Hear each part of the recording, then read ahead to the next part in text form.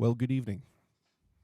Welcome to Medical Tea Monday. I'm trying to make a theme, with where I'm going to try to figure out a way to maneuver all these people that are still out there doing their duties amid all the nonsense and hanging in there to help us hang in there. I think it's important. I think it's something we can do. I think I'm not awake yet. Today was a hard day to wake up. I don't know why.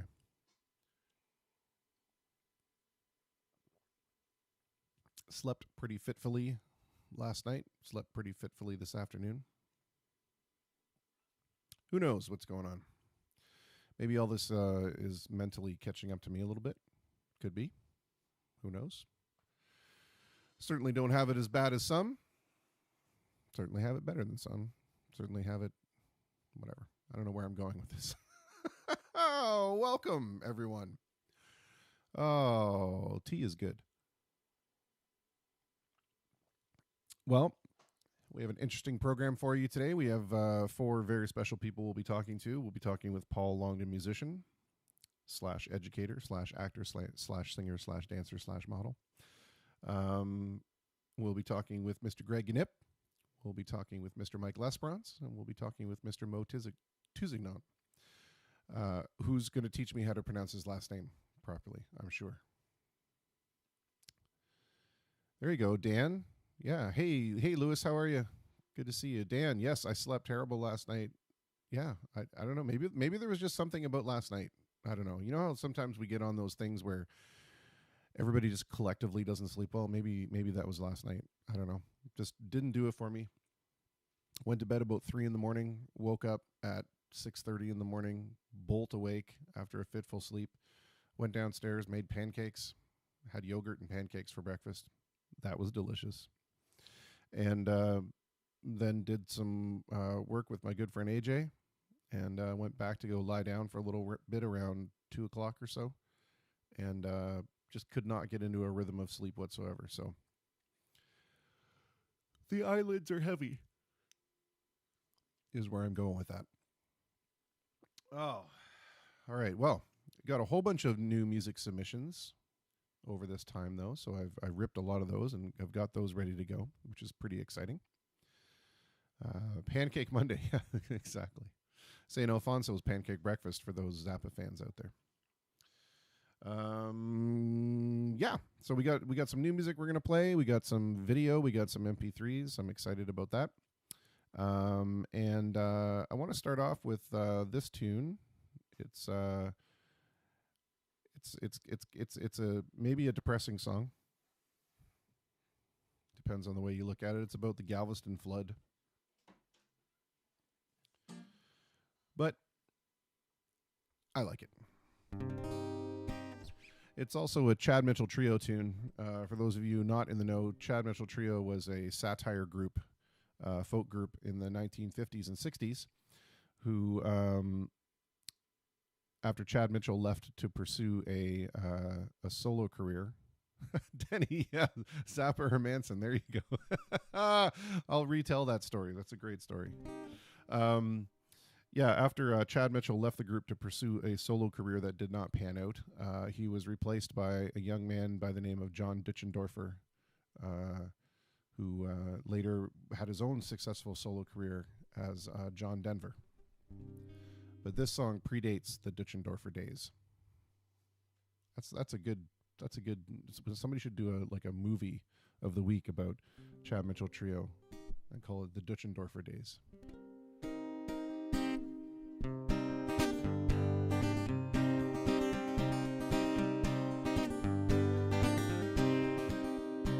Remember one September when the storm winds hit the town. Women and children were crying, Lord, and death was all around.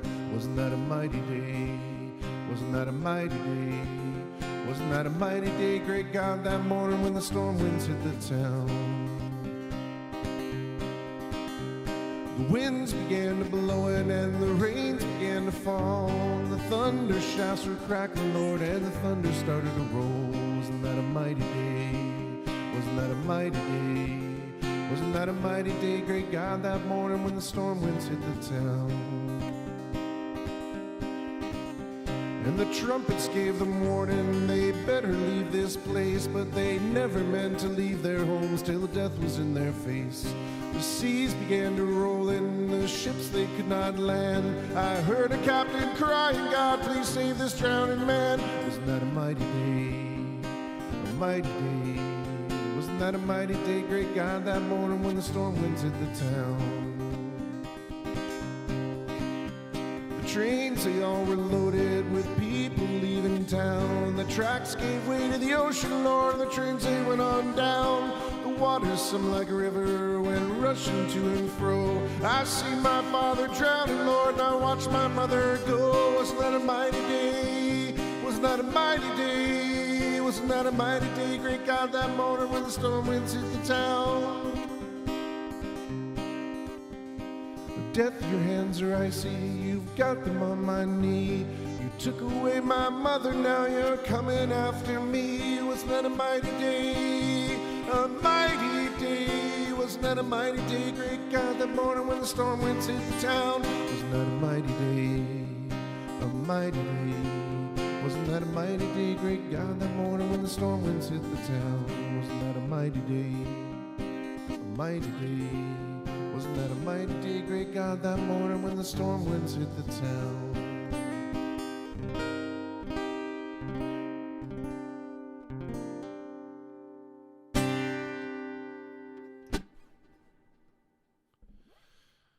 I don't know why I felt the need to play that song. First off, it's got a great melody. It's one of those great old-timey folky melodies that I just love. But it also presents a very real narrative in this case, and that is that people are stupid. People's, pride goeth before the fall, I believe is the saying, and the people of Galveston did not decide to heed the warnings and decided to stick around and try and save their homes or cling to their homes for whatever reason rather than evacuating, and he had massive casualties. Happy Monday. And yes, Corey says the Duschendorf days takes us right up to October 12th, 1997, unfortunately. Man, what a day. Unfortunately, taken way before his time. He was just starting to get, resuscitate his career too. Isn't that always the way? Oh, you're just about to start coming back into the world, and then you forget about the emergency tank of fuel on your plane and crash into the ocean. I guess that's just how it goes. Well, we had one song about a flood. Let's do another song about a flood. I don't really know if it's about a flood, but it's flood-esque. It certainly has flood overtones. There's the suggestion of flooding in the title.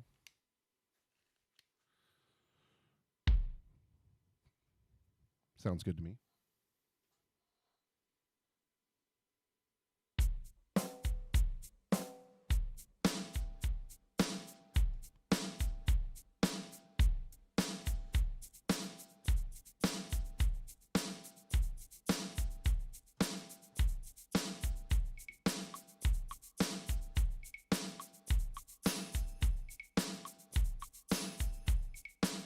Put in a cowbell.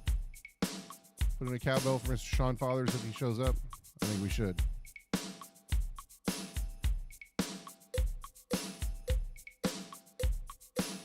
Oh, yeah. Makes a song right there. I got some flack last time when I played this because I don't know the guitar part. It's okay. It's how we roll. We don't know guitar parts. We just make them up.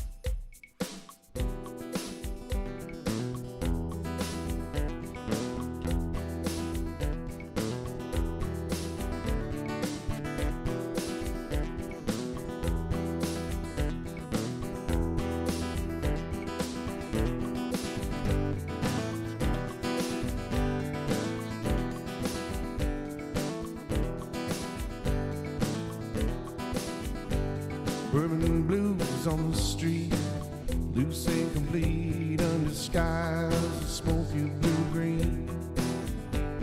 I can't foresee a Dixie did shake, so we dance the sidewalk clean. My memory is muddy, what's this river that I'm in? New Orleans is a sinking man, and I don't want to swim.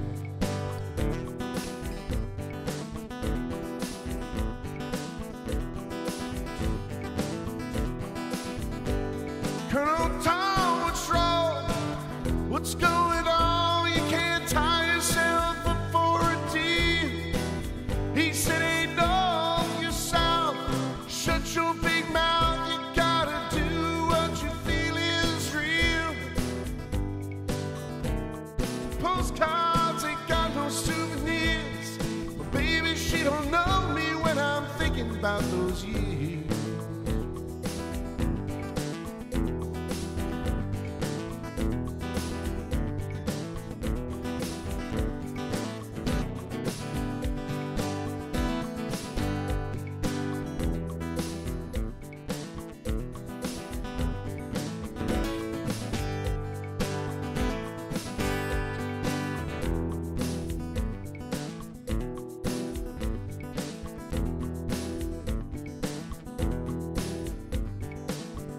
There's a light bulb hanging on a wire, hooking up to someone just to stoke the fire, picking out the highlights of the scenery. Saw a little cloud that looked nothing at all like me.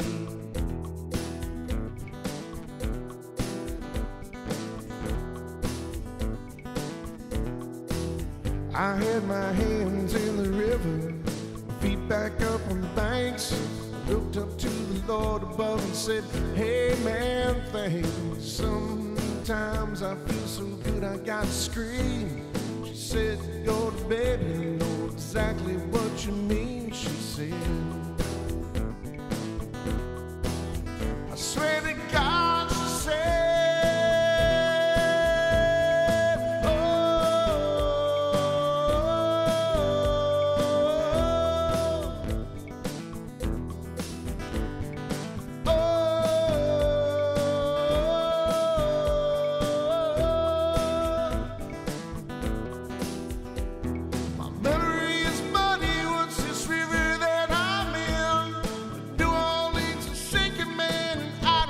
swim.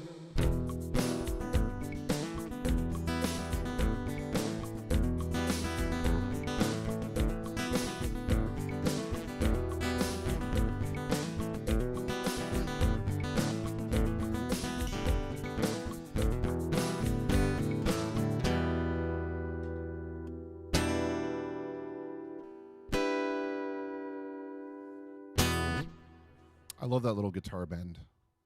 I saw that in a Tommy Emmanuel video. He plays a version of Mason Williams' Classical Gas. And for those of you who don't know who Mason Williams and Classical Gas is, I suggest you look it up immediately. But Tommy Emmanuel doing his own solo rendition of Classical Gas is something else to behold. Maybe you'll find that on YouTube, and I'll put that up. I don't really know what the legal implications of me doing that are, since technically I don't have his permission. Maybe it'll just be between us. We won't tell anybody. Oh, Steph Jazik, hey, cheers. And Liz Robinson, hi. Wow, stacked house tonight. I love it. Fantastic. We are getting there. Jason Wright, I'm confused. Why is it I only ever see Chris on my AVB live feeds? What's the deal here? I don't know. There's nothing else on AVB that's live right now?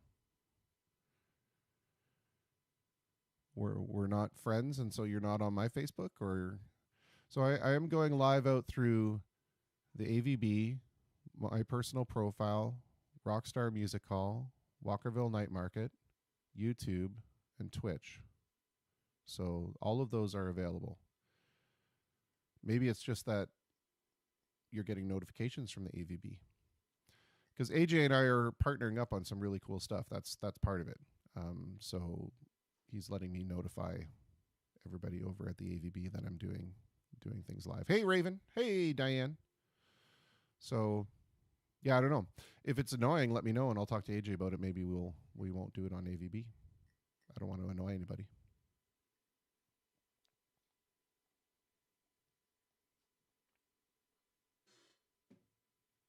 Or if you're wondering if I'm hijacking AVB, that's not the case. We'll have AJ on, and he can explain that I'm doing it with full permissions.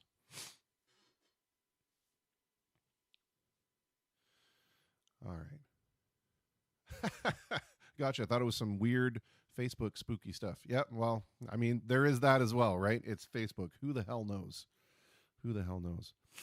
I got to say, sometimes I'm not very convinced of the whole Facebook thing, but they are letting me do this, so.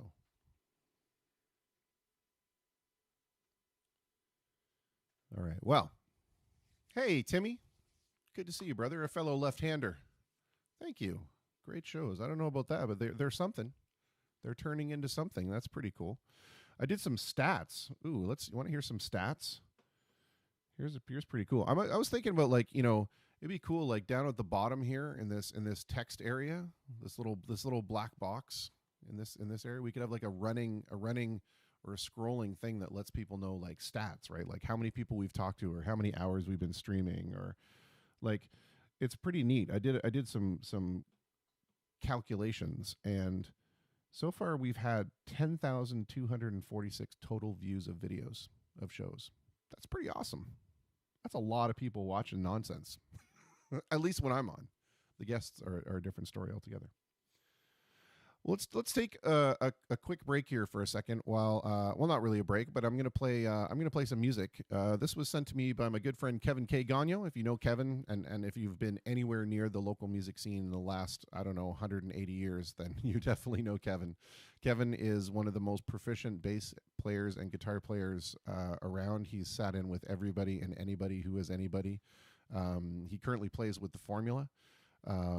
But he recently released an album of his own material called It Is What It Is. And I'll tell you what it is. It's fantastic. Anyway, he's got a tune that he sent me. I believe it's the title track, It Is What It Is. And it's got a real Santana vibe to it. I'm not the only one to make this connection. I think it was pointed out as well by somebody else on Facebook. But yeah, let me know what you think. Let Kevin know what you think. But in the meantime, just enjoy it because it's fabulous. My original.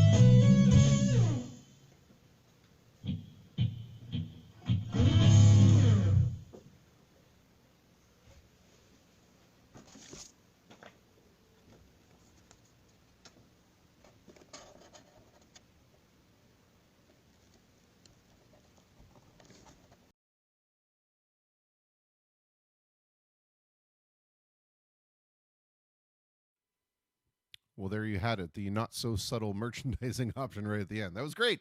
I love it. Kevin is great. Kevin is not only a fantastic musician, but he is just one of the nicest, most genteel guys you will ever meet, and just a super all around guy. Anytime you would ever need anything, you just call on Kevin.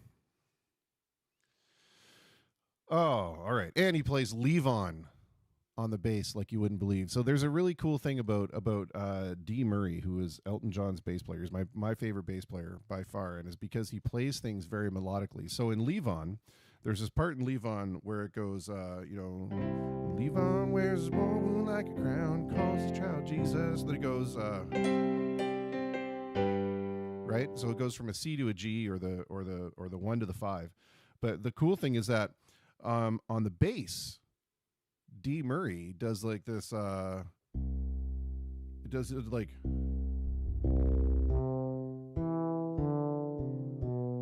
He hits the major third of the G.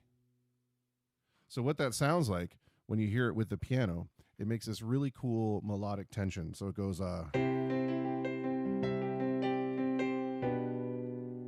right? Like that. And then it resolves. Which is cool, because most bass players would just go.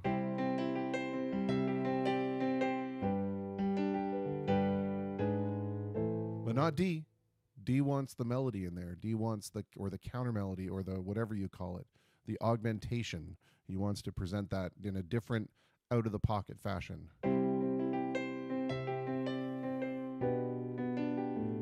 And you hear that all over in Elton John's music, and that's all Dee Murray, and it's absolutely amazing. That's why he's my favorite. Not because he's the most technically proficient, certainly, but just the way that he moves out of the pocket melodically to augment the piano line or augment the vocal line is just amazing.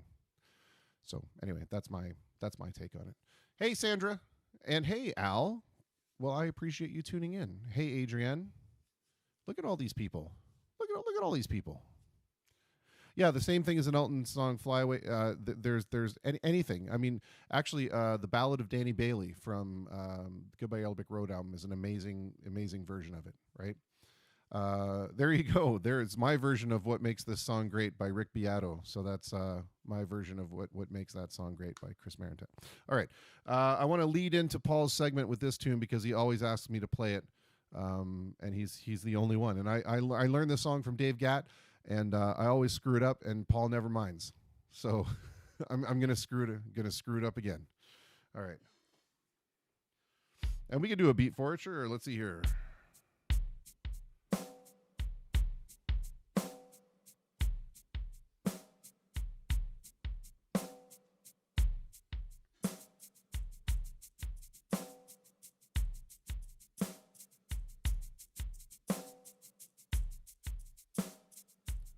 Cannot forget the wood block.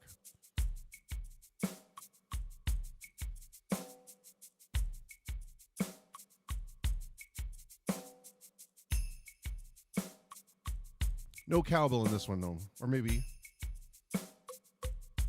There we go. That's enough of that.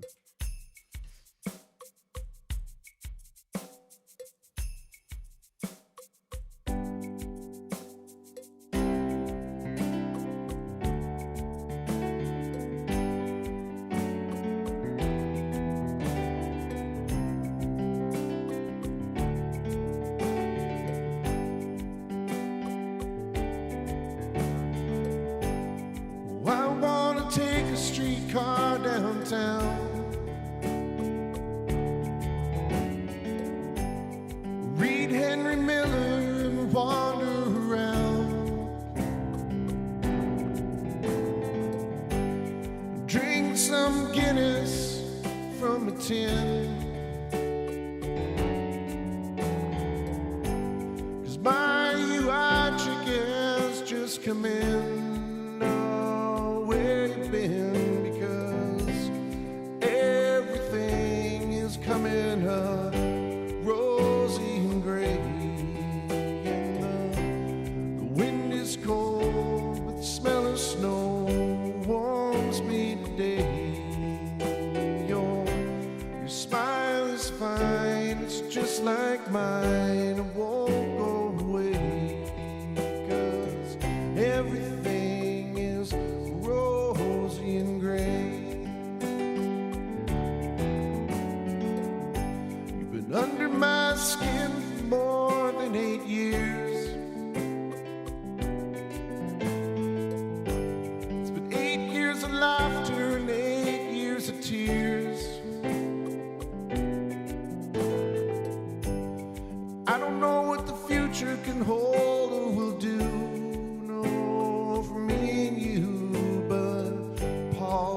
I'm a much better man for having known you.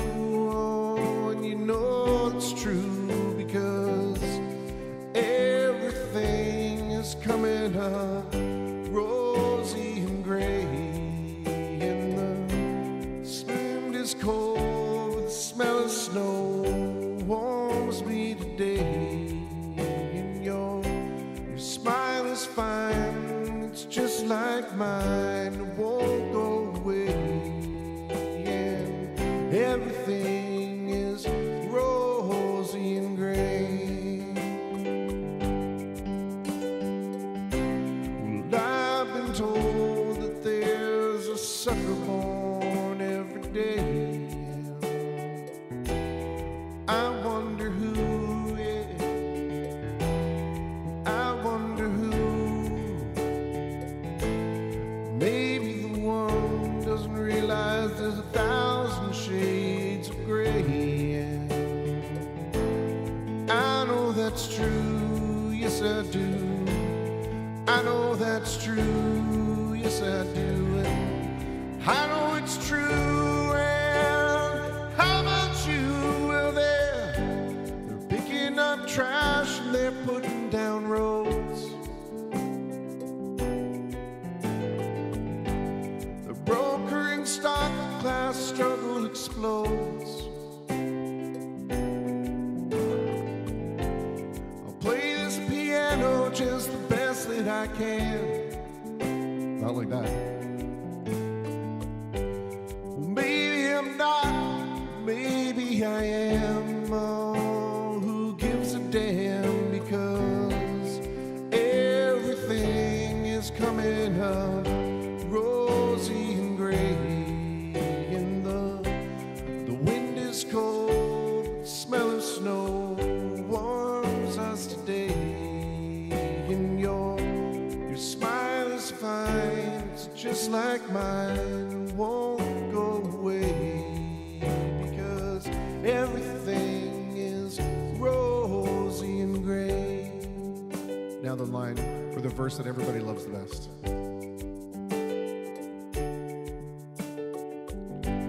I kissed you in France, I've kissed you in Spain, and I've kissed you in places I better not name. I've seen the sun go down on Sacré-Cœur. I like it much better going down on you, and yeah, you know it's true, because everything is coming up rosy and gray, and the wind is cold, the smell of snow warms us today, and your smile is fine, it's just like mine, it won't go away, because everything is rosy and everything is rosy and everything is rosy and gray.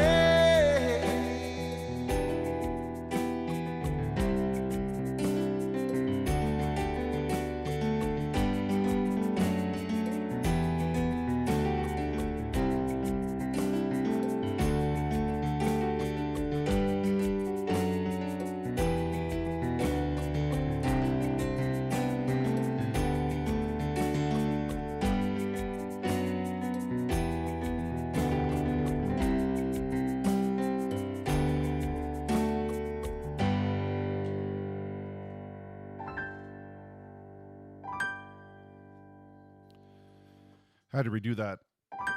We didn't hit the right notes the first time. All right. Well, enough of that silliness and me hogging the mic. Let's get our first guest, Mr. Paul Longden, over here. I'm excited to talk to him. Paul is the regular Friday guy at the Karma Wine Bar, which we spoke with the lovely Michelle Tremblay. And I've had the pleasure of seeing Paul perform many times. He also performs many other places, but he is the regular Friday guy at Karma. So when we turn to regularity, we will be able to you'll be able to go check him out, and I highly recommend that you do. He's a very entertaining guy, very competent musician, and just an all-around decent human being to hang out with. And Paul, that check I'm expecting any moment now, that e-transfer from you to clear. So we're gonna change the camera so Paul's not staring at my pants, because I'm sure that's that's the running joke. All right. Well, without further ado, let's bring over Mr. Paul Longden. Paul, are you there, sir? Hello, Paul.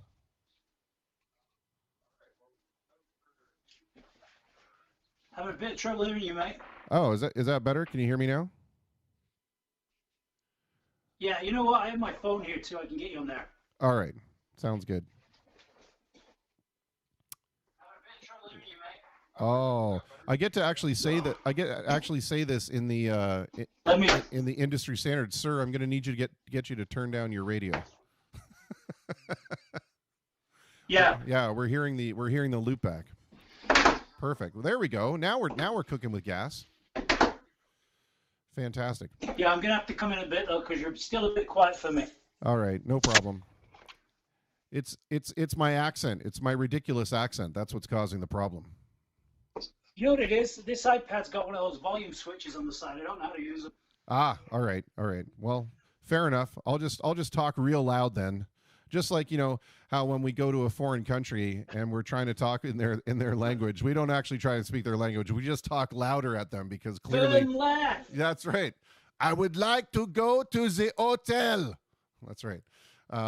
Anyway, Mr. Paul Longden, musician slash educator. First, let me ask the question: how's everything at your place? Everything okay? Everybody healthy and good?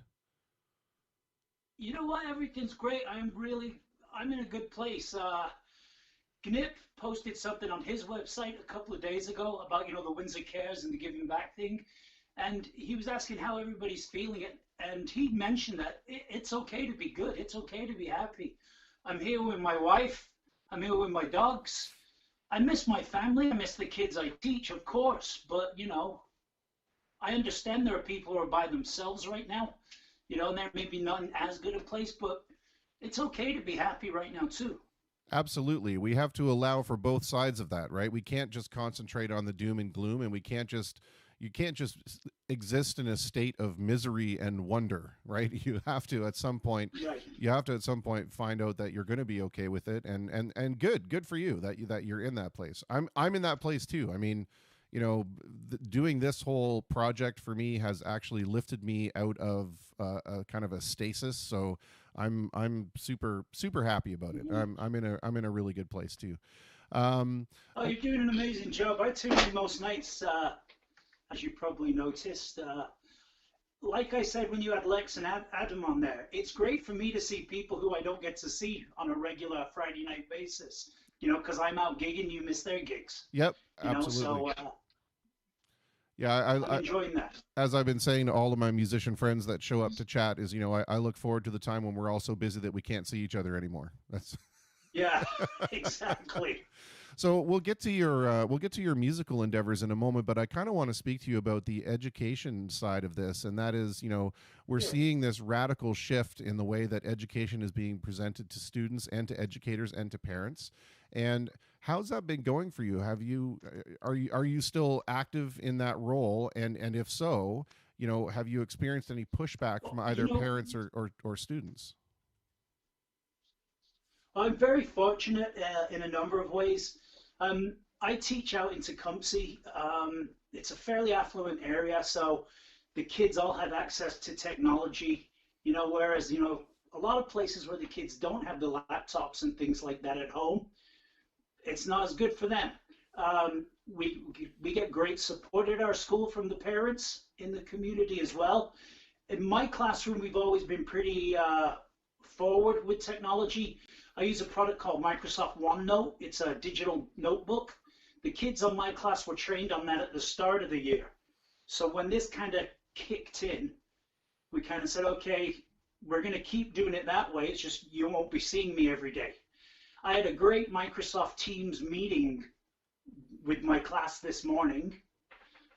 This segment brought to you by Microsoft. I was just going to say. Yeah, so I met with the kids in my class this morning. We had a wonderful time. We're coping. Everybody is good enough to realize we're all learning. The teachers are learning. The Board of Education is learning. The Minister of Education is learning. We're all in the same boat together. We're all moving on. Yeah. It's interesting. I mentioned this to a couple of other folks, and that is I come from a very different educational background in terms of how I received my education, because I went to a Montessori school. And so a lot of the things that I take away from my Montessori education, such as, an emphasis on practical life exercises and a learning not by rote, or not by strict curriculum, but kind of, finding your own way or making your own time for lessons. I see that now reflected in the way that my kids are approaching their schoolwork. Do you think that maybe as a result of this, one positive aspect is that we might end that whole routine of stats gathering and learning by rote and maybe move into a more relaxed teaching environment? Or do you think it'll just be back to business as normal when we get back out there? I think, honestly, you're not going to teach an old dog new tricks. I think a lot of teachers are going to say, wow, this really opened my eyes to a lot of new stuff, and I'm going to keep pursuing it because I like what I see. Unfortunately, I think some may say, you know what, I'm happy what I was doing, and it worked for me in 1973. I'm going to keep doing it now. Well, yeah. My first job was at a Montessori school, Chris. Was it really? Where at? The one in Lakeview in Lakeview Montessori. That's my alma mater. Oh, yeah, really? I started off in the toddler room. I was changing diapers, so I hope that's not when we met each other. Well, I thought your hands felt familiar, sir, but no. What's that? Okay, sorry. I was with that Montessori school before that building even existed. I was there. I think either second or third graduate ever. My graduating class was me. That was it. And I was with them when they were still in the church out in St. Andrew's Church or St. Mark's Church. Oh, really? Yeah, I was there when it was a Becker's store. Yeah. There you go. Yeah. Okay. So okay. I left right before it's a beautiful building now. They've done a lot of good work. Oh yeah, they've done an absolutely amazing job, and it's quite different than what I remember. But I still remember it fondly. So in terms of how you are approaching your lessons now and how the lessons are being disseminated, are you finding that the results that you're getting back are rather cohesive, or are they acceptable? Or you find that are students using this time more to be more leisurely in their studies, or how does that work when there's not somebody walking up and down the desks necessarily?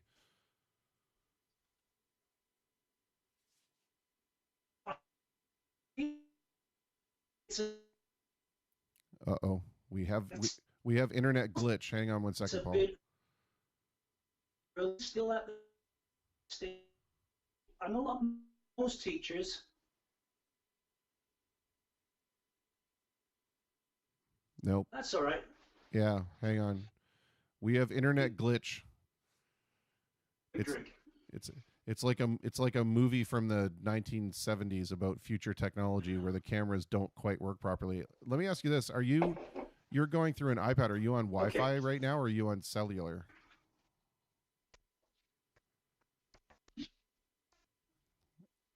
I think Wi-Fi. Yeah, I'm on Wi-Fi. I can throw my phone up there and go on that if you want me to do that. I think that might be better. We've seen better results when it's on the cellular network for some bizarre reason. Well, I'll tell you what, I'll turn my Wi-Fi off. Okay. And I'll you know what? I'm going to go back to just talking for a second, and then we'll reconnect. So give me a sec. Yep, no problem. Ah, the joys of technology. Well, apparently, Tecumseh is affluent except where it comes to Wi-Fi. I kid to everybody that's watching from Tecumseh. I love it. I've just never been wealthy enough to be able to live there. Joe Tessier says, are we going to hear you guys do a song together? Would be cool. That would be amazingly cool. Except that all of the technology we've seen thus far in terms of being able to play together works terribly.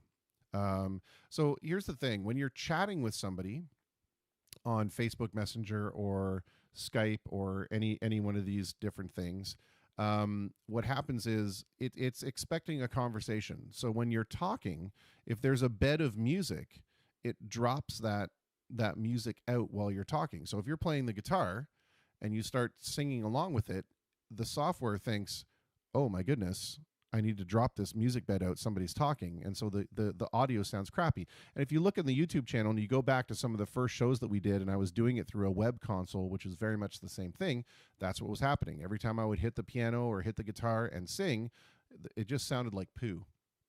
The other problem is this thing called latency, where the amount of time it takes data packets to travel from one source to another source. So on the internet, latency is giant, right? So when you're on a local network, when you guys are all plugged into your routers or switches at home, you have about 1 millisecond or less of latency between those packets.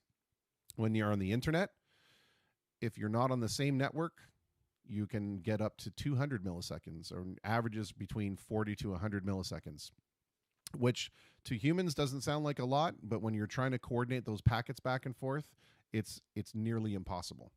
And what happens is you get a delay.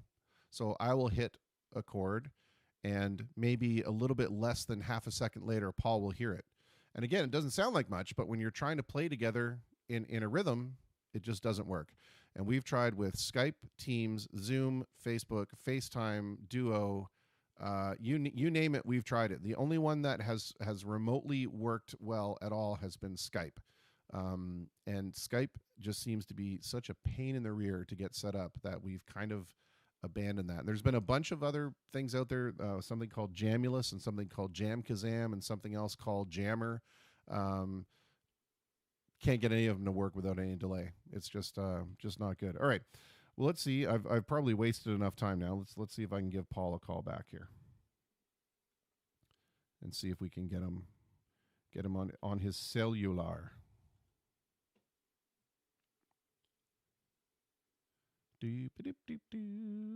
Oh, look at that. The picture is much clearer. Oh, now we're cooking with gas. All right, let's bring him back into the conversation. This is going to be so much better. Well, the hamster fell off the wheel, so I just put him back on. Yeah, well, that's how it is out there in Tecumseh. I understand you folks. Yeah.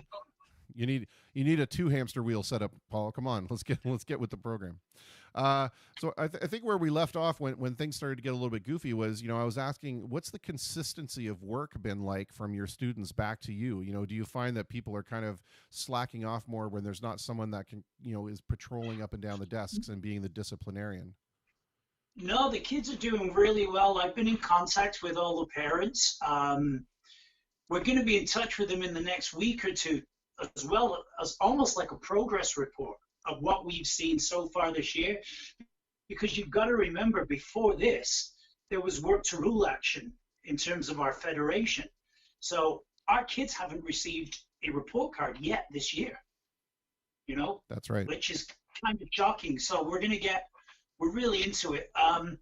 Like I said, the parents are very diligent, very good in my classroom. So, it's great to work in such a supportive environment. That's wonderful, because certainly the parental acceptance and the parental responsibility side of it is huge, especially when you consider now that parents themselves are being asked to work from home. And it creates that kind of weird environment where, right. I need to kind of, watch what my kids are doing with school, but I also need to do my own thing with work. Now, this is being done to just kind of keep up the scholastic curriculum for this year, but how does it look in terms of things like graduation? How do people that are in grade 8 or grade 12, how is this going to shake out for them when it comes time to move on? Are we going to have to come back in the fall for a little bit of catch up or something? Honestly, I can't officially speak for the Board of Education that I work for. So I'm not really sure how that's going to work. Yeah, it's going to be difficult. Let's say that's my political answer. Fair enough. And I certainly didn't want to put you in a position where you were speaking for the board. I just thought maybe we could do a little forecasting, but difficult is a good enough forecast at this point. Well, let's turn to your music now. You know, you have a residency at Karma Wine Bar every Friday, Yeah. and then you're playing in a bunch of other places on top of that as well. And just like all the rest of us, we've seen those gigs just eliminated from the face of the planet at this point.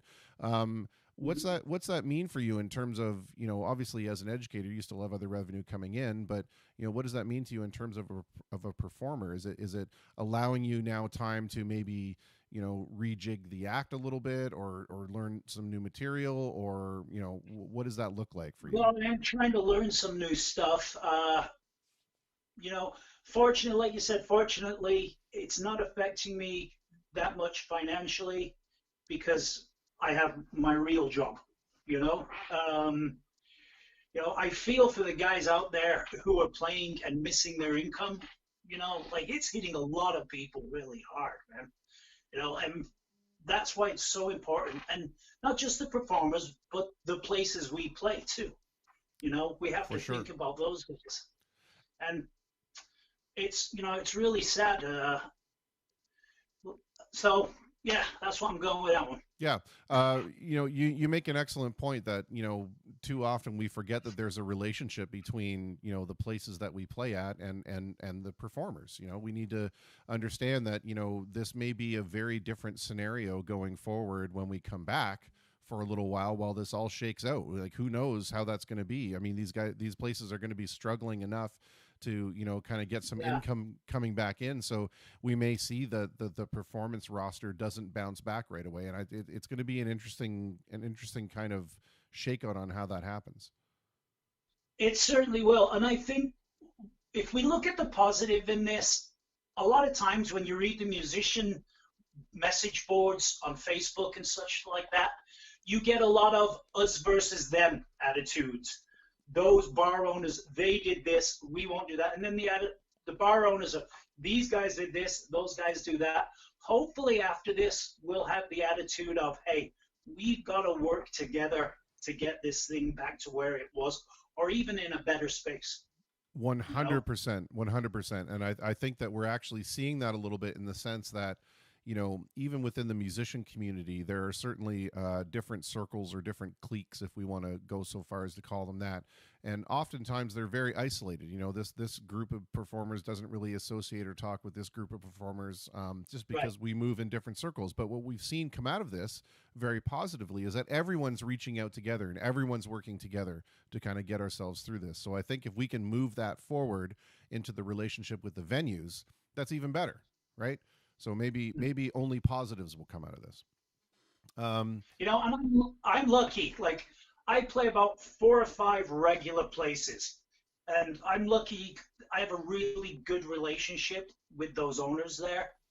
You know, you and I both know Michelle at Karma. She works really well for us, and I play La Rucola, which is a fantastic place, and yeah, it's people you work with rather than people you work for. yeah, for sure. It's much more. It works better for all of us when it's a relationship rather than just a contract. I think anyway. Um, Like you always say, right? Nobody wins unless we all win. I like you're using my tagline. That's great.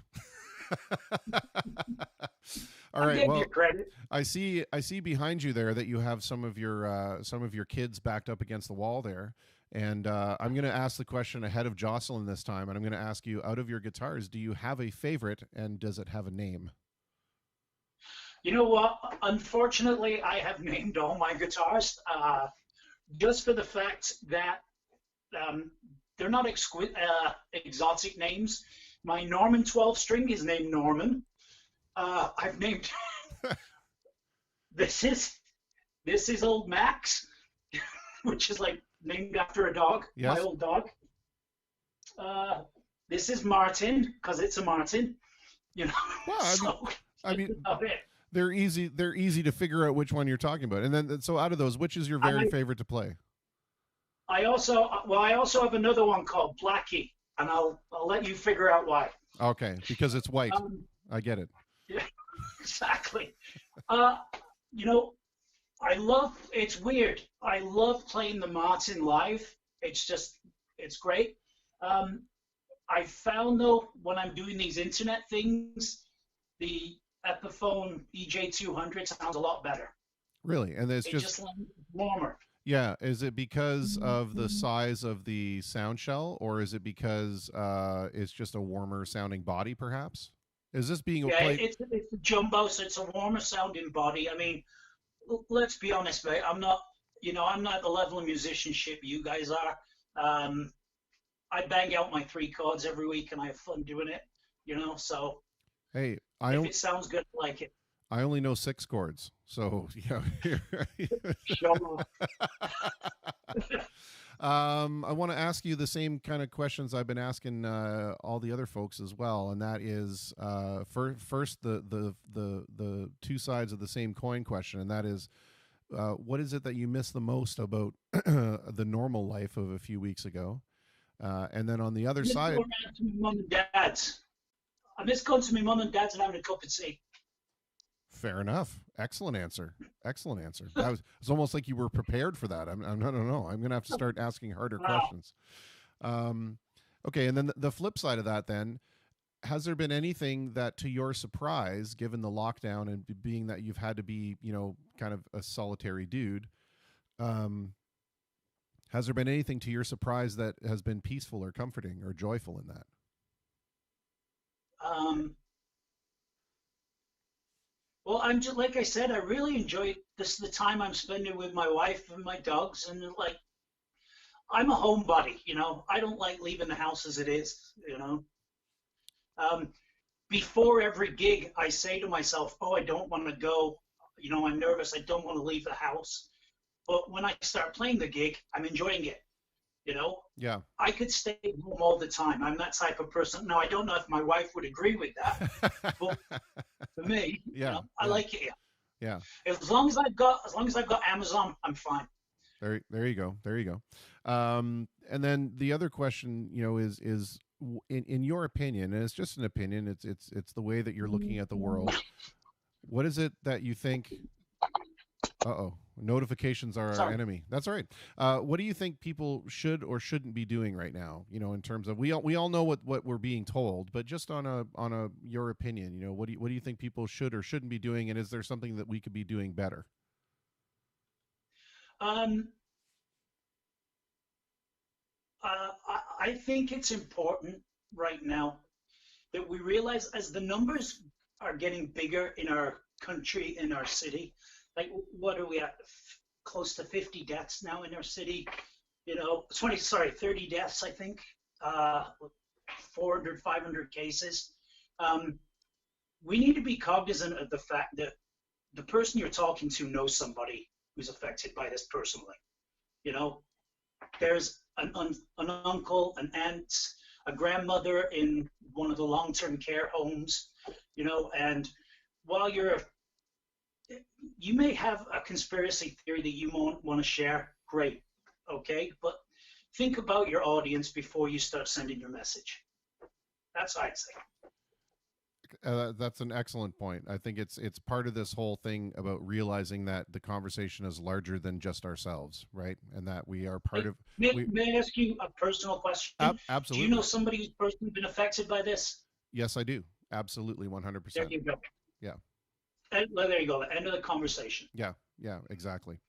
I think it's important to still, have conversations around it, and I think it's important to still, think critically. But I think that the one part of that 50% of words there that people forget is think. Just Right. just to be critical of something for the sake of being critical of something because it makes you look Yeah. contrary and makes you look like you're against the man. That's not thinking. That's just being contrary. So I think you need to consciously apply that filter that you're talking about. I think you're 100% correct. If we could start off our statements with, "Well, I'm no expert, but I think," Yes. Yeah. Yeah. it'd be a lot easier. Absolutely. Absolutely. And leave You know? leave the YouTube testimonials to their own devices. That's Right. that's the one thing that bugs me more than anything else. But anyway. Hey, one more thing before we go. Yes, sir. I know you got Gnip coming on tonight. Correct. Ask him to tell you his Michael Stipe story. Ask him to tell me the Michael Stipe story. Okay, well, do me a favor. If you're still on when he comes on, just post I that will in the remind you. comments. Yeah, post that in the comments. You also do a regular live stream yourself, and you've been doing this segment on it recently called 5 Songs By. How's that been working out, and what has been the most popular request so far? Well, I've kind of done themes. The first week I did it by myself. Like I chose David Gray because I like David Gray's music. The next week I posted 3 Canadian bands, and of course the hit one. Then I thought, okay, we'll go for the heavyweights this week, and I went with Beatles, Eagles, and Stones. And I think that was too big of a choice for people. So people's brains just melted at that point. Yeah, it got violent. So what I've decided to do is this week, tomorrow I'm doing 5 by the Stones. Next week it'll be 5 by the Eagles. The week after 5 by the Beatles. Nice. Just do it that. Just it's a fun thing to do. Absolutely. So what I would ask you to do too is, when we're done here, if you would be so kind as in the comments section, just to post the link where people can check you out, maybe post your Facebook page, so that they can go check out. Of course it's okay. It's encouraged. God, I don't. You think people want? There should be like guidelines for hijacking threads and stuff like that. Well, this is the guideline. I'm fully endorsing your hijacking of the thread. And God, you think people want to stare at me all the time? I need to offer them some talent to look at. Jeez, Paul, I want to thank you so much for being part of the conversation. I want to thank you for your friendship over the short time that we've known each other, but it's been a wonderful time. You've helped me out on a couple of occasions where I'm completely idiotic and forget gear to my own gig, and you've managed to come and step in and help me out that way. So I want you to know it's appreciated. I want you to know that I consider you a good friend, and I'm very happy that we can continue this conversation that we're having and continue to be in contact even when we can't be in contact. I'm richer for knowing you, Chris. Thanks a lot. All right, mate. Take care. Cheers. Well, that was Mr. Paul Longden, musician. I just call him that because that's his Facebook profile. It's Paul Longden - musician. But that's, to me, like it's when you get married and you hyphenate your name, right? So he's the lovely Paul Longden, musician. He's going to post his YouTube link in here. Hey, Carol. Yes, he does. He doesn't have a podcast necessarily, but he does a live stream. I'm not sure how long it runs, but he does do a regular one. So he's going to post that link in there so you guys can check it out. And another Englishman joins us, Mr. Chris Ballister. Thank you. Thank you for saying that we did a great job. That's awesome. I want to play a little bit more music now that was sent to me. This is a fellow who goes by the name of JoJo, and absolutely stunning performances. Let's just put it that way. I was really, really pleasantly surprised when I got a number of videos. I want to play this one because it was actually commented on by the ever amazing Dusty D'Annunzio, that he did a good job. So anytime Dusty says that somebody does a good job of something, it's a good job. This is JoJo with his cover of 30 Days in the Hole, a Humble Pie song. And then we'll be back and play some more music and then talk to our next guest, Mr. Mike Lesperance. We'll be right back.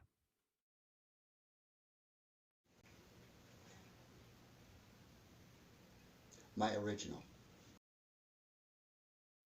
Except that all that time that I should have been setting up for, the next person when I was talking with Paul, we got so busy with Paul and trying to figure out technical errata with Paul that I forgot to set up the video. So hang on one second. Oh, this is what happens when it's an ultra professional program, folks. Right here. One man show. That's the glitches.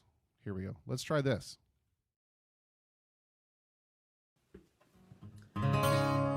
30 days in the hole. 30 days in the hole. That's what they give you now. 30 days in the hole, mama.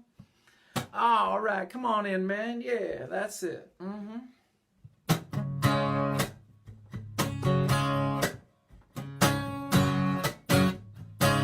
All right, all right, all right, all right.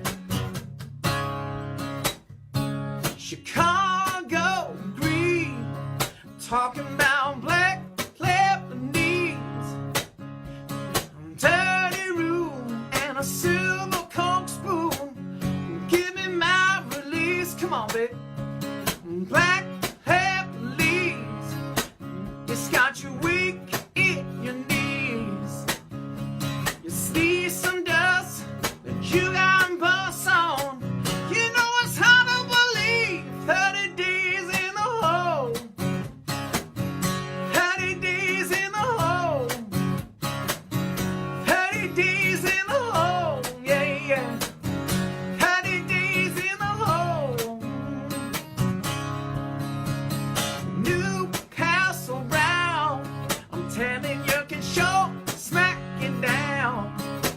You take a greasy hole and a rolling dance floor. Got your head spinning round. If you live on the road where there's a new highway code, you take the urban noise from dirt with poison. It's gonna lessen your load. 30 days in the hole.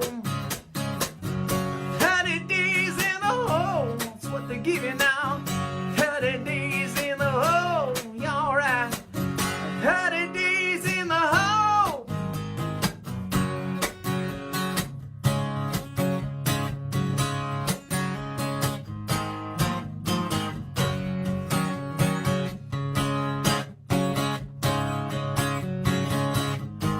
How you doing, boy? You're here for 30 days. Whoa! You can get your long hair cut out your ways.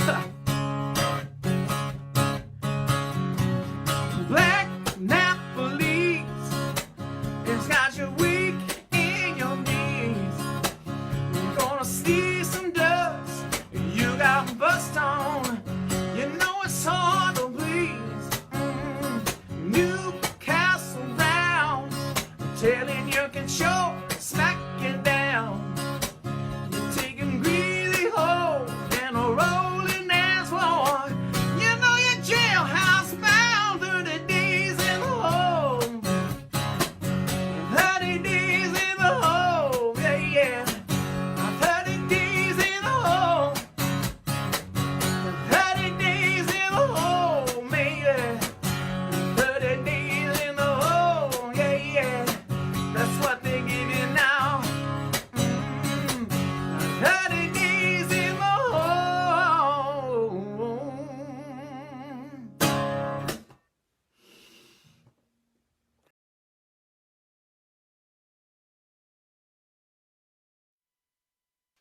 I love it. I love it when the guests are on and they do an absolute better job than you do. The trick is to surround yourself with talented people, and then you, by proxy, appear talented. That's how this works. All right. Hey, Mark Mayu, how you doing? Okay, well, let us get back to some music that I can play, and then we're gonna get set up for our next guest, Mr. Mike Lesperance. Very excited to talk to him. This song we can actually do a beat to, so let's have some of that stuff go on there. So let's see.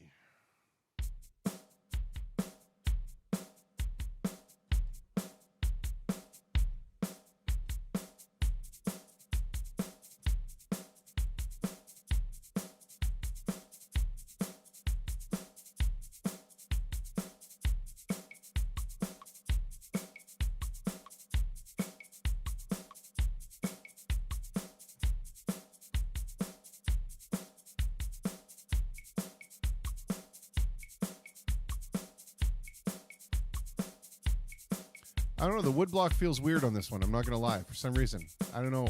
It's a little weird.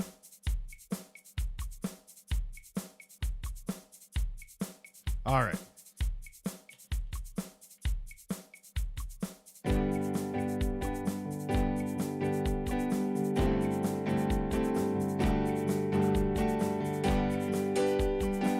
Paul mentions, let's do some Eagles.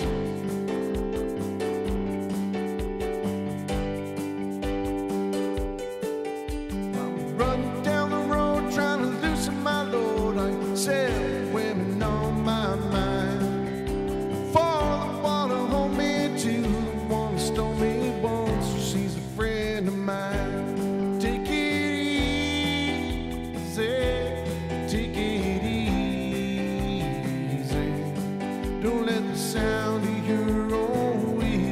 drive you crazy. Lighten up, you still can't. Don't even try to understand. Just find a place to make your stand. Take it easy.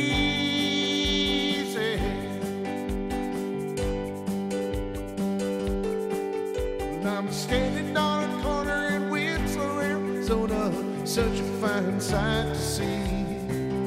So girl, my Lord, in a flatbed Ford, slowing down to take a look at me. Come on, baby, don't say maybe. I gotta know your sweet love is gonna save me. We may lose, we may win, but we will never be here again. So open up, I'm climbing in. Take it easy.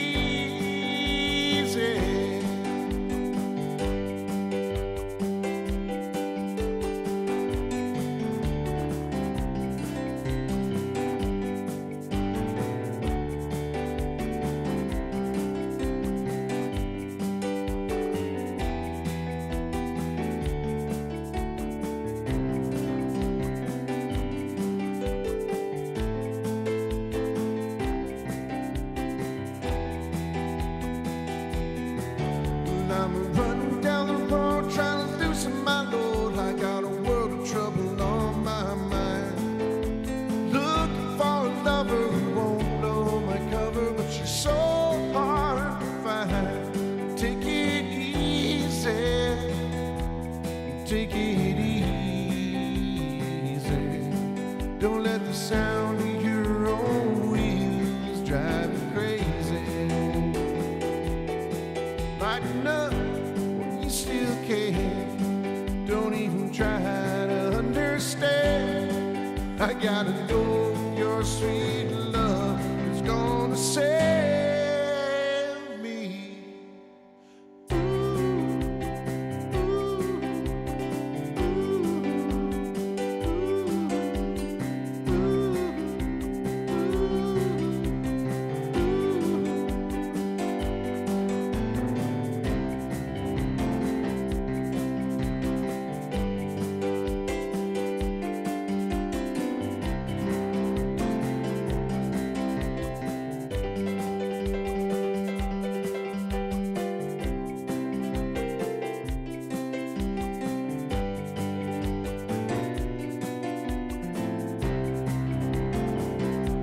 You know we got it easy. We're gonna take it easy. You know we'll take it easy.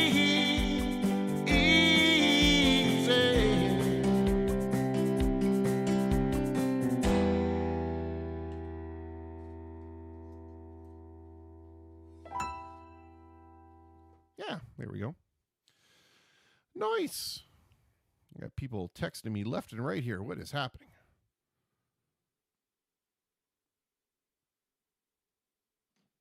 Alrighty. We are halfway to our next guest. Again, if there's anything you want to hear, feel free to drop her in the comments. The only song I don't know is Shut Up and Stop Playing. I've tried to learn it, but I'm just no good at it. One could argue that I'm not much better at anything else, but the point is I'm doing it. Oh, let's play some guitar.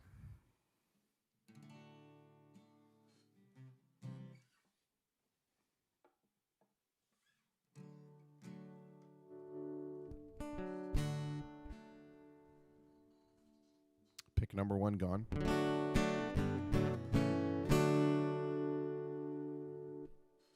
Oh, let's do a quick beat for this one too.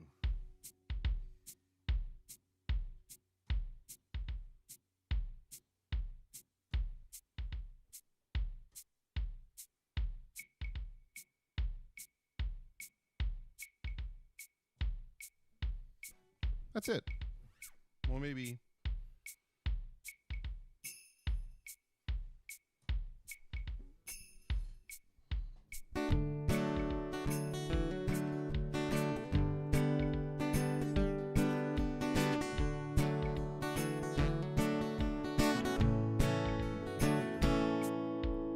You who are on the road must have a code that you can live by, and so become yourself, because the past is just a goodbye.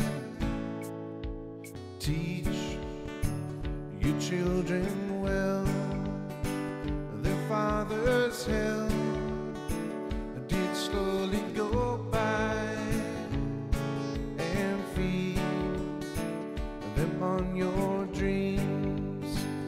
The one they picked, the one you'll know by. Don't you ever ask them why. If they told you, you would cry. So just look at them and sigh, and know they love you.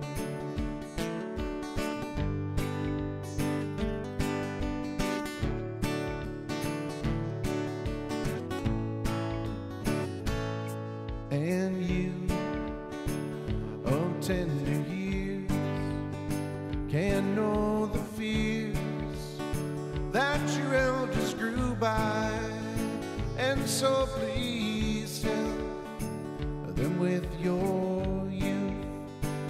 They seek the truth before they can die. Teach your parents well. The children's hell will slowly go by, and feed them on your dreams. The one they picked, the one you'll know by. Don't you ever ask them why. If they told you, you would cry. So just look at them and sigh, and know they love you.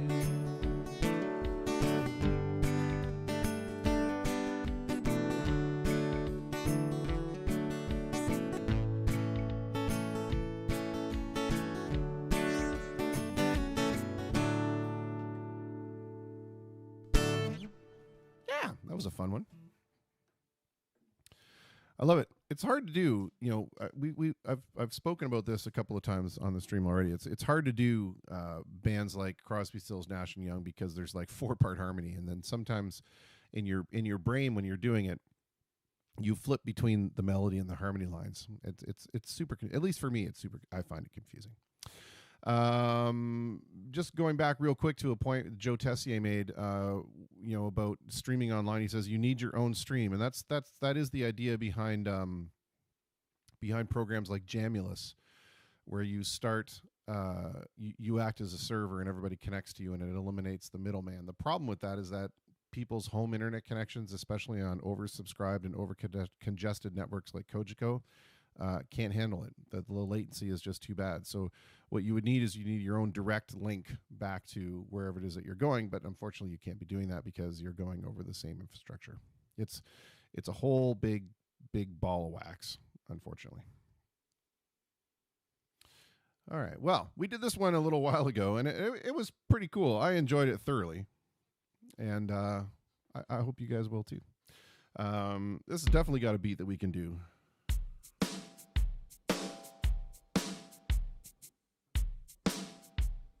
Yeah, it's got a beat if I can hit the looper at the right spot.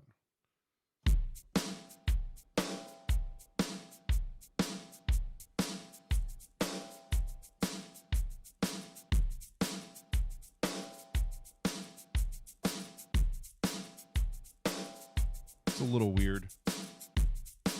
We'll live with it.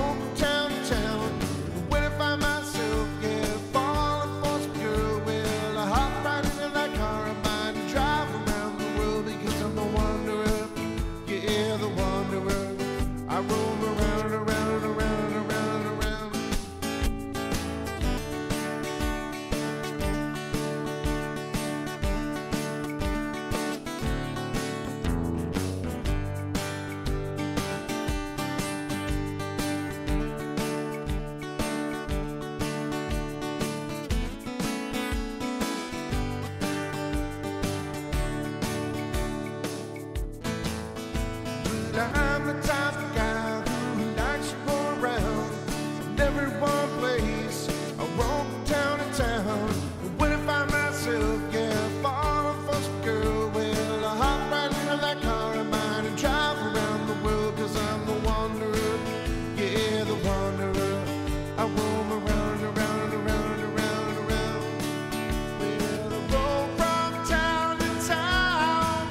I go through life without a care, and I'm happy as a clown. Well, my tooth is fine and I go nowhere, 'cause I'm the type of guy who likes to roll around. I'm never in one place.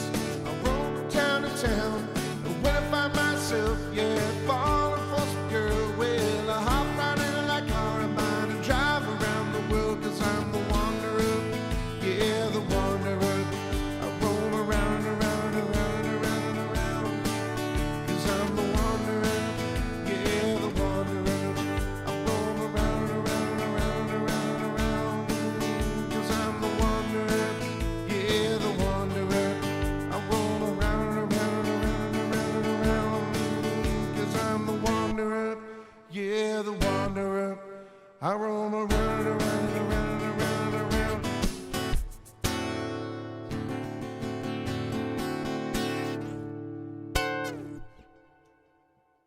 Well, that was fun. Fun indeed. Fun indeed. All right. Well,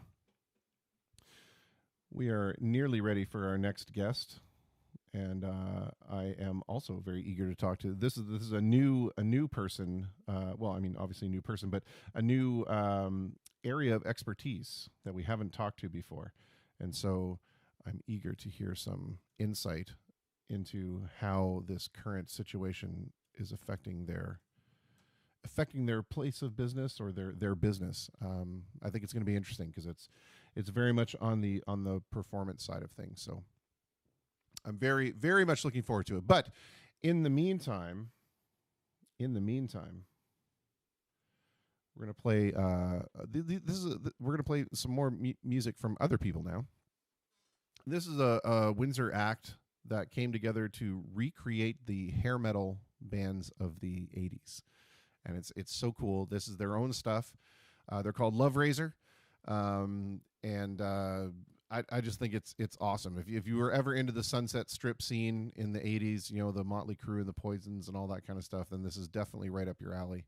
And if not, maybe you'll learn to appreciate it. But it's just unapologetic, sheer balls to the wall rock and roll. And there's definitely a place for that in my heart. So I hope you guys enjoy it. The particular tune is called Venom, and this is off their debut LP.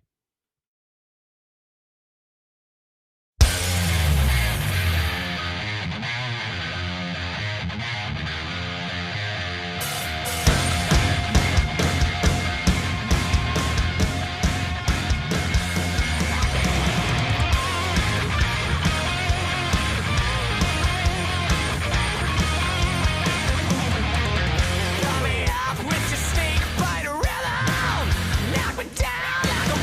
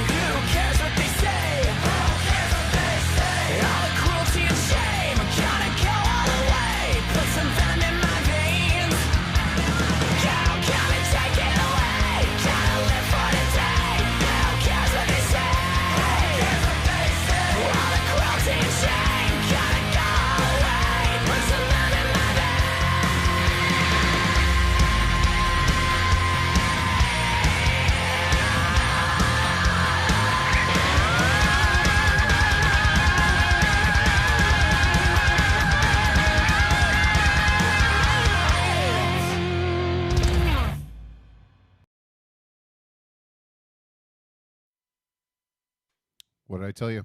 Unapologetic balls to the wall rock and roll right there. Windsor Boys, love Razor. Amazing. I love the umlauts. It's so Motorhead. It's great. I love it. Oh man. Well, it is time for our next guest. So let's bring him up. I'm super eager to talk to our next guest.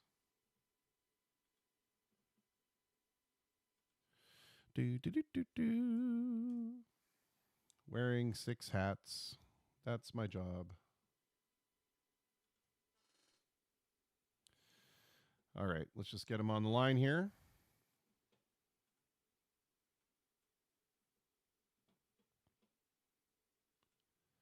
And make sure that we are good to go. Corey McCrindle says, sweet tune, you can hear their influences flowing through. Absolutely. Like, that's that whole Sunset Strip deal. It's awesome. And I see we have Mike Lesperance on the line. I haven't put him on live yet. Mike, if you could just turn your phone sideways, that would be awesome.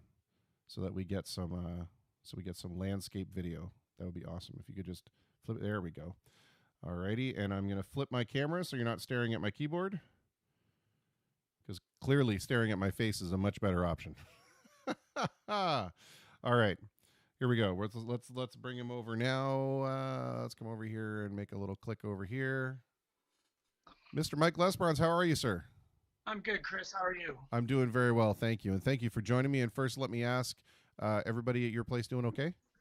Everybody's doing fine, yeah. Fantastic. I'm trying to get you on my laptop, or I was trying, and the call showed up on my phone, so not sure how that works, but well, so I guess I'm going to hold this up. You're a man of many hats, just like myself. So there you go. Yeah. Well, we'll try to. Yeah. We'll try not to make this too long, so your arm doesn't get tired. But no, I'm fine. You know, we'll do what we need to do. I am interested in talking to you because you are the brains behind Corbett Productions, and that is an event production and music production and all kinds of different production company. And I really want to know,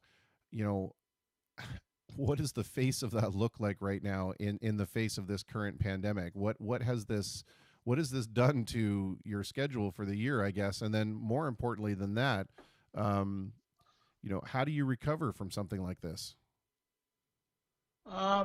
Wow, those are good questions. Not sure, don't know, and don't know. Fair enough. But to be Corbett Productions, yeah, Sam, the brain behind Corbett Productions. Wow, I kind of hope I get more credit than that.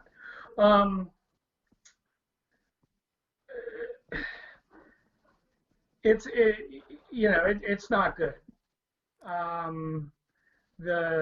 Everything that we do from a business perspective is in production, or in everything that we do, there's a crowd of people involved. And so right now, anything that basically involves a crowd of people is not a really good business to be in. I've talked to a number of guys from across the country. I've talked to musicians every day, agents, managers, DJs, production guys. Matter of fact, we had a really good kind of an open discussion on Facebook last week that talked to a lot of guys from the production industry, and it's very, very pessimistic. Actually, a lot more pessimistic than I expected it to be. So, I mean, from the standpoint of, like, if you want to get into specifics with Corbett, any weddings that we had are gone. Of the weddings that we have booked, like 80% of them have moved to either November of this year, or they've moved into the spring, summer of 2021. Yeah. So, we've got a couple left in the books for August, but the rest of them are gone. And then in terms of Sorry? In terms of large scale productions, you know, we often forget that you are also an employer of several teams of people as well. And so Yeah. it's not just something that affects you personally or your business personally. There's that kind of trickle down effect for everybody else. Right. So on the Corvette side, so I own two different companies. And on the Corvette side, Corvette's basically a small scale production company, AV company, wedding DJ company. Now, we started moving out of the wedding DJs like 2 years ago. We stopped taking bookings, and so what we're doing this year is we're finishing up what's on the books. We've moved more into the AV side, and then I've also spent the last year putting together learning and putting together a whole streaming setup. So something that you've been intimately figuring out in the last couple of weeks, and I've really enjoyed your posts. Oh, thank you. And it's as you've come to know, it's a very, there's a lot to learn, and there's a lot of different ways to do it. So I'm slowly moving towards that. I'll probably be really ramping that up in the next month or so. But the other side of it is a company called International Entertainment Network. And that company, we take care of a lot of the production needs at Caesars Windsor and in the Coliseum, stage hands, audio, video, techs, lighting techs, all of that sort of stuff. As a matter of fact, your son's Yes. been working with us a bit just since the new year. So. Yeah, so the thing that was really interesting about that was we did a show on March the 5th, and it was on nobody's radar as far as, like, nobody was talking about, hey, what do you think's going to happen with COVID? That's my dog in the background, my wife. What do you think is going to happen with COVID? Do you think it's going to affect shows? None of that was being discussed on March the 5th. And by March the 13th, we were, out of business. So just the sheer enormity of that whole situation and how quickly it came up was really something. Yeah. I literally went from saying to Lisa, my wife, I said, geez, do you think maybe this thing might affect, whether or not people go to shows? Do you think to being out of business? And maybe like 8 days later. Yeah. It was really just incredible. I think the shocking thing for most people was the rapidity with which this thing kind of, affected everybody, because it was very much the same way even at my work, where we were kind of wondering about, like, oh, we hear these rumors of there's this weird virus that's going around, and I wonder if that's going to affect the way that we're interacting with our clients. And then all of a sudden, within a week and a half, it was, wow, radical shift. Everybody's working from home, no more on site, and the on site service industry was just decimated. I was sitting at home on a Wednesday night, and the NCAA announced that they were, postponing not postponing, but canceling the games for the tournament. At first, they said, we're going to do the games, but we're not going to do them in front of audiences. And then the second thing they said was, we're not doing it all together. And then the next day, the NBA canceled, and the next day after that, the NHL canceled. Yeah. So, and that was, at that point, I knew, we were in some serious trouble. For sure. I want to ask, in terms of concerns for you as far as your business goes, when people have things like, weddings or events, oftentimes they have, insurance against that kind of thing. So if something goes wrong, they can maybe recoup some losses. But what does that look like from the production standpoint? Are you in any position at all to be able to kind of dig out from under that? Or are you like leveraged into contracts with, say, the union or something like that, where you have these obligations that you have to follow through even though the events can't go forward? Now these come under force majeure clauses or act of God clauses, and which really gives everybody in the entire business the opportunity to just sort of drop their tools and walk away, yeah, without any legal liability. So no, there's no insurance or there's no coverage for any of that kind of stuff. It just all ended Yeah. in a matter of a couple hours. So the longer that this drags on, the more of a financial burden obviously it becomes to you. And you know, do you find that this is, as you said when you were talking to the other guys, it's looking extremely pessimistic for the future? How is the outlook for you? I guess is it. Well, you know, it's not just me. It's me and a lot of other people. It's me. It's you. It's, you know, it's guys that, you know, do this, that play music for a living full time. It's crew members. It's, you know, it's like, it's the guy that sells, you know, parking over at the Tiger games. It's the popcorn guy. It's everybody. It's everybody that's attached to this business. I'm in a fairly, you know, okay position. I'm not going to say good position, but I would say I'm in a fairly okay position.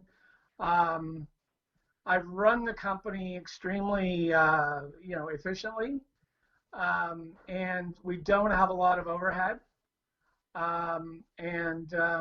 You know, I have some savings, and you know, so it's really just a matter of, and of course the government has stepped up as well. I applied for and I'm receiving the CURB benefit. So, you know, that gives a little bit of money anyways, enough to, you know, pay the mortgage, put groceries on the table, that type of thing. For sure. But yeah, I mean, I'm okay. And it's really a matter now of how long is this going to go on, and what do we have to do to be able to stretch out, you know, what we do have, you know, to get to the other side. And I think in a lot of ways there's a lot of uncertainty around that. It's like the CURB benefit's good for 4 months, but I'm not hearing anybody in this industry saying that we're going to be back, you know, to work in July. Yeah. So I mean, it could be, shoot, from what I'm hearing from other guys, you know, and from people that know how this industry works, it could be June the 1st, it could be September the 1st, it could be November the 1st, it could be next, you know, it could be this time next year. Yeah. We just really don't know. And nobody's really saying a whole lot. So yeah, there's not a lot of I don't want to sound defeatist or anything, because I'm not, but there are certain realities that you just have to, you know, take a look at things and say, well, this is what we're dealing with. For sure. And, you know, I think you hit the nail on the head, that no one's really saying anything. And I think the challenge with that is because nobody knows what to say at this point. And so, you know, nobody wants to fill anybody with false hope or make promises about deadlines that they can't keep. And it's extremely frustrating for everybody all around, but we have to recognize that at some point it's okay for people to say, I don't know, rather than, you know, filling you with ideas that, you know, this is going to be over absolutely in 4 months, or you know, what our neighbors to the south are saying, that they're going to be open in 2 weeks, or any of that nonsense. Well, the other part is, Chris, is that there's, you know, this is not a business that just cycles up in 20 minutes. There are aspects of the business that you could redo in, you know, a month. But there are other aspects of it, especially when it comes to major touring and all of that, that you know, from the minute that the government says, okay, you're good to go, it could take 3 or 4 months, you know, for major touring to start cycling up, because, you know, people have to go into rehearsals, they have to book buses, they have to book airline flights. There's a whole logistical back end that's you know, a very big part of the business. So it's going to take some time for that to sort itself out. Yeah, absolutely. And, you know, I wonder how much of a concern there's going to be if we eventually do get a semi-firm date in the future about when all this is going to be resolved. You know, 2 things. Are we going to see a massive overload of people rushing out to try to get the services, you know, the logistics services and the event services before anybody else does? Are we going to see, like, is that going to create kind of like an inability to manage it because there's so much demand? And then on the flip side of that, if we do go and book all these services in and try to plan these tours, what's the public reaction going to be like? Are we going to be okay with all gathering together in large groups again? Are we going to be comfortable with that? Or is there going to be some apprehension about, people going and filling a concert venue or filling a theater?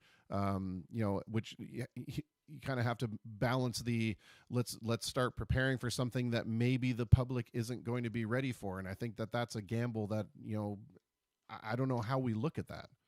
No, you're absolutely 100% right. I mean, the thing that we need to work on, or the thing that we're going to need to work on when this all starts moving like out of this crisis mode and sort of into, solving mode,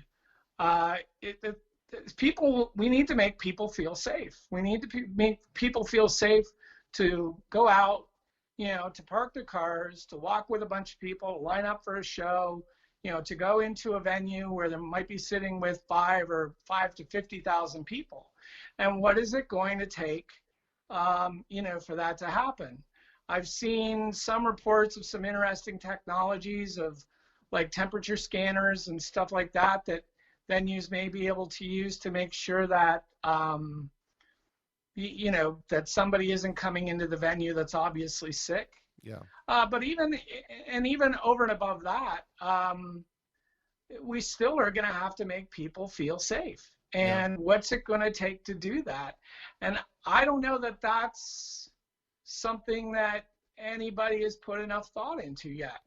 It would be great if we had a bunch of treatments and a bunch of vaccines for this thing, then I think that would make it a lot easier. But, the experts are saying that we're not going to be looking at that for 18 months. So what can we do in the meantime to mitigate, to mitigate people's uneasiness and make them feel safe? Yeah. And I don't have an answer for that yet. Yeah, I don't think anybody does, and the other interesting thing is we've all seen people's reluctance to comply with current security standards, where we go through and empty our pockets and take off our shoes and belts and things like that, because that's been enacted to make us feel safe. So if we do that and we take it one step further for we're going to scan your temperature, and if your temperature happens to be over a certain amount, I'm sorry, we can't let you into the venue. I mean, what's the public reaction going to be? It's something like that it seems a little more arbitrary, right? So yeah, it's going to be interesting to see how that shakes out. In terms of the audio video side of what you're doing, do you think that there's going to be an increased call, or have you seen an increased call on a larger corporate scale, where they're going to be doing things like setting up virtual conferences and virtual meetings, virtual meeting rooms, let's say, in order to accommodate still trying to do business as somewhat normal? And is that something that you would necessarily get involved in, or is that more on the IT side of things? Yeah, I do see that, and it is something that we've been kind of orienting ourselves towards for, like I said, the last year. Obviously, this has accelerated all that, but it's also accelerated it to the point where, will they be using outside firms, or will they be hiring, internal people to take care of that for themselves? I think that's a whole other issue. And I think that's yet to be settled as well. But the technology overall of broadcasting audio and video for whatever reason over the internet, there's going to be a lot of expansion in that area. Yeah, I think if we can say that the one good thing that is coming out of this is we're starting to really understand how to utilize this. I mean, I've been doing audio streaming over the internet for 20 years. But in terms of doing, video streaming, it's something that's relatively new. But the cool thing is that I'm able to do what I'm doing right now on a very inexpensive budget. Now, it's certainly not along the quality of something like, what an actual production company would do. But I think it's incredibly interesting and liberating that the technology that we have is so accessible that doing things like this, even from, a delivery standpoint, is much more robust than it was even 5 years ago. I know. But but I do disagree with you. I analogize it to is that a word? I analogize it to the audio business. And we all remember when we first went over to so-and-so's house and they had a new Pro Tools system, and we just marveled at the fact that we could, wow, you mean we could actually record like 16 channels and hear them all at the same time? And eventually Pro Tools, the more proprietary side of the business, gave away to more, I won't call it open source, but I'll call it, other ways of producing that stuff, whether it was Logic or it was GarageBand or it was, Studio One or whatever DAW you were using. The same thing's happening in the video business. And what's interesting in the video business is that the cameras. I mean, I've got a better camera. I'm talking to you on my iPhone 11 Pro right now. This thing's got better cameras on the front and the back of it than a lot of the cameras, than a lot of so-called high definition cameras did 10 years ago. There's actually a program that I've been playing around with that actually it's essentially you use a bunch of iPhones and you control it off of an iPad, and it does multi-camera switching and overlays and brings in your Facebook feed and all that kind of stuff, and it does a really good job. And you wouldn't know, or you would be hard pressed to know that it's not a like a full up Wirecast Pro system running or TriCaster Pro running on a $20,000 computer. So the space between pro and guy working out of his basement has narrowed dramatically, and especially in the last year. Like it's kind of insane. Like computing power is so cheap now. Everything is really inexpensive, and that you're really seeing that take hold in the market. I know exactly the application you're talking about. I've been using it for about 3 years at Rockstar Music Hall. You're talking about Switcher Studio. No, it's actually not. This is Switcher Studio. I like Switcher Studio a lot. I don't like the fact that it's a monthly subscription that's pretty expensive. Now, the program I'm talking about is by Teradek, and it's called Live to Air Action, I think. Oh, okay. Yeah, but you can purchase it, and then you buy upgrades, and then you're not into some subscription package, $35, $40, $75 a month cost. Okay, but no, it's by Teradek, which is a very good hardware company. Similar kind of idea, though, right? Very similar. It's exactly the same. I remember. I just don't care for the subscription model. Sure. Model. I remember when I first looked at Switcher Studio and saw what it was doing, and I thought, okay, so I have now as many remote high definition wireless cameras as I need, and I can bring them all in and source them and composite them and split them and title and lower thirds and bugs and videos, and it's amazing. The stuff that would have one time filled a control room with probably close to $500,000 worth of gear is now on my iPad. Yeah, more. That's a production truck. 10 years ago, that's a production truck, and $2-3 million worth of gear. So now, granted, I mean, you can only use iOS devices. Yes. So it is a little limited, but like I said, most of the camera on this phone that I have, you can put it up against any pro level DSLR out there, and you're not going to notice a difference. It's going to be very difficult to notice a difference, especially once you start transmitting that down the internet and everybody's connection starts to scale that and compress that down anyway. I mean, absolutely. Yeah. So that's what I've been spending a lot of time on in the last year almost. Haven't done a thing live. Yeah. You've been way more Johnny on the spot as far as getting stuff on the internet now, but I'm shortly. Yeah. Well, throwing something up. I'm looking forward to it, and then I'm looking forward Yeah. to maybe having a conversation about methodologies and things like that, because I think Yeah. I'm doing all this as a one man thing, right? So I'm doing all Yes. of my own camera switching and all this kind of stuff, and frankly, at sometimes it gets a little squirrely. I'm not going to lie. Yeah, it's daunting for sure. It's daunting. However, I think it's just amazing that I have Yeah. basically an entire switching studio and compositing studio that I can click with a couple of mice clicks and get, all this stuff working is amazing. 100%. Yeah, absolutely.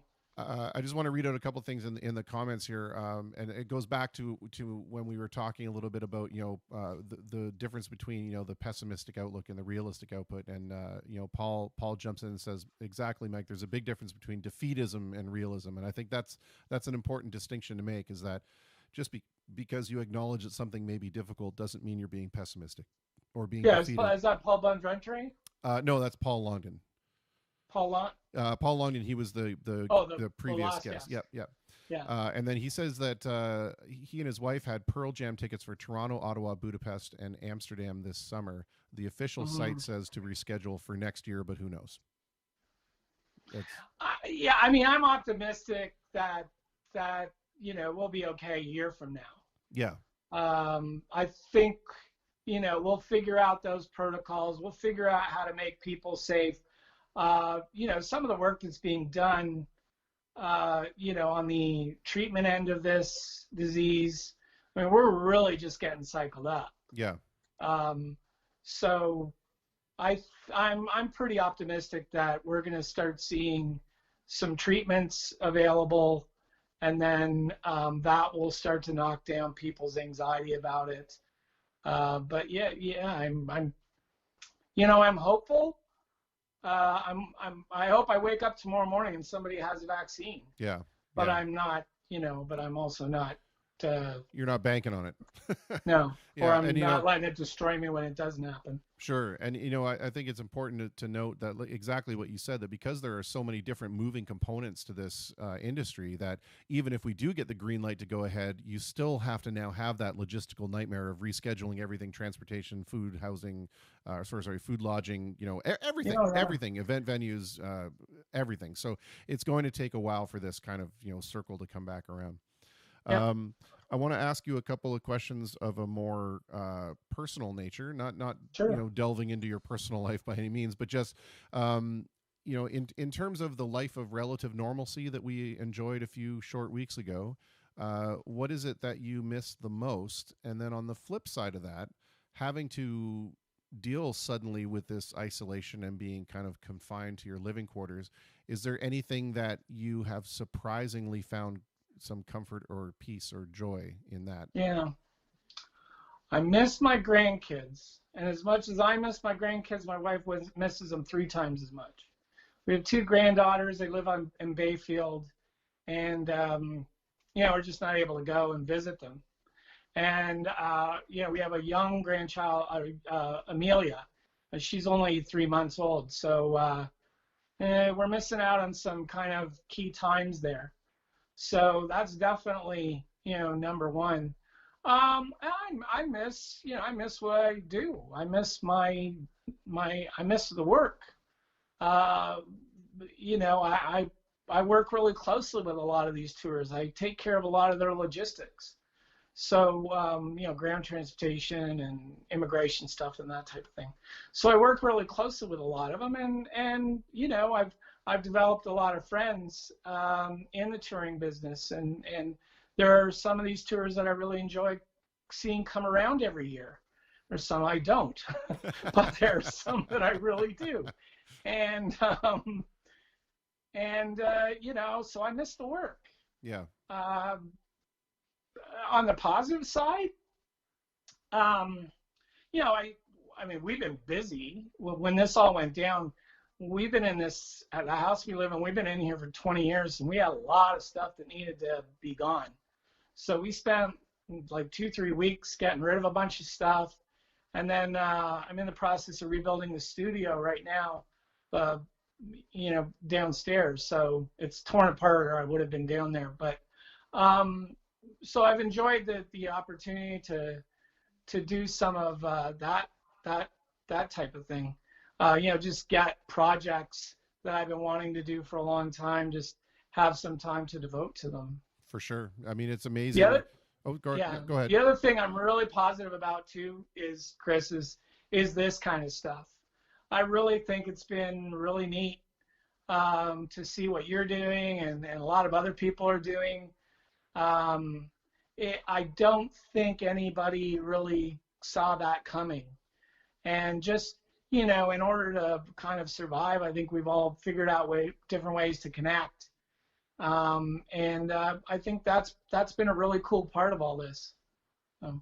Yeah, I agree 100%. Even in the very early few days of me starting to do this, when we were talking as a band, we're just going to continue to do this, and have this just be going forward, a way for us to grow the base and stay connected. So, yeah, I think that's extremely important.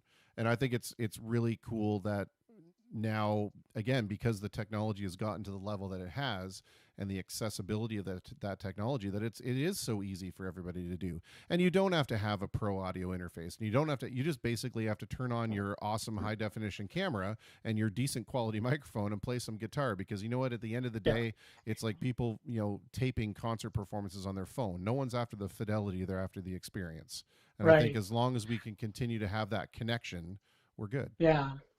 And I think, I was listening to a podcast of, some different video guys, and they were saying this actually could change the whole video paradigm, where instead of it being, all about, lenses and bokeh and really slick, well-produced stuff, the people seem to have an appetite for, the realism. Well, and as you say, the production value, I mean, you have to have decent video and decent audio, but I sometimes think, the production value is a little overdone. And they concentrate too much on production value, don't concentrate enough on creating some compelling content that people actually want to watch. Yeah, you know what? I always go back to the video game console analogy, right? And that, you've got the PlayStations and the Xboxes, which have all these photorealistic, total immersion type of games, and they sell actually, the consoles are money losers for those corporations. But then the Nintendo Wii comes along with its reversion back to almost 8-bit graphics and sweeps the entire market away from these guys. Why? Because the games are compelling and fun. Yeah. No, absolutely. I totally agree. Yeah. And so, yeah, but that's I think it's really going to change a lot of things, that aspect of it. I agree. So, yeah. Well, first, I want to thank you very much for being willing to kind of, donate your voice to this conversation, become a part of it, and continue that human connection. I think it's great that we're able to do this. I think it's phenomenal. I appreciate being on, Chris. Appreciate you having me. Thanks. And I want to leave you with the same questions that I've been asking pretty much everyone at the tail end, and that is, we've all heard the rules and the strictures, and what is it, just in your own personal social barometer, what do you think people should be doing and shouldn't be doing or could be doing better? I was really hoping you were going to ask me that question. I really, I really wish people would develop some critical thought. It's just, this thing has been, it's been a roller coaster. It's been a gong show. Pick your whatever. But I think one of the things that has really disappointed me is in some ways just a lack of critical thought. It's like somebody puts something out there and, geez, you scratch a 16th of an inch below the surface and it's just completely ridiculous. But yet, people are picking it up and believing it and expounding it and sharing it. And we really could use a good online course in critical thought. Yep. I agree with you 100%, and I think that Yeah. that's the problem, is that people like to throw out the term critical thinking with only concentrating on being critical.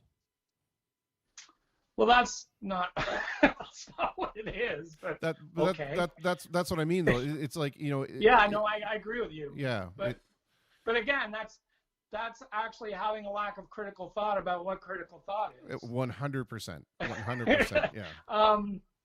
No, just looking at something, just looking at how this virus was created, or not. Oh boy, I want to be careful there. I want to use the word created. Yeah. Or how it came to be. This really isn't that difficult a concept. I mean, we've been dealing with viruses jumping from animals to men for hundreds, thousands of years. So there's nothing new here. But I just think the other thing that kills me is the Bill Gates thing. Yeah. Somehow turning Bill Gates into a villain that wants to take over the world and microchip everybody. I mean, do people not realize that microchips are so 1990s? Like, right. We don't need to microchip you anymore. You carry around a microchip in your pocket, for crying out loud. 100%. We'll just follow you. Yeah. So there's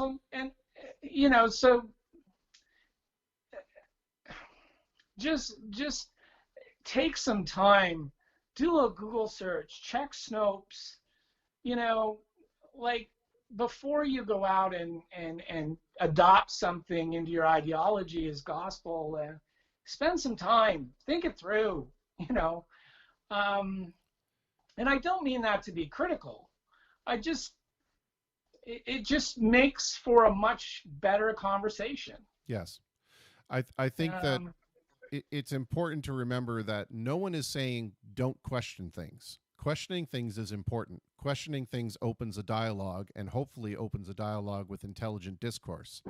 The problem you have to remove from that is confirmation bias, right? Is that you have to find something that just because it aligns with the way that you're thinking doesn't make it the truth.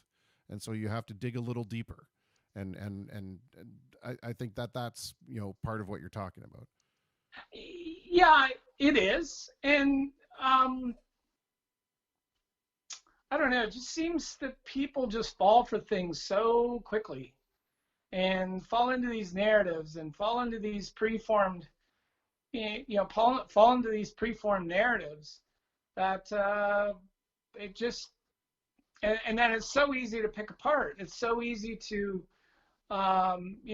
just make irrelevant. Yeah.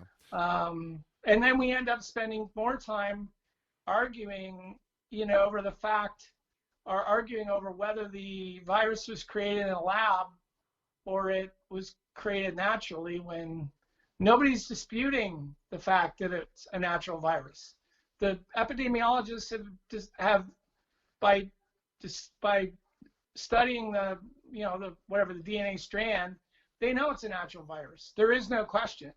Yeah. So all of the noise around that just creates more division and all of that. So I don't want to get into a thing. No, I want to get flamed with a bunch of, Don't worry, I'm the one. I'm the one that's going to get flamed. Don't worry about it. It's fine. Yeah, but there's so many things, that are just being brought up that are just irrelevant. Yeah, and the more importantly, what you're saying is true. It creates this noise and distraction around what should be the real focus is how do we get rid of it? Who cares where it came from? Let's get rid of it. And then you know what? After that fact, we can launch all the VirusGate investigations you want. We'll have a giant VirusGate party. But until then, let's just figure out how to fix the problem. Yeah, it's like we've taken this thing and we turned it into an ideological tennis ball that we're whacking a crowd back and forth across the net at each other. Yeah. I mean, should we really be arguing over whether or not testing is a way to get us out of this? It's been fascinating from that regard. And the less said the better, because now we're going to open that whole can of worms. And after we spoke about it for the last 8 minutes. Yeah, exactly. Yeah. Well, so Mike, I want to thank you so much, and I wish you and your family, both locally and in Bayfield, nothing but health and happiness, and I hope that you stay safe. And I have enjoyed this conversation thoroughly, and I look forward to having more. Absolutely, Chris. Like I said, thanks for having me, and I wish all the best to you and your family. And I don't get to see the comments here, but everybody that's watching, I really hope that everybody's in good shape, and both from a health perspective and a financial perspective, and that we get to the other side of this with as little damage as possible. So very well all said. the best, everybody. Very well said. Thank you very much, Mike. I really appreciate it. Thanks, Chris. You take care of yourself. Cheers. You too. Bye now. Bye. Well, there we had it, Mr. Mike Lesperance. And I told him we were gonna take it easy and not talk very long, so we wouldn't tire his arm out. And instead, we ended up talking quite long. That's the cool thing about this, is that once that conversation starts to roll, and once that the input starts to come in, and you start to have that relationship, it's so hard to just say, okay, no, we're over time, I don't want to talk about it anymore, because it's interesting, don't you think? I think it is. I think it's fascinating.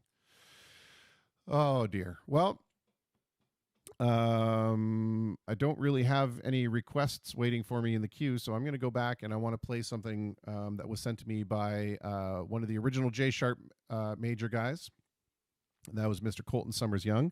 We heard from him. He had a antisocial anxiety. That was the one track that he wrote during this kind of pandemic, because it's trying to deal with the concept of, what do we do when we can't be social, and does that cause us to be anxious? And it's a great message.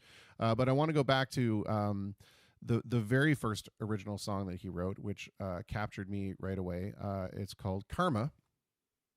And I think it's just wonderful. And again, I should have used that time when Mike was speaking about some stuff to get in there and update the titles. But because I'm trying to wear 50 million hats at the same time, I end up being distracted. And Corey McCrindle jumps in the conversation on the comments and says, how about some Cat Stevens? Absolutely, we will do some Cat Stevens right after this. That would please me greatly.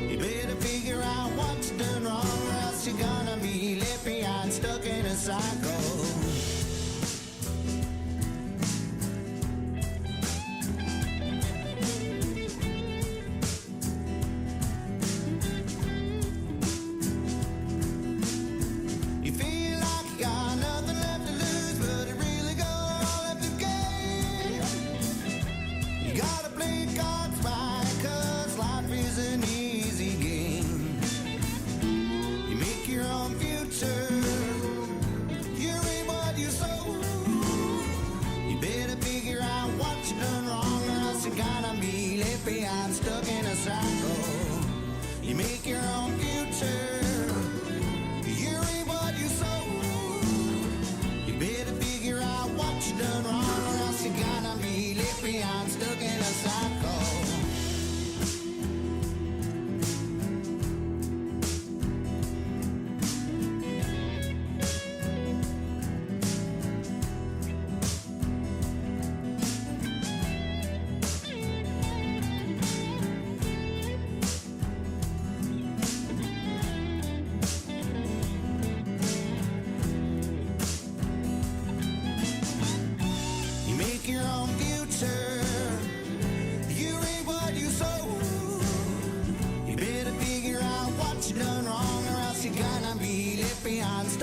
cycle.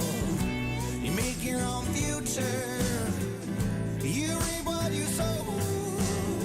You better figure out what you done wrong, or else you're gonna be left behind, stuck in a cycle.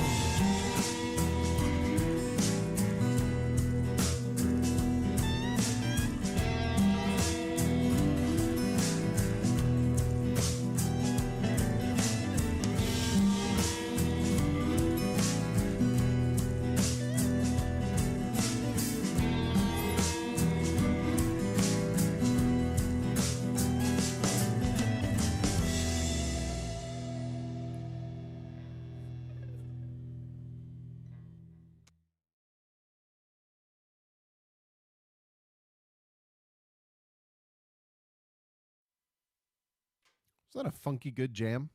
Right? I love it. Love it. So good. All right. Well, we had a request for some Cat Stevens.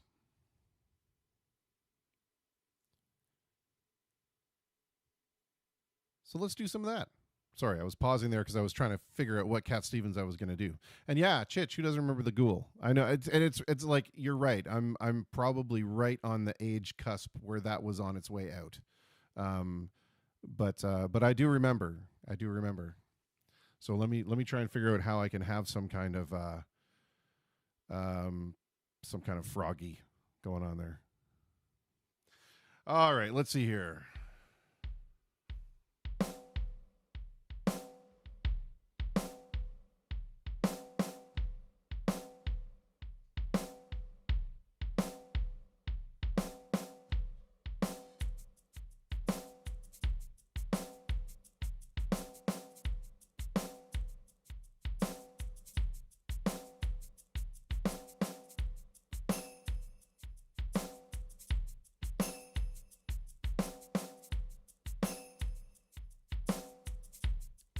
Lest we forget the wood block.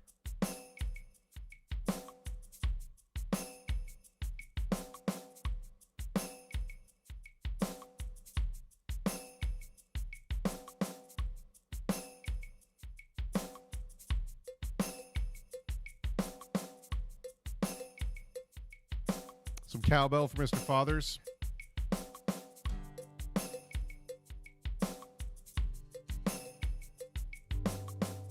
Here's another one we haven't tried before, so we'll see how well it goes.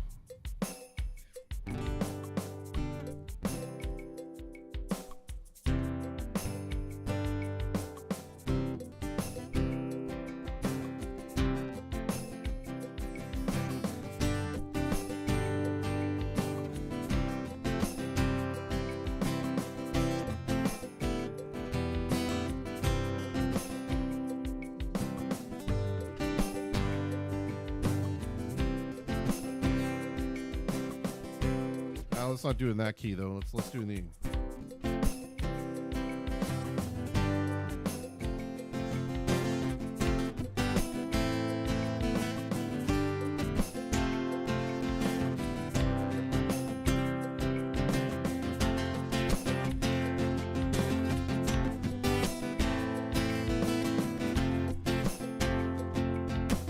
I've been happy lately, thinking about the good things to come. And I believe it could be something good has begun. Oh, I've been smiling lately, dreaming about the world as one. And I believe it could be someday it's gonna come. 'Cause out on the edge of darkness, there rides the peace train. Oh, peace train, take this country, take me home again. Now I've been smiling lately, thinking about the good things to come. And I believe it could be something good has begun. No peace train sounding louder, ride on the peace train. Ooh, come on the peace train now, peace train, holy roller, everyone jump on the peace train. Come on the peace train.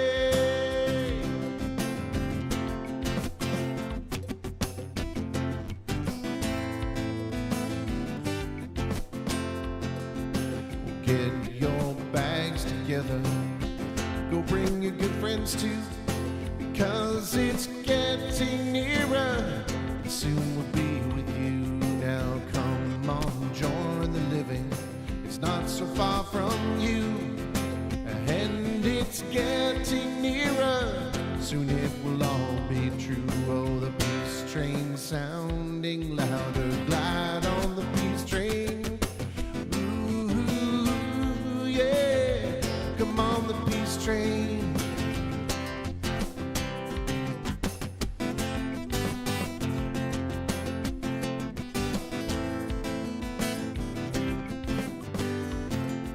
Now I've been crying lately, thinking about the world as it is. Why must we go on hating? Why can't we live in bliss? 'Cause out on the edge of darkness, there rides a peace train. Oh, peace train, take this country and take me home again. Oh, peace train sounding louder. Glide on the peace train. Ooh, come on, the peace train. Peace train, holy roller. Everyone jump on the peace train. Ooh, yeah. Come on, come on. Come on, come on. Come on, the peace train. Is this peace on?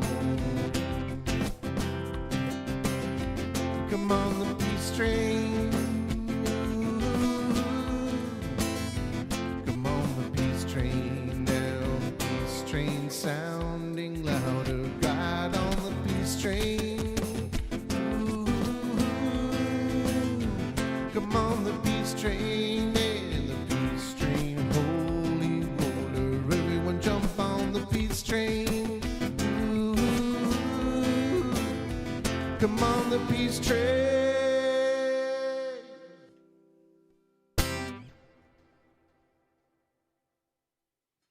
That's an interesting one. I should have done a one-shot loop where I could have gotten but I didn't. I didn't because I knew everybody at home was doing the clap-alongs. I knew it. I could see it in my head. Well, I'm glad you enjoyed that, Mr. Corey McCrindle.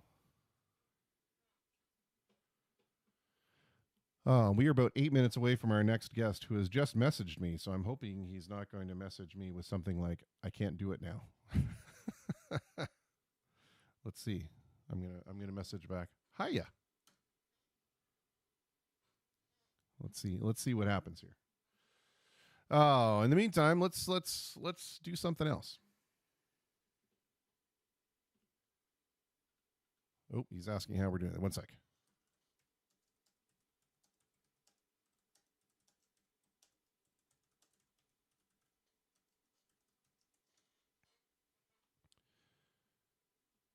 Alrighty. Let's do this one. I've mashed this one up. I've mashed this one up before. Ron Olette, welcome and hello, and thank you so much for watching. This is just amazing. I love the people that are tuning into this, and I feel like I have to do this super job, and I'm often failing them miserably. But he says, have you considered still doing this online show after the quarantine is over? Absolutely. It's not going to be every day. I can guarantee you that, because I'm going to have to go back to my day job, and there's no way I can do a 5-hour show, prep for a 5-hour show, and still do like an 8-hour day of work. That's the thing about the way that this works. So let me kind of walk you through what happens. Is so I have to spend time, getting in touch with people and asking them to be on the asking them to be on the program. Then I have to book them in, and I have to find times that work for everybody and coordinate with all those chats. Then the day of, I get online and I create the post that goes out and invites everybody and links everybody's stuff. And then I create these fun little graphics over here and attach. Now I'm starting to attach them to the post. I don't know why I wasn't doing that earlier. And I have to build that all inside the Switcher Studio, inside the OBS Studio. So there's a lot of behind the scenes work that goes on for this. I would say there's probably about 2 or 3 hours worth of prep work that has to happen as well. So on a daily basis, this is anywhere from 7 to 8 hours worth of work. So yeah, I would love to do it when the quarantine's over. Probably going to be once a week. And let's be honest, right now the only reason that as many people tune into this as they are is because there's nothing else to do. Right? So, Friday, Thursday, Friday, Saturday, Sunday, people are going to be going out, and maybe not Sunday, I don't know, but I might do this like in the beginning or middle of the week. I don't. We'll have to see how things shake out, and if people even still want it. We did talk as a band, however, about continuing this, and just actually coming into the studio here, setting up and just doing full shows right online as the whole band, but just getting it mixed and sounding really good. I think that would be pretty cool too. And there's other stuff in the works that I can't really talk about yet, but is super, super fascinating. And let's just say can't really get into it, but there's lots of stuff in the works. So, and as a direct result of this happening and this in correlation with other things happening, and just some very, very cool stuff that's upcoming that I can't wait to do. All right, let's do this guy. So as I was saying, I mashed this guy up with a Jim Croce tune, but we're just going to do this song by itself because a lot of people like this song on its own. So let's do it. It's going to have 2 beats to it. The first beat's going to be a side stick, right? A little rim shot, and then during the chorus, we'll get into the whole snare. All right, so.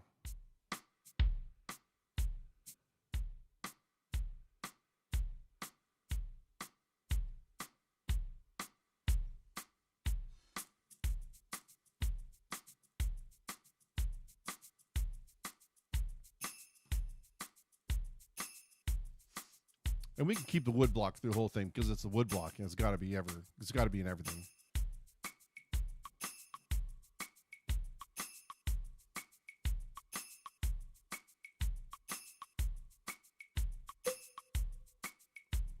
Little cowbell, why not? So then we'll add in the chorus, which will add a snare.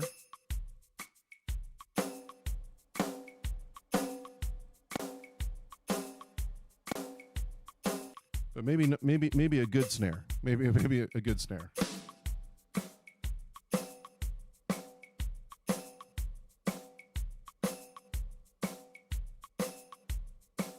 And we'll add a little ride cymbal into that too.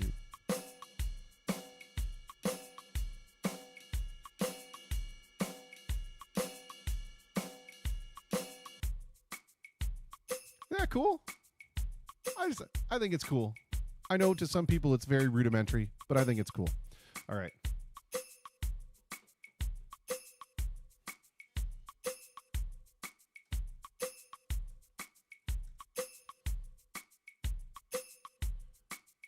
All right, here we go.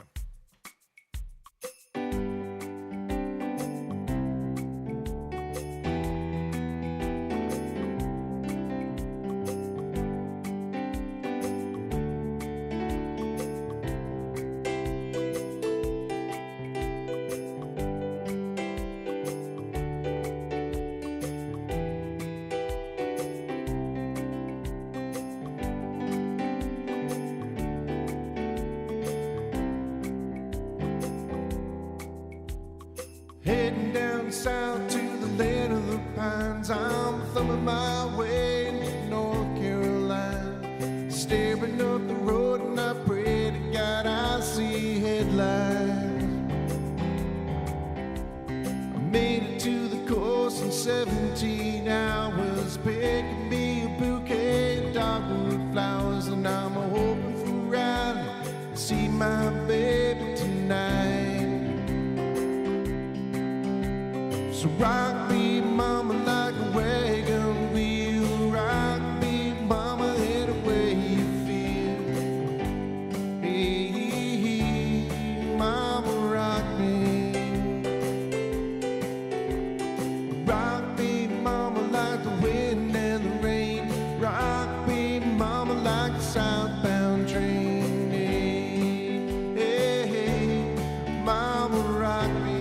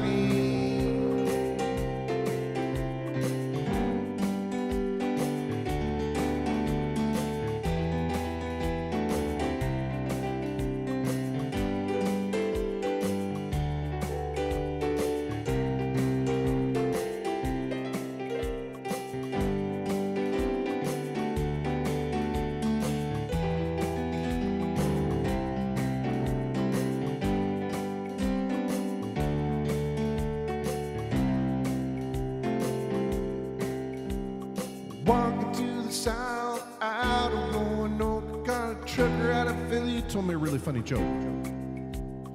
He's a heading west, to Cumberland Gap, Johnson City, Tennessee, and they gotta get a move on before the sun. Hear my baby calling my name, and I know she's the only one. And if we die in Raleigh, at least I will die free.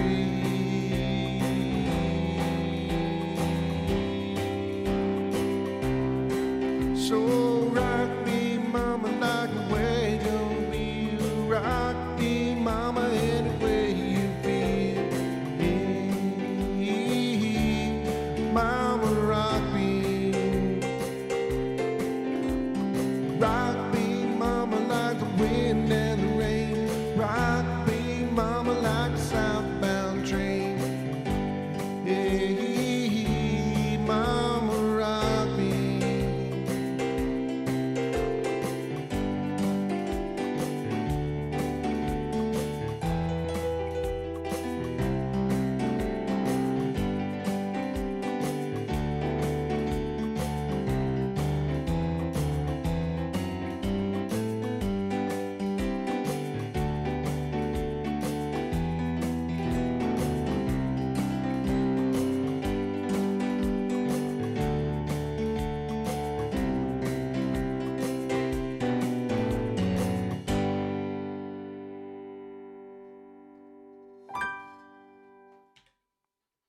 All right, there we go. Well, we are going to get our next guest set up right now, and I apologize that we ran overtime a little bit. It's the problem when I start talking when I should be playing. Oh, well, this too shall pass. All right, we're going to try to get him on the line and make sure that we are oriented properly and all that good stuff. You will recognize this person's probably before I even put their picture up. I mean, obviously you've seen the little graphic here, but you would recognize his voice because that's how he makes his living. He is a DJ on 93.9 The River. We are going to be talking with Mr. Greg Gnip, providing that we can get the call connected. This will be the challenge. We got like one ringy dingy, two ringy dingies going on here. Many ringy dingies.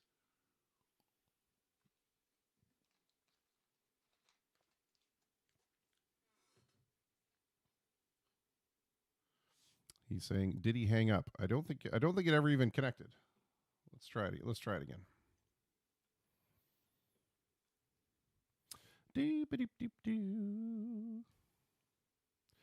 Now we got him. And I don't have him live yet, but Greg, if you could just flip your phone sideways, that would be perfect so that we can get a nice wide screen video. Just flip it over sideways. Perfect.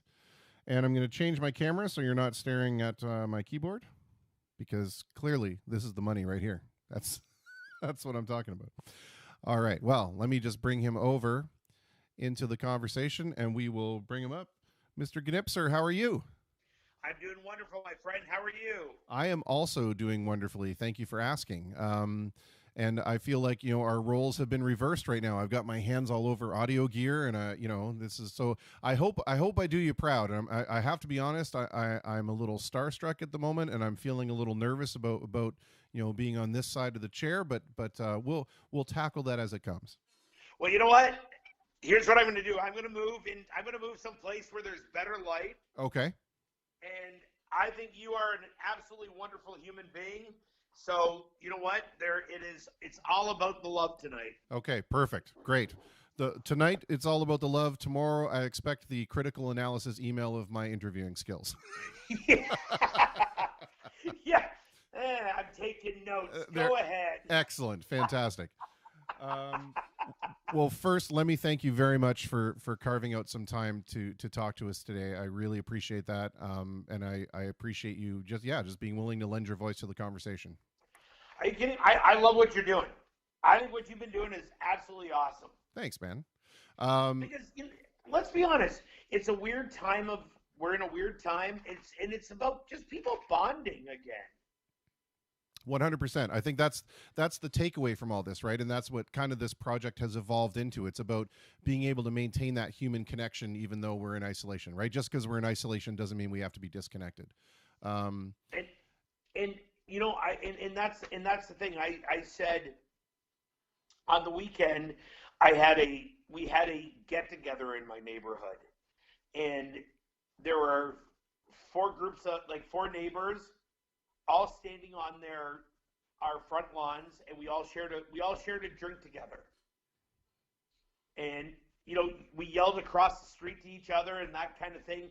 But it's that whole thing where it's like, if it doesn't matter, you know what? If you can't hug the person, all that kind of stuff, you can still care and check in on people. Absolutely. And it's very cool that we live in this age of empowering technology where reaching out and touching someone, you know, is virtually extended this way even. So, you know, if you happen to be in a situation where you can't go and visit family and close friends, at least you can still FaceTime them or Facebook Messenger them or whatever your technology of choice is. Let me ask you before we delve into anything super serious here, how are you feeling? Everything okay? And how's the clan? You know what? Right now, I've got my three dogs are. You'll probably hear them snore somewhere through this talk. I've got one sleeping on the couch. I've got one who just woke up, and then the other one sleeping on the carpet behind me. So, you know what? Here's the way I see my life. If I wake up in the morning, I've already started off my day well. Well put. And, you know, knock on wood, so far so good. I've stayed healthy. I've been able to drop off groceries to some people who need the help and things like that. And you know what? Every day I wake up, I'm happy. And the dogs are good. So thank you for asking. Excellent. Good. Well, I kind of want to ask you, speaking of, as you just said, the rather transformative nature of what we're dealing with right now. I expect that you are probably doing much the similar thing that I'm doing right now in the sense of when you're doing your program. Are you doing it from home or are you still going into the studio? No, I am now actually broadcasting from home, which it's awesome because I'm never late for work. Because, you know, my commute is going down the stairs and getting a coffee before I start. But the hard part is trying to be motivated to be entertaining all the time. Because sometimes it's that whole thing, right? You know, you just walk down the stairs, and you know, I'm single, so I live by myself. I've got 3 dogs, and there's those times where you go, my job is to be happy and nice to other people. Yeah. I'm sorry. No, I think part of that is, you know, we've spoken a little bit with other folks who have suddenly made that transition to working from home, in the sense that, like, not having a destination to go to sometimes makes it harder to switch on that personality of the person you become when you get there. Which I think is what you're saying. I mean, I started, you know, I always explain it like this. Since I was 18, so just 7 years, I had to lie. But I mean, I started working in the bars when I was 18. And, you know, my whole job has always been to entertain and serve and take, you know, whether I was, you know, bartending, waiting tables, DJing in the clubs, owning Terracotta, you know, I had Ground Zero coffee shop, you know, all these kind of things. My job's always been to turn it on.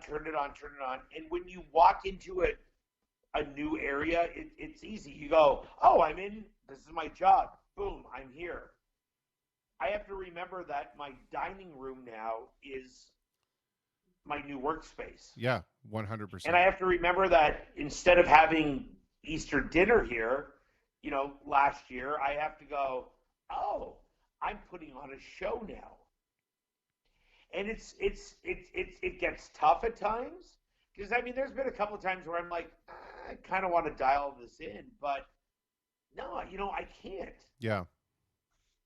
I feel you in that regard, in the sense that, you know, I've only been doing this now for a month, or so, maybe a little bit longer. But you know, I've been doing it for a minimum of 5 hours a day, and there are some days where I'll walk in through the door and I'm like, I'm really just doing this for the sake of doing it, and I mean, yeah, maybe I don't really need to do this today. So I can totally empathize with what you're saying.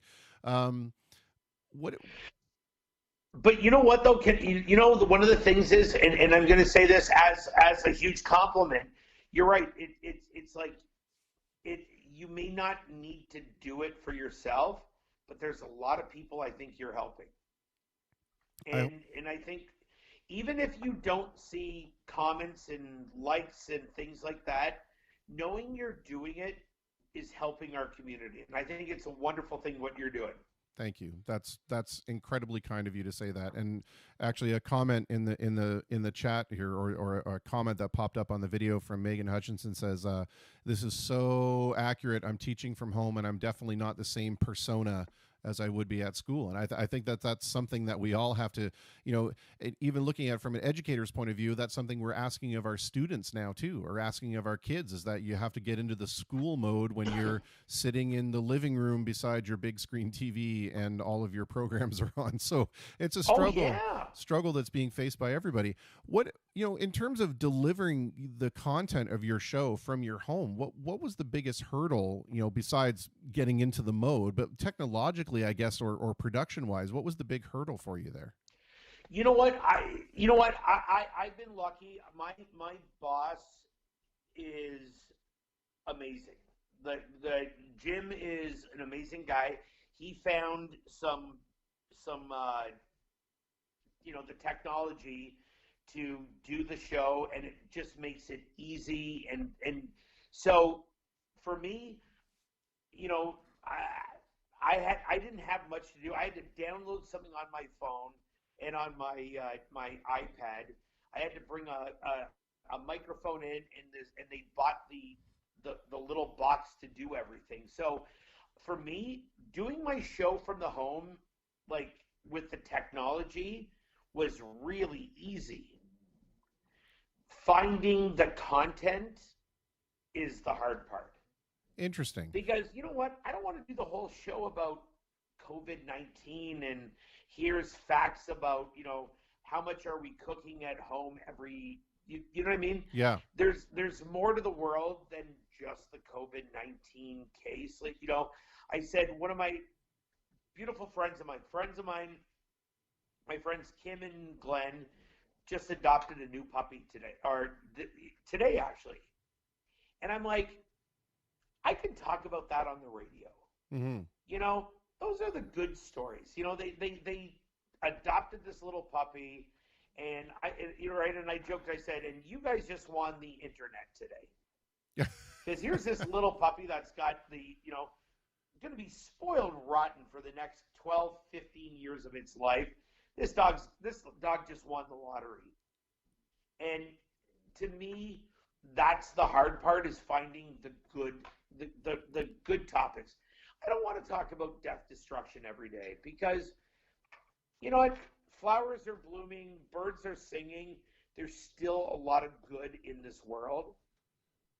Yeah, I agree. And I think that, you know, it also can take an incredible toll on you emotionally and spiritually, if that's what you're trying to focus on all the time, is trying to present the doom and gloom. So I think you're setting yourself up for a good headspace by trying to bring out and accentuate the positive and create, you know, kind of like what we're trying to do here, create a little bit of a distraction or remind people that there is more than just the doom and gloom out there. Absolutely. Yeah.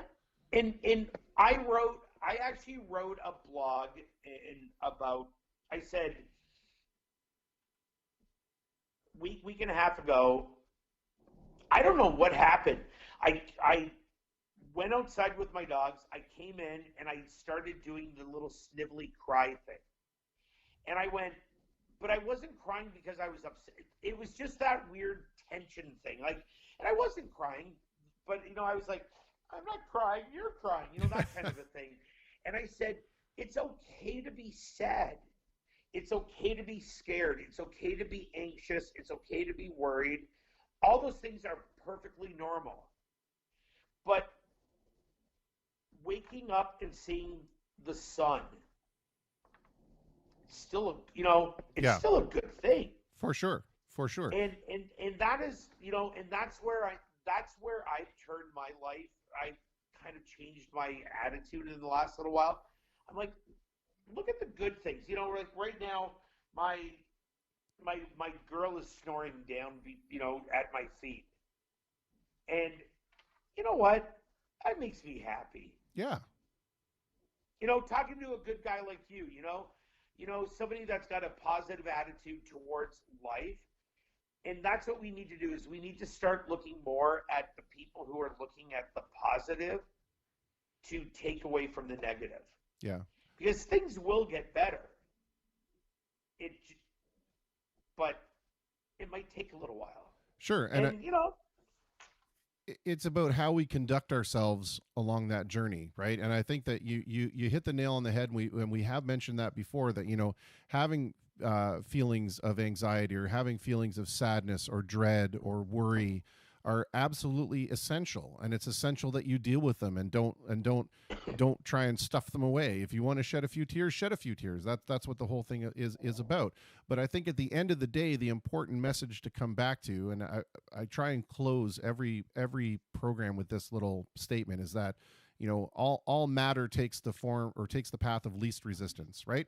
So if you pour water down somewhere and you put a block in front of it, it's going to flow around the block because that's the path of least resistance. And the path of least resistance for humanity is to be decent. Yes. And anything other than that requires extraordinary effort. So just be the path of least resistance and be decent and human and kind. And I think if we do that, we'll come out of this a lot stronger than maybe we went in on some level. Well, I said, I was talking to a friend of mine, and a friend of mine who I love with all my heart, and when I tell this story, I don't mean this in a disrespectful way, but she has spent her last 20 years doing, energy healings, this and all these kind of things, and I say. And I understand all that kind of stuff, and I will never take away from anybody who tries to make themselves better. But I said sometimes the hardest part in life is just to accept who you are as a person. You know what? I'm in my 50s. I'm balding. I'm gray. I need to lose weight. But I'm comfortable with being Greg Gannett. Yeah. Those are all things that I can fix, but being the Greg Gannett who, spends too much time and too much money at the Humane Society, helping out with the animals. I do stuff over in the States with, a couple of animal charities over there, things like that. I care that, and that's the thing. And I don't have to take I don't need to take a class to figure out what my aura is today. Yeah. Yeah. You know what? I always say my aura is black, like my heart, but you know what? I'll still care with everybody. I'll do whatever it is. You need something, I'll come over and I'll bring you what you need. Yeah. Well, I mean, that's essentially what we're saying. That's the very best example of humanity, right? Is that we have to realize that we are all living more or less in a giant community. And it goes back to the other thing I love to say, and Jake Smith actually in the chat says, ELE, everybody love everybody. But, to expand on that a little bit, my motto is that I borrowed from Springsteen is nobody wins unless everybody wins, right? I love that quote. That is great, because one of the things I've always said is, if we never knew each other, right, I would want you to be happy. And I would want you to have everything that you need. Because if you have happiness and everything you need, it doesn't take away from my happiness. But it's good if another person is as happy as I am. Absolutely. Absolutely. And I wish, I dated a girl many, many years ago, a lot of money. I mean, honest to God, more money than I've ever known. But miserable. They spent their entire time. I bought a car, and her dad looked at me and said, "Well, why would you buy that when you could get this?" And I said, "Well, this is all I need." Mm-hmm. And he said, "Well, don't you want people to see, that you can Stature. afford this?" And I Yeah. went, "No, because if I bought that, then I can't go there. I can't take that vacation." Mm-hmm. And it's about happiness. I want people to be happy. That is life's short. My dad always said, if you live to 100 years of age, we say that's you lived a long life. Yes. In the grand scheme of this world, that's nothing. That's a drop in the hat. 100%. So we are on this earth. We're here for such a short time. Just be happy. Yep. You know? I think that's an excellent observation, and one that I've made before when I talk to people about the concept of time. Is that humans really have no concept of geological time. We talk about, like you said, 100 years. Over here, my goodness, if there's a building that's 100 years old, we lose our minds about it, and it's a heritage thing. And then we try and talk about epochs on a geological scale that are 50,000 years long. Like, nobody can even understand that number. It's so far outside the realm of human understanding that, we really have to focus on the minutia at this point, which is how long am I here and what am I doing with that tiny speck of time? Yes. And one of the things is, I came from a family very overly educated and also very artistic. So my father was a PhD. My mother was very artistic. And one of the things that I loved about what I learned from them was everybody has a reason on this earth. So, there are people that are going to find a vaccine for the COVID-19 virus. Yes. And they are incredibly important. But there's also people who are going to play music, who are going to make us feel better until we find the vaccine Right. to the COVID-19. And, my father, who was very well educated, he was nice to everybody all the time. And his attitude would be like this. He's like, "Listen, I never want to wait tables. I never wanted to be a waiter. But if I'm not nice to the person bringing me my food, then they're not going to bring it to me as well as they are." Yeah, for sure. Right. And that's the thing, what I wish more people understood, we're all needed. We all have to do what we're doing. Yeah. And, if it's for 100 years, 100 years, it's for 60 years, it's for whatever, it's all just part of how we live our lives. Yeah.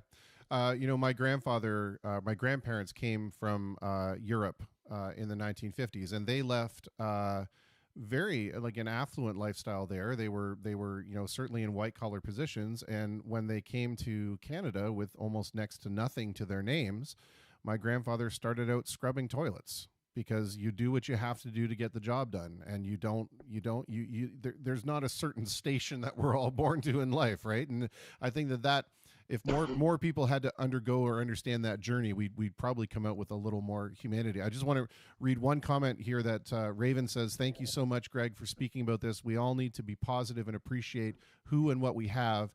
And she is tired as well of hearing all the doom and gloom stuff. Now, in terms of the doom and I'm waving. Yep. I'm waving to her. There you go. Yes, we are seeing the wave. Absolutely. I want to ask you one more just technical question about how you're doing this, just because I think it's fascinating. When you're approaching this from, broadcasting from your home, is it really basically just like if you were to go and do a remote location from Al's Garden Center, for example? Yes and no, right? So what we're using something that a lot of news agencies use. So So if I'm doing a live broadcast from Al's, garden center, there's somebody back in the studio who will hit the buttons and fire me in when I'm needed. So instead, I'm using a program that I record my break, I punch in a code, and it gets fired into in between the songs. Okay. So so I'm inserting myself into the in between the songs where it's been programmed for me to be. Gotcha. So like I said, I've been doing audio broadcasting on the internet since 2000, and certainly not on any kind of grand scheme of things, just because I'm a tech head and I'm bored and I love music. And we ran through the DRS 2006, and we ran through Spatial Audio's Sam Broadcaster, and that was very much the same kind of thing. As we would record something and then kind of schedule it in between as an insert between the tunes. So I get where you're coming from. That's cool. That's a neat way of doing it. And it right now the only problem is, I always joke about this because I've got fat fingers, so I have to always check, because when you punch in the code, yeah, if I punch in the code the wrong way, it'll be like it can show up like 3 days later. Yeah. I'm like, yeah, that's not what I wanted. Yeah, and the other thing that I found really awkward about it when we were doing it that way, because I ended up having to write a web application, because we ended up having DJs that were coming, from all over the world, and I had to write an interface for them where they could record what they needed on their computer, send it via the web, and then the software on my end would pick it up and insert it. But the Right. thing that we found challenging was, it's not live, and so sometimes you would record your bit and you'd put it in between the songs, and then somebody would say something on the site and they wanted to react to it, but they can't, because the bit's already been recorded and it's already kind of slotted in where it needs to be. Well, see, and that's the thing. So for us, when I'm doing the show, I'm basically sitting at my table for 5 hours. Right? And I don't know if this is my dining room. That's my, I don't know if you can see it, right? That's my really bad camera work, but I do my show from my dining room table. Yeah. And so for 5 hours, I sit in my dining room. Yeah. But because but it is that thing, because theoretically I could cheat and go and do 3 hours and go off and watch a movie. Yeah. But I'm old school. Yeah.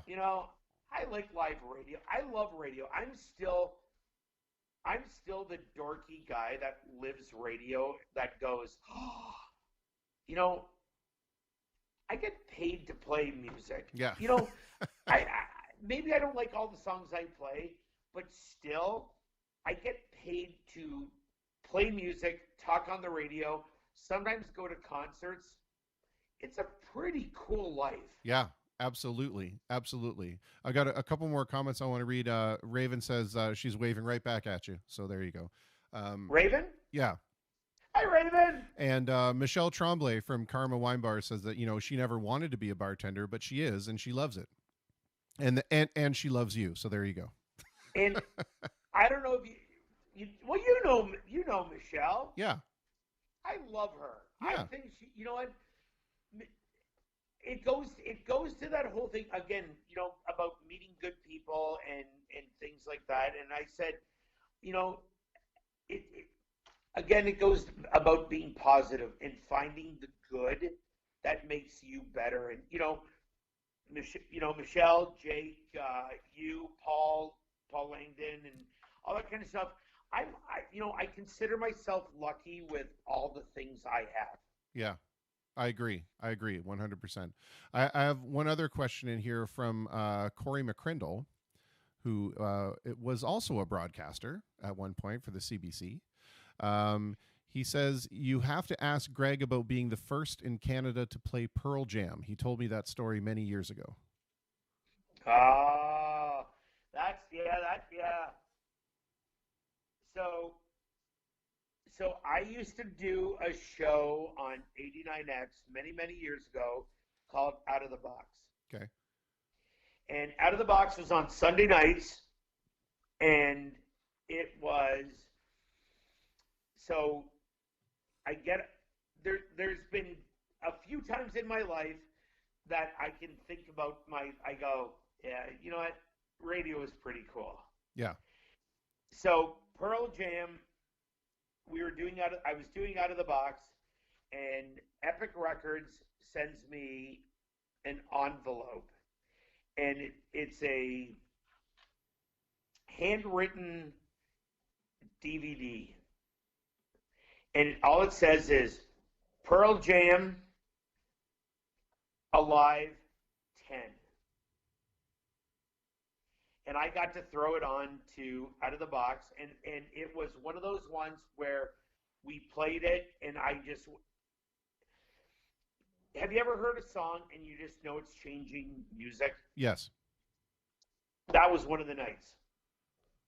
Fantastic. That it changed, and all I could think about was, I'm listening to something that's going to take music to a different level, a different sound. Maybe not for everybody, but let's be honest, Pearl Jam pretty much brought us to a whole new level. Yeah. You know, I remember that was one of the very first concerts that I went to go see, you know, in terms of the grunge movement or the new rock movement was Pearl Jam when they were on the tour for 10. And I remember thinking to myself very much the same thing, that, yeah, this is a paradigm shifting moment in music, 100%. But then I also thought, you know, but this is really just a return to really guitar driven rock, like the Who, you know, and we were coming from this era of singer songwriter, you know, Lisa Gray type of thing, and now we're moving back toward that kind of guitar driven rock. So yeah, it was definitely this, it was going to change the way that we were consuming music for sure. But it was just interesting to me how the past comes back again, right? But what's the saying? Everything old is new again. Yeah. And you know, excuse me, you know, did I may get attacked for this, and I'm sorry if and I don't want to offend anybody when I say this, but you know, everybody talked about the White Stripes as being so innovative. I went, and I love the White Stripes, but I went, we had, in Canada, we had the Gruesomes that did that kind of garage rock sound. Right. The Stooges, all these bands, the White Stripes just found a way to make it the right sound at the right time. For sure. And I don't think anybody I hope I don't, because like I said, I own everything the White Stripes have ever released. I've watched the White Stripes in concert. You know, I'm a Rack on Tours fan. So when I say it, I don't want to. I never want anyone to ever think that I'm bad mouthing them. Yeah. But they didn't invent the wheel. Sure. They just brought the wheel back to everybody's attention. I think of it the same way. I don't think anybody could fault you for saying that, because I feel the same way about Green Day. Green Day didn't invent punk, and they certainly didn't invent pop punk. They just made it a phenomenon. So yeah, exactly. You know, yeah, that's all. Doesn't take away anything from what they've done.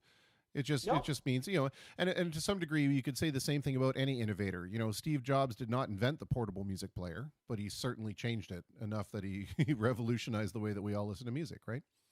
Oh yeah, exactly, 100%. I have another story reminder in here, and I'm so grateful, because I was going to try to figure out a way to surreptitiously weave the reminder into the conversation that Paul Longden had actually mentioned. He said, "Oh, when you talk to Gnip, you have to get him to tell you the story about," and that's where I lost it. The story about what? So he has come in and said, "This is your obligatory Stipe reminder." So you have a Michael Stipe story apparently that we need to be told. All right, so I work for an environmental company. So I did environmental sciences, and then I did communication studies, because you know those two go hand in hand. I was working in Georgia, and somebody one of those ones. I was in Georgia the whole time, and I got the story of, Michael Stipe used to live at this house. Right. So I was the guy who got out of the pickup truck, ran to the house, touched it, and ran back to my car. Just to say I touched the house that Michael Stipe was in. Fantastic. I love it. I am a music fan. I love music. The way I got into radio was this way. I never planned on being in radio. My whole dream was to work for a record company to promote bands. Yeah. But all of a sudden I went, oh, I get to go to see concerts and you'll give me CDs? Well, I'll do this. And you're going to pay me on top of it? Andrew going to give me a salary on top of that? This is fantastic. Yeah. Well, and this is my joke when I always tell everybody. I said, so when I got hired on to 89X, the big boss at the time, the program director or the station manager, called me into his office and he said, Greg, just to let you know, provincial minimum wage is $6.50 an hour. And I went, okay. And he goes, federal minimum wage is $5.25 an hour. We're going to hire you at the federal minimum wage because we're federally run. Uh-huh. And I went, oh, greatest day of my life because I get CDs. Yeah. And to this day, I've always got to say thank you to my mom and dad because they're like, you want to stay here in your old bedroom? But you know what? I did it because I loved it and I was a dork and 89X was playing this cool punk rock music before anybody else was. And I got to play the Sex Pistols and the Replacements at 3:00 in the morning. Hey, it was your new rock alternative. Yeah. I remember going on a tour of that when it was still CJOM. So that shows you how old I am. There you go. Laser Rock. Laser Rock FM. That's it. Oh my goodness. Yes, Michelle Tremblay. I did use the word surreptitiously, and I realize that's probably a $10 word in what on my part is a $2 conversation. But I'm gonna own that. I'm gonna own it. And then she also says nothing wrong with scrubbing toilets, Christopher, with many exclamation marks. And I hope that my comment wasn't misinterpreted in the sense that, when I mentioned that my grandparents came from, a white collar environment and then went to, initially beginning their life here by scrubbing toilets as something derogatory. What I meant was that they didn't consider that they had a station in life and that they didn't consider that something like that was beneath them or anything like that. They did what they had to do to get the job done. That's all I was trying to, intimate from that kind of a thing. And I think that's exactly what came across in that sense. It's like, nowadays, you know what? I used to own a restaurant. I used to own Terracotta Pizzeria, and I always tell this story where I had a young guy working for me in the making pizzas, and I would do everything and help everybody out. And we got into at the end of the day, we were joking, and I said, and he was complaining about having to clean the pans of dough. That was an ugly job. A lot of scraping, a lot of cleaning. And I said, well, I'll do it if you want to do what I'm going to do. And he went, I'm doing it. And I went, and I laughed, and I said, here's your rubber gloves. Here's your toilet brush. You're cleaning toilets. Right? And he was like, the eyes got wide, and I went, it's a small business. We all work together. We're all in this together. Yep, 100%. And, as my dad would say, suck it up, Buttercup, right? 100%. I love it. And I love that to me just, gives me even more of an indication. I mean, I often find that the content of somebody's character is very well expressed when you hear other people talk about them. And when I hear people talk about you, I never hear anything except benevolent, just an awesome human being. Looks out for your reputation is one of benevolence, and so I Thank you. I think that very much speaks to that. And I'm truly humbled because I said I was lucky with everything I'd been given. I had wonderful parents. My sister is my best friend in the whole wide world. My brother-in-law is, I always joke with my sister. I said, if you guys ever break up, he's still my best friend. Yeah. Right. So I think about all the things I've been given. If you can't give back, then you're kind of just being selfish. Yeah. Agreed. I want to ask you these two questions that I've been asking of everyone.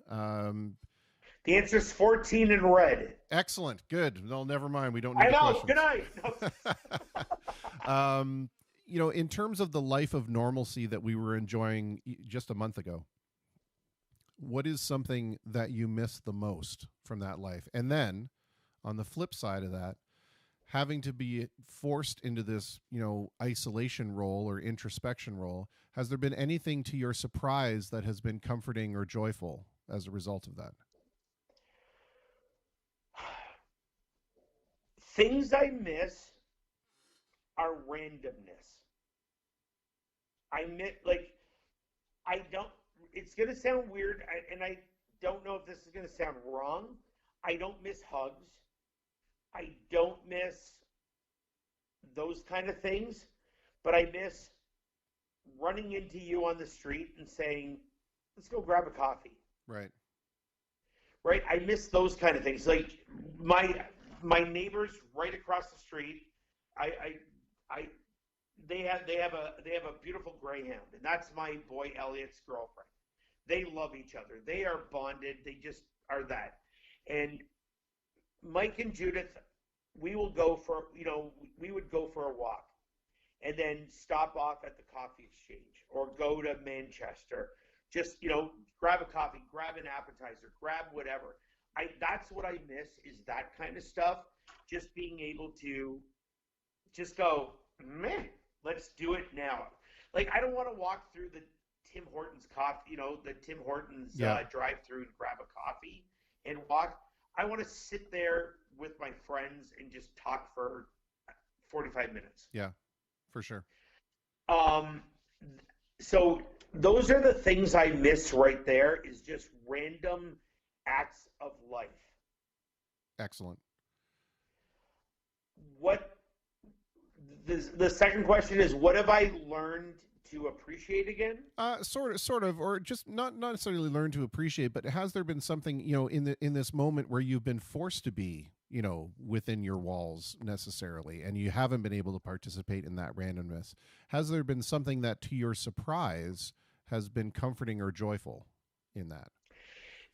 It's not been a surprise, but it has reminded me again. So I describe it like this. So I will never, ever, ever, ever say anything bad about my ex-wife. We broke up, we got divorced. She is a wonderful human being. But when it first happened, of course, I was upset. I was sad because, you know what? You never want to be divorced. Sure. And then I watched my dogs. And I watched the way my dogs live their life. And they live their life today. They're happy. They're like, you're home? Oh my God, you've been gone for 4 minutes. But this is the greatest moment of my life. And so that made me happy then. And then after the divorce and everything, it's been 3 years, 4 years, you kind of forget that. And in the last couple of weeks, I've taken to walking again. So I'll walk the neighborhood just to clear my head. I come home and my dogs are, oh my God, you've been gone. And I'm like, it's been a half an hour. And I realize that's what I've realized again is seeing the happiness of just that random thing. Neighbors of mine today, Brian and Andrea, there's a little plate, and they left a note saying, "Listen, we're really hoping you're not allergic to peanuts. It's it's chocolate and peanut butter muffins." Aw. And to me, I'm like, thank God, knock on wood, not allergic to peanuts. But I'm like, they took the time to make peanuts and stuff for themselves to bring it over to me and do that kind of stuff. And it's that kind of spur of the moment where I'm like, that's awesome. Somebody took the time to think of my happiness and caring about me. Yeah. And I guess that's what it is I've had people just reach out. I've had a couple of people drop me off masks. Or, here's a jar of soup I made. Yeah. And it's the humanity that's made me smile again. It's like you start to realize that there are people that are genuinely concerned over your well-being who, for all intents and purposes, have no reason to be. And that's a wonderfully human, benevolent thing. Again, and that's the and what I'm hoping when all this is said and done, because you know what, like I firmly believe we'll find a therapy that will cure people that have it. We're gonna find a way to keep the whether it's a vaccine and all that kind of stuff. But you know what I really hope we don't lose is the combination of caring about each other. People checking in on each other. Just sending a message, just saying, hey, or posting on Facebook saying, I'm going to bed tonight. Love you all. Yeah. What a beautiful message. I'm going to bed. I love you all. I don't know you. Somebody could be just a friend through a friend through a friend in Lithuania. But if I send them a message saying, you know what, today I love you in Lithuania. Maybe they wake up in the morning and they go, good start to the day. Yep. Or maybe, even more closely than that, maybe there's somebody who is feeling alone and feeling at the end of their rope and that nobody cares. And they may find that little message in and of itself is something that gets them through. And I think that there is an example of why people talk about you the way that they do. And it has been well, I pay those people as well. So that is true. That is true. And by the way, your check. Here's another $20. Your check. I'm still expecting it. By the way, it hasn't gotten here. I don't know if you sent it to the wrong address, but oh no, you know what? I used the wrong delivery company. Okay, They're perfect, coming. perfect, excellent, awesome. Listen, I want to thank you so much for lending your time to the conversation and being willing to be a part of it and putting up with. Anytime, my friend. I love what you're doing. I've been watching. It's you know what? You have brought a sense of community to social media, and it's a beautiful thing.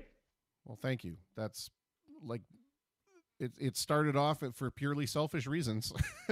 I just wanted to play music. You know what, though? But there's nothing wrong with saying that. There's nothing wrong with saying it started off selfishly and it progresses. So many times good things come out of quote selfish ideas. Sure. And honestly, what you're doing is a beautiful thing, and I thank you for what you do. Well, thank you. And I have to say, I hope that my rank amateur interviewing has been okay. You are you didn't, sir. Amazing job, and anytime, you know what? If you ever need to talk again, you know where to find me. Absolutely. I'm going to take you up on that because I have more questions I want to ask in terms of, things about media, and I want to have those kind of conversations as well. But I want to. I would love to. Yeah, I want to space those out a little bit too. So thank you so much, and I hope that we can talk again. And if you talk to Dan McDonald, give him a little nudge, because I've been trying to get in touch with him for the last couple weeks too, and we managed to like hit or miss connected with each other. So You know what? Tomorrow I'll yell at him. yeah, do it. Give him a I good. love Dan. Dan's like my. When I say this, he's kind of like my younger brother. You know, and I love Dan, so I'll yell at him for you. Yeah, good. Give him a little a firm talking to on my behalf. The waggle of the finger. Oh, there we go. There it is. Of the finger. Sir, Oh, please stay safe, stay healthy, and keep doing what you're doing. You're doing a wonderful thing. thank you, and the very same to you. And I hope that the clan is, or the pack. I'm sorry, that's what I was trying. The pack, not the clan. From my pack to your pack. Very very best wishes and all that good stuff. Thank you, my friend. All right. Be Stay well. safe. You too. Cheers. Good night. Well, there we had it, Mr. Greg Gnip. And if you think that, having to talk to a radio personality is not intimidating at all, you're 100% wrong. It's super intimidating, because the whole time you're thinking, I don't do this for a living, and I'm going to be talking to somebody that does it for a living. So my goodness, it's intimidating. But I mean, then I sit back and I think, why would I ever feel like that? Because he's just such an amazing human being. And even if I was doing a terrible job, would just encourage me anyway. So that's the kind of awesome human being he is. So I appreciate that, and I hope we can have more conversations, because I want to ask him some more stuff about media and media's role and all that good stuff. Anyway, that conversation ran long because it was just so incredible. I thought it was really, really good. But I do want to kind of jump in here and play some more stuff for you. And I have a submission that was given to me by Walter Riggy, because I've been reaching out to some of the studio guys to see if they have artists in their stables, or in their artists that they recorded, that want to share their media. And Walter is one of the people behind the Raise Your Voice competition. And that's I know I played James Keegan. He did his Madman Across the Water cover, and he was a winner of Raise Your Voice. Robbie Agnew is the most current winner, I believe. But this fellow here was also a winner. And the Raise Your Voice competition is a very cool thing that's happening in Windsor, Essex, and we'll probably end up talking with Walter a little bit more about that. But anyway, this is a song called Chasing Ghosts, and the fellow is Benjamin Donkum. I hope I said that right. Anyway, so we're going to play that, and then we're going to get set up and we might have to go right to our next guest, because that conversation ran a little bit over. So hang on, here we go. Benjamin with Chasing Ghosts.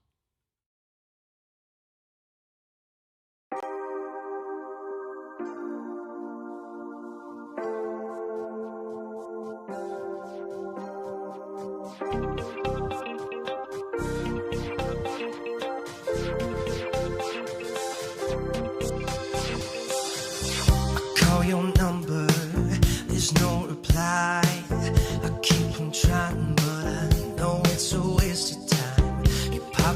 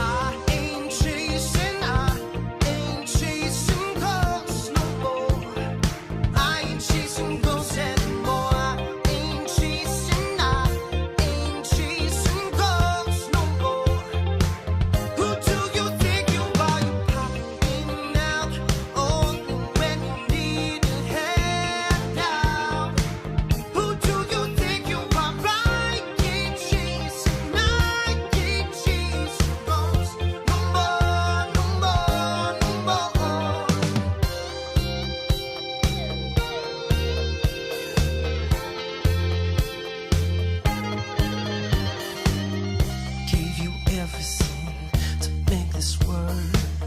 You gave nothing in return. I ain't chasing ghosts no more. I ain't chasing ghosts anymore. I ain't chasing ghosts no more.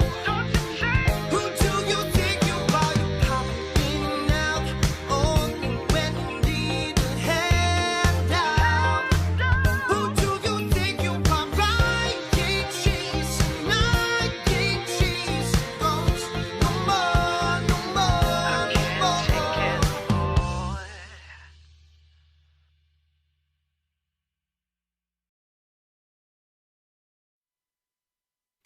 Wow, that was poppy and hooky. That was cool. That guy's got a great voice. I can see why he was the winner. Yeah, Mark Chichkin. Yeah, this Ben dude is pretty damn cool as well. Great pipes and crafty hooky song. There you go. Yeah, 100%. And our next guest, Mo, says it's just odd seeing Windsor places and beers in a music video. I know, right? It's so bizarre. The Thirsty Butler was right on the door there. Very, very cool. Very, very cool. Well, we're gonna go right into talking with Mo because honestly, I would just be playing music, and we much rather talk to people. I think that's the vibe I'm getting. So that's which, by the way, is a great vibe. I'm totally on board. So let me just quickly move my mouse over here and initiate the call.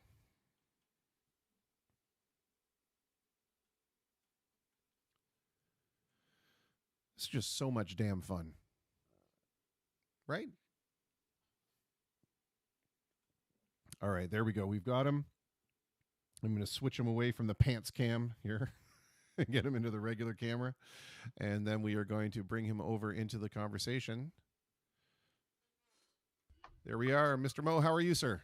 Good. How are you? How's it going? I'm doing very well. Now, I earlier pronounced your last name, and I don't know that I'm doing it correctly. So would you please tell me the correct way to pronounce your last name?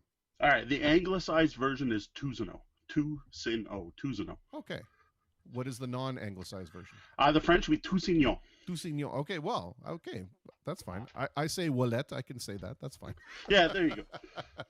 Well, we usually just stick to the anglicized one. Most people find that a little easier. So. Yeah, for sure. The folks that say Olet would agree with you.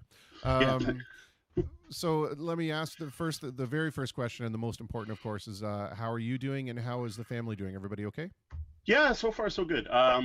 This whole pandemic thing isn't all that strange for us. I work from home. My wife works from home. We live with my mother, who we take care of. Taking care of an aging parent. So it just kind of feels like a really long March break with the kids home, or summer break. Right. With less eating out and going out. Fair enough. So and I see everyone's healthy. Everyone's doing good. We're doing the stay at home thing. Like we're my mom's high risk. I'm slightly high risk due to medical complications, medical problems. So we're not even doing takeout or ordering, right? So we're getting groceries delivered. We're making sure to hunker down and not go out and reduce the risks as much as possible. And so far it's worked. So well, good on you for that. And I applaud your sense of social responsibility. I notice in the background that you are in what I'm assuming is your game room. No, actually, this is nothing compared to my game room. Oh, okay. Well, I was already insanely... Impressively enough, yeah. This is my my office, my work area.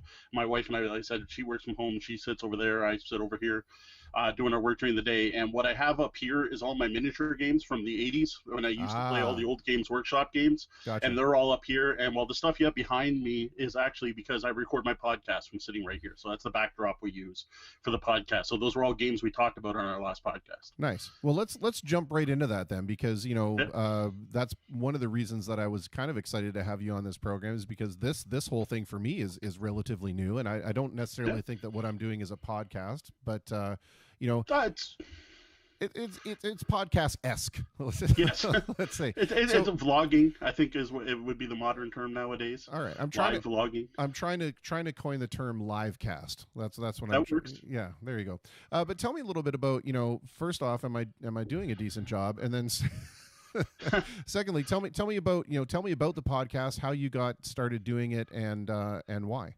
All right. So first off, it seems like you're doing a fantastic job.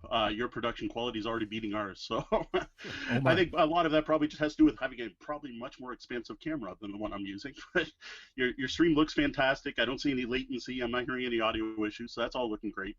I like the scene you've got set up with the chat going by on the side and everything. That's really cool. Cool. Oh, it looks good. Looks very professional. Awesome. And from what I saw, I tuned into the earlier interview with Ginip. Everything sounded great. You seem to be handling it well. My webcam is totally out of focus, though, which I didn't notice. I'm going to try to fix that. What is going on there? Give me one quick second. Yeah, no worries. Where is that button? You'd think I don't do this every week. Okay, I'm on autofocus. Why am I not in focus? Hey, camera. All right, people might have to deal with a blurry me for now. That's okay. A blurry you is better than no you. That's true. All right, so how this all started. So I have been a board gamer for my whole life, huge into board games. As you know, I run and organize events in the Windsor area. I try to get people out. I realize it's an older term, but out of their basement and playing games. Yeah. Though I realize, no, not all gamers are living in their basements in their parents' house anymore. But the gist was get people out of their basements playing games together. And a friend of mine, Sean Stevens, who I grew up with, we both were born and raised in Windsor, Ontario, went to grade school together. I was in grade 1, he was in kindergarten, we hooked up, and we've been friends since. Got really into podcasts, like huge into podcasts. He loved Kevin Smith and the Smodcast, and a lot of the earlier podcasters he really was a huge fan of. And every time I see him, he lived up in Toronto, I would go up to Toronto and he'd be like, Mo, we got to do a podcast together. We got to get you talking to other people about games. He's like, I'll be the host. I'll basically interview you and you talk games. And I'm like, yeah, no, it sounds hard. It sounds difficult. I don't know. And like this went on every time I saw him for 8-10 years. I don't even know when this all started. And then 2 years ago, we were at a game convention in Toronto, Ontario, Breakout Con. And at the time, I had just gotten laid off from my job. And it was I shouldn't say even like I was let go from my job, not fired, but I was sure. Okay, I forget the term. I can't let go with the big package where they pay you for a time. Like a severance package. Yes, severance package. I got a severance package. My position was eliminated. I worked in the auto industry for 25 years, and got this big severance package, a big enough severance package, and I'm like, you know what? I've been wanting to make my hobby my job for years. That was my dream. That was my chance to try. And part of that was Sean going, well, we're at this convention. We're sitting together. We're talking about it. Now's the time to do the podcast. If you want to brand yourself, you want to get yourself out there talking about it, what better time to do it? Right now, you're not working. You got tons of free time. You're still getting paid, so there's no risk. Let's do it. And we did. So 2 years ago, the Tabletop Bellhop, which is the brand we go under, the Tabletop Bellhop, your cardboard concierge, was born. And we started off podcasting. So the one thing I added to it right away was at the time there was this live D&D show that was still pretty new, but 9 million people a week were tuning in to watch it. That's Critical Role. I was going to say, now, I don't know if anyone watching this now knows of Critical Role, but they're pretty big, right? Matt Mercer's live D&D show on Twitch is amazing. Like, it's for the amount of people he is touching with Dungeons and Dragons, it's blowing me away. So one of the caveats I had with Sean was, we're going to do this in video. We're going to do this live stream. We're going to do this on Twitch. So then we got the idea. So we're going to record our show. We got to sit together and talk like you and I are right now. Yep. Every week to record the podcast anyway. So let's do it live. So we live stream it. And then the next thing was I've been a blogger for a long time. Doing it was through an old website called Windsor Gaming Resource. Don't bother looking that up. You won't find it. Well, it's there, but you know, like anything old on the internet, it's always there. Yeah. My live journal's there too. You can. I made a blog, Tabletop Bellhop. So their goal was, no matter how you want to consume our content, you're covered. If you want to watch us, you can watch us on Twitch. We also take the Twitch videos, we put them up on YouTube, so it's their video on demand. So you don't have to be there when we're live. Yep. If you want to listen to us, we pull the audio out. Sean does all kinds of work in the background I couldn't tell you about to make us sound good, and puts out an audio podcast once a week. And I write a blog post about everything we talk about. So if you want to watch it, listen to it, or read it, it's out there for however you want to consume the media. Nice.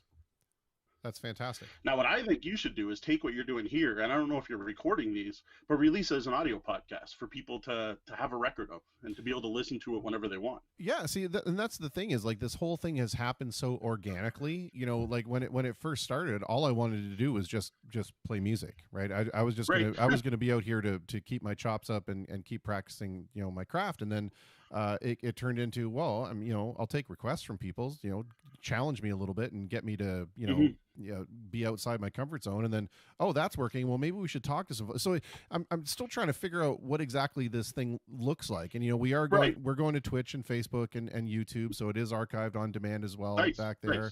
nice. But yeah, so I don't know what this is going to end up looking like, but yeah, Fair enough. definitely. I think it would be an interesting avenue to approach to Like try I to, said, it's easy enough. If you're on YouTube or Twitch, you can pull the audio out. yeah. So you just pull the audio out of that and then pick a platform of your choice. Like we use Pinecast because Okay. it's cheap. Yeah. It's like $5 a month or something to host us. There are some free options out there, but most of the free options you have to give up your rights, and we weren't willing to do that. Yeah, gotcha. So let's talk a little bit about the empowerment of technology in terms of, you know, doing what we are doing right now. You know, it's pretty amazing that we're able to do these, you know, semi-pro looking things from the comfort of our own homes. Now, do you Yep. think that everybody being forced into this kind of confinement or into this, you know, isolation, do you expect to see things like, you know, podcasting and vlogging and all this kind of stuff have kind of like a big surge in popularity because people are looking for content outside of the normal media content to consume? Well, I will say when all this hit in mid-March, I had the largest spike in all of my digital content I've ever seen.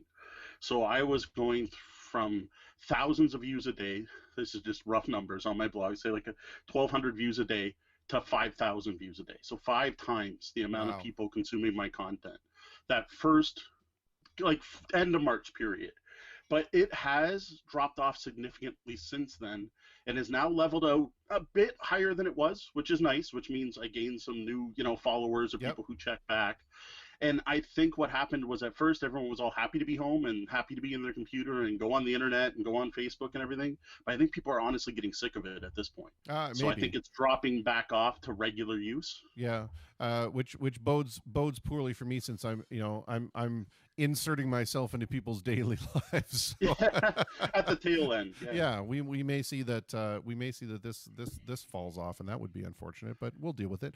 Well, the thing is, you're going to get new people, right? You're doing something brand new. So I Yeah. already had an audience. My audience spiked, and it didn't drop as low as it was, which is like I watch the numbers too much. My wife is a professional blogger. She's a mommy blogger at mapleleafmommy.com. And she's like, no, when you see a spike, you want spikes. Spikes are good. Yeah. But the important thing is that when it comes back down, it doesn't go as low as it was before. And as Right. long as it's higher than it was ever, and then you want another spike and it goes down and it stays up. And that's the progression of digital media creation. Sure, Is sure. something goes viral, something hits, something spikes, and then you hope to keep some of those people Yeah, because you're never going to keep all of them. no. And then you want to hit your next spike. You want to hit your next big thing, and you'll spike, and then you keep some of those people, and then you spike, and you keep some of those people, and the overall progression should be a nice curve. Yeah. In terms of the content of your podcast and of your blogging, you know, it's games and tabletop games specifically. You were very, very kind enough to review a project that I am involved in. Apart from this, which is a new game that we're bringing out. And thank you for that, by the way. That was wonderful. Oh, and congratulations on funding the Kickstarter. I don't think I actually talked to you since you did. Yeah. We're ready to go. I got like a whole bunch of copies right That's over here. So, but where I was going with this is that, you know, I think that another positive that's going to come out of this is because we're actually finding ourselves, you know, forced to spend time with our families more, is that the resurgence of something like a game night is going to come back. Yes. Have you seen any evidence of that, or have people kind of given you any indication of that? Oh, most definitely. That is one I am seeing the most feedback on. So the brand of ours, like I said, it's Tabletop Bellhop, the Cardboard Concierge, and the idea is we're trying to be a Dear Abby for gamers. We're answering other people's gaming and game night questions. Well, since this started, every single question I have gotten is related to best games to play with 2 people, best games to play with 3 people, best games to play with my kids, best games to play remotely, best games to play when your players can't be present, best games to play over video on demand, best games to play on Roll20, which is a digital app for playing role-playing games like Dungeons & Dragons, best games to play on Fantasy Grounds. Every single question I've gotten since March has been virus related, without people coming right out and saying it, but they're obviously, right? It's, I'm stuck at home with my wife, what can I play with her? Yeah. Or I'm playing with my kids and my kids only like Candyland, what kind of games can we find? Now, So there is definitely a spike in those topics. And if you look at our last few podcasts, we're catering to that, right? Like that's what people are asking right now, so that's what we're writing. So I recently published an article that reviewed 3 of the best sites for playing board games free online. And we talked about how you can go online and play games. So if you don't have the physical games, or again, you don't have the people present, here's a way you can play your favorite games online. yeah. And those are the kind of topics we've been doing basically since the beginning of March now. That's great, and I would encourage you, at the end of our conversation here, please do drop in links into the comments where people can go and check these things out, so that we can get some of this advice, because I'm sure that there are people out there wondering exactly the same kind of things.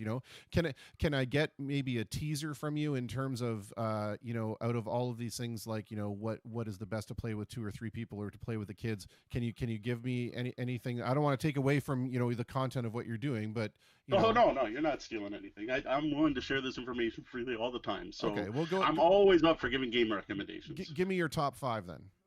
All right, so we'll start. Games with 2 players is the biggest right now. That's the most popular thing. My favorite games for 2 players right now is a game called The Duke, which is a chess-based game played on a grid like chess, where your playing pieces are wooden tiles. And what's fantastic about this game is that the tiles show you how the pieces move, and every piece moves different. And then the neat bit, the killer app, is that after you move your piece, you flip it over and it moves differently on the other side. Fantastic game. It's not cool. Chess. It's not as brainy, but a really neat chess-like abstract. A simpler one is Onitama. That is, again, you've got a grid. You have 4 students and a sensei. It's set up like a dojo, and you are trying to take out the opponent's pieces or get your sensei into the opponent's dojo. What's brilliant on this is there are cards that show you how the pieces move. There are only ever 5 cards in the game, and after I use a card, I have to give it to you. So you always know what cards are in play. And every time I use a move, I've got to give it to you to use against me. Again, brilliant game. Next one is Patchwork. This is a 2-player game where you're building a quilt, which doesn't sound all that interesting, but it's using Tetris-style pieces, polyominoes, and every round you're going to draft a polyomino to put on your quilt. Depending on how big it is, it takes more time, and the more time you spend, the more turns the other player gets, and it's whoever can make the best quilt. What am I at? I'm at 3. Yeah. Another one is Fox in the Forest. This is a fantastic one for your friends who like euchre or poker or card games. This is a 2-player trick-taking game, which is almost unheard of. 2 players playing tricks. You have 3 suits of cards, numbered 1 to 11 each, and the highest card in the suit wins. There's a trump that's flipped up every turn. The neat bit in this one is that every odd card breaks the rules in some way. So, for example, the 1 card changes the lead. So even if you lose the trick, you keep the lead. The 3 card lets you switch the trump card, and so on. And each of the odd cards changes it. But there's the fact that someone was able to design a trick-taking game for only 2 players that works is amazing. Yeah. And then my last one is going to be another one, Fox in the Forest Duet. It takes that 2-player trick-taking game and makes it a cooperative game. So if that's one of the things you don't enjoy is the conflict of board games, so if you and your wife or your significant other like to play games together but get frustrated with the competition aspect and you're in each other's face, play a cooperative game together. Yeah. And that way you're both working together to solve the game. Okay. Cool. What it's almost like you do this for a living. You just rattle those off. Right. Okay. Now, so what if you are, in my situation, for example, I have a family of 6 people, right, including myself. So it's a large group. Or what if you happen to be within a larger group of people? Is what would your recommendations be for games for those? And all right, 6-player games. It's going to really depend on. Usually, what I would do is I'd spend more time talking to you ahead of time, finding out what kinds of games you like and what kinds of things you're into. If you're into sci-fi or fantasy or anything, we're just going to skip that for the purposes of time. And I'm going to go with Power Grid. Plays up to 7 players. It's an economic game where if you think Monopoly's at all fun, this is actually a really good version of it, where you are trying to connect power plants, and there's auctions for different power plants, and there's an actual changing economy for the different resources like oil and electricity and garbage, because you can burn garbage in some of the power plants in the game. And as people buy one resource, it gets to cost more. Great economic game that sounds way heavier than it is. Okay.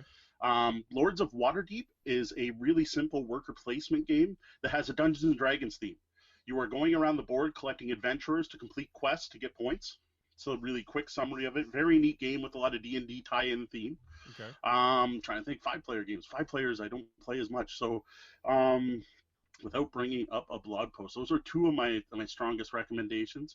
I am addicted to a game called Orleans right now. Now this is a heavier game, and it's called what they call a bag builder.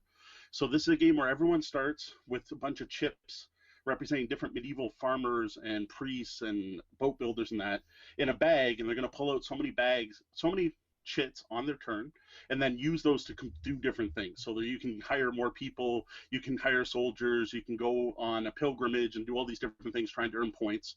So that's another one I strongly recommend, though. To play with 5 people, you do need an expansion. For a much lighter game, you could look at the Great Dalmuti. So this is one for the trick-taking fans. This is basically a gamer's version of Asshole. And what it does is you have 1 card, 2 cards, 3 cards, all the way up to 13 cards.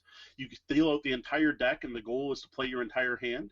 And what you have to do is play the same number of cards as the person before you, but at a lesser number. So if someone leads with 4 9s, you then could play, say, 4 5s.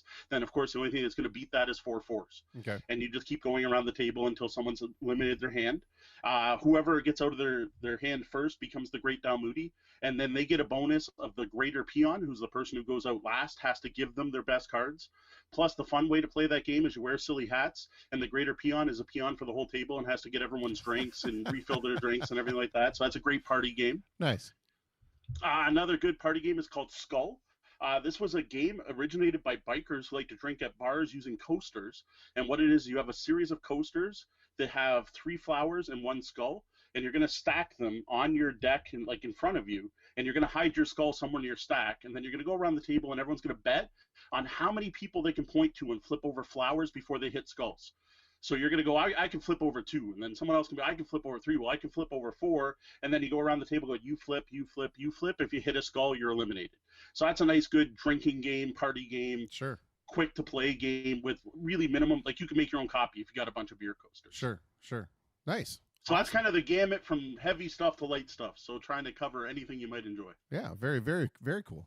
I want to touch a little bit on the social aspect of this, because we live in a digital age now, and everybody's got a phone or a tablet or a laptop or something where we have all these digital apps and digital games.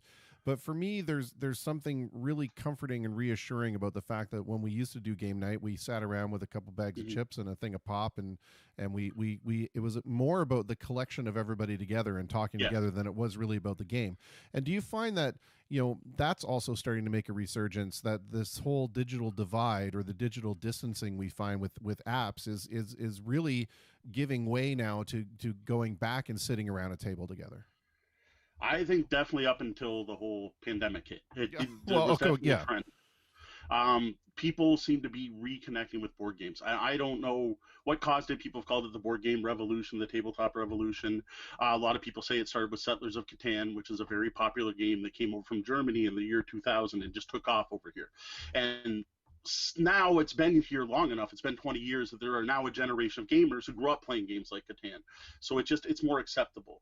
But there's definitely been a resurgence of the family game night and people getting out and playing games. Another big aspect of that is the board game cafes. So there's one here in Windsor, Wizards of Walkerville. They're very popular other places. Snakes and Lattes was the first to open successfully up in Toronto, and they now have multiple stores. And these are places where you can go in, get a meal, and play a board game. And the popularity of those is huge. Yeah. And even just locally, the events I've run, I was approached by Easy Mode, which is an esports lounge on Ottawa and Parent. Used to be the old Tecumseh Tavern, I think it was. Okay. Is esports lounge. So they're doing League of Legends, Smash Brothers, Mario Kart video games. Asked me to run a tabletop night there once a month. and we were getting like 30 to 50 people out to this. It's definitely, people are enjoying it. And you're right, it's the physical contact. Like I don't mind, I like being able to play games online. I love the fact that, like I said, I just looked at 3 sites the other day that let me play board games online, and it's awesome those exist. But I would trade in all of that to be able to sit down at a table and play with someone across from me. Yeah, now the other thing that this leads into, one of my good friends, Shannon Wright from Australia, he's we're all regular D&D gamers, and we all have our regular Nice. groups and all that kind of stuff. They have now turned to Zoom meetings to play their D&D stuff because they can't get together.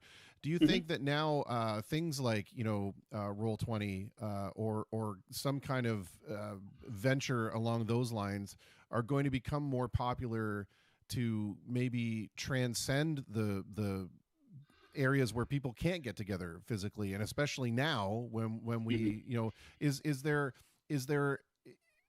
a recommendation from you in terms of, like, is a Zoom meeting the way to do it, or what's the best way for you to still run something like a multiplayer dungeon crawler type game?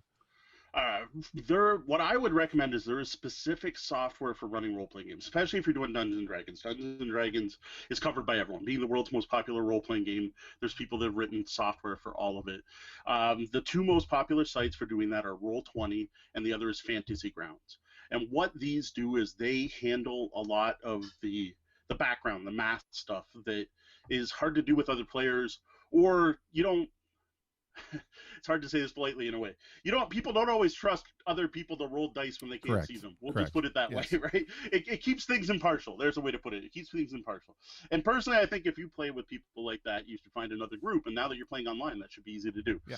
But it is a concern for Yeah. many role players that people are kept on the straight and narrow. And that's what these apps do, is they have things where you can import maps, and you can import images, and you can import sound effects, and they handle all the things like your character sheets and your dice rolls and your hit points, and it does all the work. And literally all you have to do is what you and I are doing now to play, is sit down at a computer and boot Yeah. it up. Yeah. You don't need piles of rule books, you don't need your dice, you don't need your pencils, you don't need your maps, you don't need your miniatures. It's all handled online. Mhm. Now, you're not going to get that from Zoom. From Zoom, someone still needs all the books. Someone still needs to, if you're going to do a map, you need a camera, and you need a map, and you need miniatures, and someone's got to draw everything. And while Zoom's a great option just for talking to each other, and now role-playing games are 99% a conversation, so it's perfectly valid to play that way. And other than Zoom, another really popular place right now for role-playing games is Discord. Yeah. Because Discord, you can do video, you can do chat. Discord's huge for role-playing games. I am on 23 different Discord servers, and I turn down invitations every day. Wow. Like, there are just so many people gaming on Discord right now. I actually have a Tabletop Bellhop Discord where I chat with people, and we were talking earlier in the day. And then there is Vassal, which is another online tabletop. And then there is Tabletopia and Tabletop Simulator. And what both of those do is they are meant to be used with VR gear, but you don't need VR gear, but they give you a virtual tabletop where all the bits are there, but there's no software to manage it. So if you want to move a miniature, you have to click and move a miniature. There's nothing's automatic. Yeah. Or if you want to decrement hit points, you need to click on a hit point button. Yeah, sure. It's interesting because one of the things that I share with my friend Shannon is in the way that we run games. You hear these terms quite often. The book bunnies and all that kind of stuff, and the people that are super attached. Like I was never really much into D&D. I came from Rollmaster, right, where there's Nice. charts upon charts upon Yep. charts upon charts. Yep. But one of the things that we really concentrated on, and Shannon definitely more so than I, and really turned me on to this, is that oftentimes when you're playing with him, there's very little dice rolling involved, and there's very little book consultation involved because the story is what is the engaging part. Yes. And I think that that's also something else that's really cool to touch on, is that by adopting some of these games and by adopting some of these principles, you begin to grow your imagination. You begin to Yes. get in touch with that creative side that everybody's got in them, right? We were all kids at one point, and all kids went outside at some point, and the wagon became the pirate ship, and the house was the fortress, and all that kind of stuff. And all you need to do is just exactly. remember how to get back to that place. I want to really quickly read a comment out here from the chat. Jocelyn says, she bought a fun, or so I thought, version of Monopoly called Drinkopoly. Broke it out when we had some friends over excited for a drinking game, and it turned out to be a swingers game, and we had no idea. Even Wow. having everyone read the game, there still wasn't any clues to prepare us for that. Just they still Wow. joke about it and still with those friends all the time. That's awesome. Jesus. I want to look at. Yeah, I wouldn't expect that. I want to look that up. And now this actually is a great tie-in to the next thing that I kind of wanted to talk about, and that is, you know, I remember when in the late 80s, early 90s, and I was getting into doing all these role-playing, you know, type of Mhm. games and fantasy role-playing. My thing is Tolkien, so anything that I Yep. would do, I was a hardcore Tolkien guy, and it was always in that kind of setting. But I had a friend whose mother was an absolute devout Christian, and refused under any circumstances to allow him to play with our group. And that was a real thing. You know, it made the talk show circuits and all that kind of thing. What do you think people now what's the social kind of idea about these role-playing things? Are there still people that are freaked out about it? I mean, you know, you hear stories here or there, but have we become a little more easygoing and conditioned to the fact that, you know, simply talking about dragons doesn't mean you're trying to worship the devil? Well, I definitely remember that time period. As I mentioned, my co-host Sean, I met in kindergarten. His parents were on that, but what it was with them is both his parents were teachers and later principals, and they had heard about the Dallas Egbert thing that happened over in Detroit with the guy that went down into the steam tunnel. So it wasn't the satanic aspect; it was the you're gonna LARP or go get yourself killed. Right. And he was not allowed to play D&D. And the way we got around that is we played Cyberpunk and Marvel Superheroes, which was somehow okay because that wasn't Dungeons and Dragons. So Right, that because- was the loophole that worked. Because, you know, the concept of a superhero jumping off of a tall building to prove that he can fly. Yeah. But it's what worked. So Yeah. we're not going to complain about that. But yeah, definitely not. There's less stigma. So the thing you still see is the nerds versus jocks thing. I don't think that'll ever go away. The sports fans making fun of the D&D fans, and the D&D fans making fun of the fantasy football fans, even though they're both playing the same game, in a way. Yeah, good point. I don't think that'll ever die off. But the biggest thing that has really helped is the commonality of gaming to show up in popular culture. Yeah. Like, I don't know if you've seen it yet, but what Joe Magnello is doing right now in his isolation while staying at home is painting his Warhammer 40K army. Yeah. And he's live streaming it. Yeah. The fact you can see Joe Magnello painting Warhammer 40K figures makes all the naysayers kind of look and going, well, look, the famous people are doing it, right? And everyone knows Vin Diesel played. And while Robin Williams played Dark Eldar in Warhammer. Like, the more of that gets out there, I'm trying to remember which football team it was that was famous for playing Catan during halftime. Like that, it just gaming nowadays is ubiquitous. And same with you watch TV shows, you watch The Big Bang Theory or Rick Community. and Morty, and Yeah. the board games are just there. The role-playing games are just there. They're- A lot of the kids' cartoons, I've noticed, start having RPG episodes. So if you watch the new Voltron or My Little Pony, they have an episode where the characters all get together and play a role-playing game together. And it's one of the things people do now. It's not unusual. It's kind of replaced the old I went to the arcade. Now it's I went and gaming with Yeah. my friends, which I think is awesome. Community was another one that did an Yeah. amazing. They had, I think, a couple of Dungeons and Dragons episodes, and it was Yeah. absolutely amazing. And you're right. You know, once you start introducing these into the realm of popular culture, it becomes less scary. It becomes less of a stigma. It becomes Yeah. more acceptable. And I think people just need to calm down and realize exactly what we're talking about here. We're talking Yeah. about fostering your children to use their imaginations. That's Yeah. that's all. That or adults socializing, getting together that doesn't involve getting stupid drunk or getting into a fight or any other stupid Or- things us adults do when we go out and try to have fun. Right. Or say swinging with your neighbors when you try to play Yes, drink love cocktail. playing Monopoly. That's going to stay with me now for the rest of my life. That's Yes, going it to is. be great. I want to ask you the same couple questions I've been asking everybody, right. and that is, you know, and I think I probably know your answer, but of the unrestricted life that we were all able to live about a month or so ago, what is the thing that you miss the most? And then on the flip side of that, having been forced into a role of isolation or Mhm. more isolation, as the case may be, has there been something that, to your surprise, was comforting or joyful in that?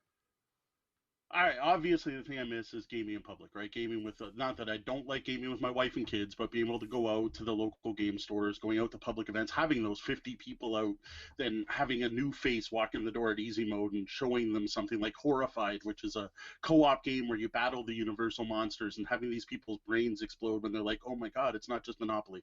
I miss that. I miss that hooking a new gamer on hobby games and the social interaction of it. The actual, not just the playing the game, the interacting with other people, laughing, having fun, being in physical contact, and the competition of it, actually playing against someone sitting across from me, being able to look them in the eye as I take that move and take their last piece or whatever it happens.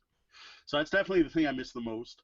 As for relaxing, like I said, for me, it's not, this isn't that big a change. It's strange. Yeah. The most comforting thing is when we got a big box full of bagels coming, because I like to have a bagel every morning, and we haven't had bagels for 2 weeks, and I'm like, oh, this is awesome. And we ordered bagels right from Montreal. We're like, we're going to the source since we're stuck at home. Oh, so that was a nice one. But I there hasn't been anything particular, because like I said, most of this is what I'd be doing on a normal week anyway. Like my day-to-day has not changed except for the fact my kids are home. Yeah, sure. Excellent. Okay, good. Salient point. And then the other common question for everybody has been, we all know what we're supposed to be doing in terms of what we've been told governmentally, and but just from your own sense of social distancing, or your own sense of social responsibility, what do you think people should and shouldn't be doing right now, and is there something that we could be doing better? What the one that surprised me the most is how many people, like, I don't go out much at all. It's now been over a week, but I can look out my window, and every time I have gone out, so I'm in a pimp some local place at the time. We've been going out to DeMarco's Fine Foods, which is kind of far from my house. It's on the west end. It's where the old Indy used to be for people our age, and they're doing curbside pickup for groceries, and they're better produce. You're supporting local. You're not going to Metro, and you're not having to wait 6 weeks for click and collect, right? So that's when I'm going out, and when I go out, there are still an awful lot of people out and about in groups together, and I just don't get it. Like, do you think this is a joke? Do you not believe it's happening? My father happens to live at an old age facility that has an outbreak going on right now, and not that I wish that on anyone, but I wish people could feel the impact I felt when I got that phone call and was told that, just so it clicks in. Like, come on, this is real, people.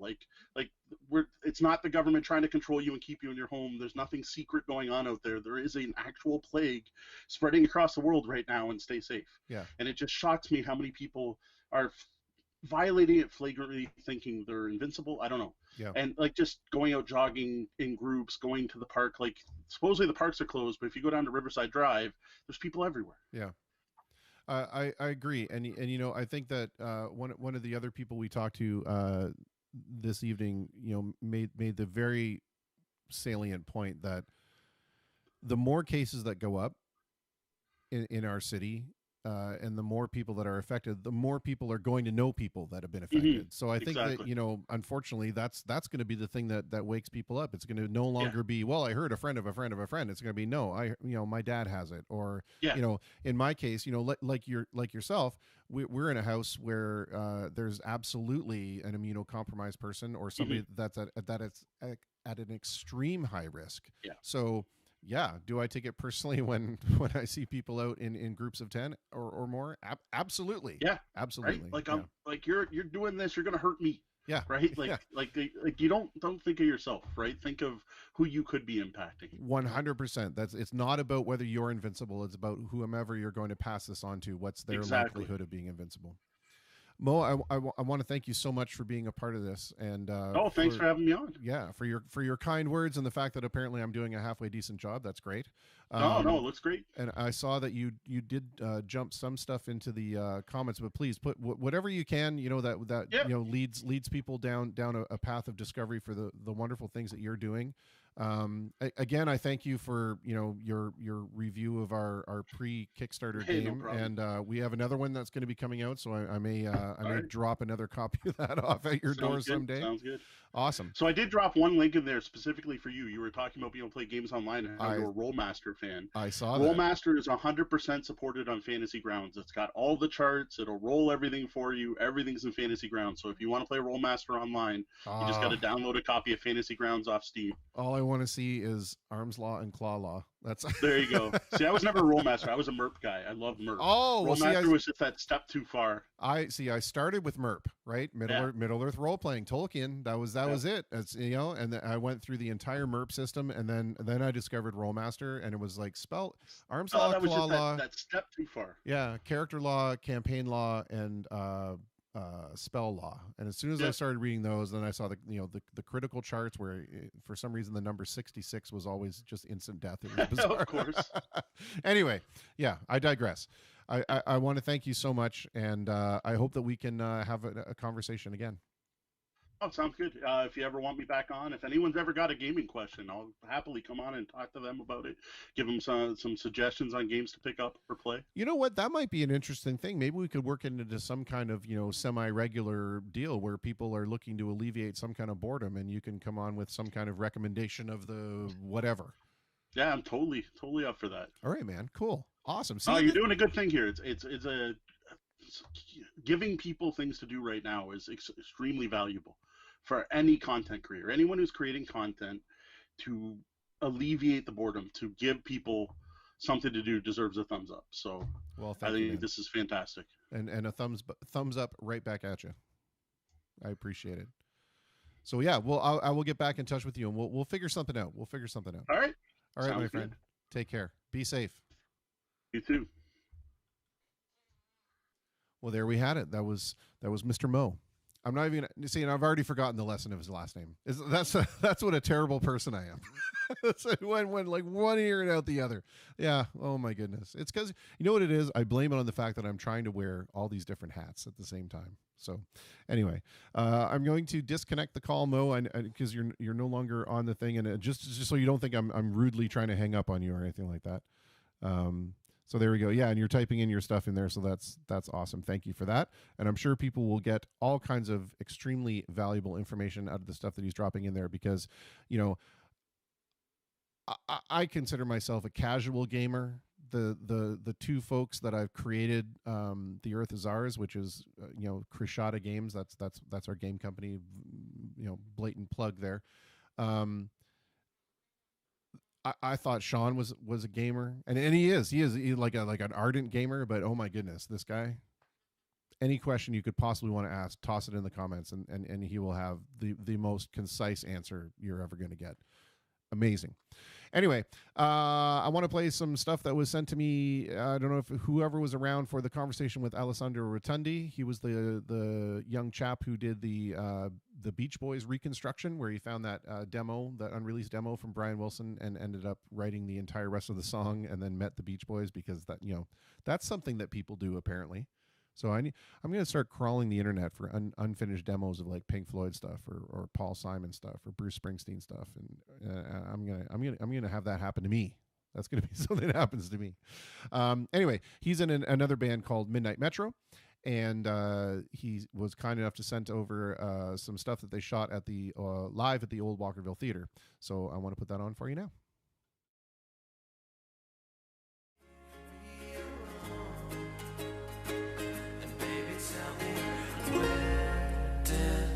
The time go.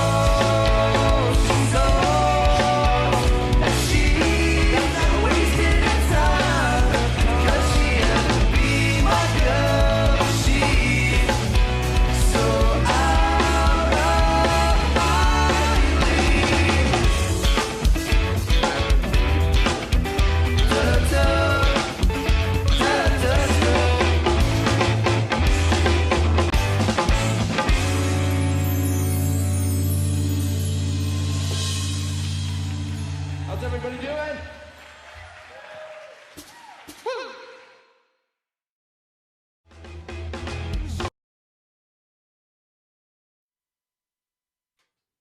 Yep, that just happened.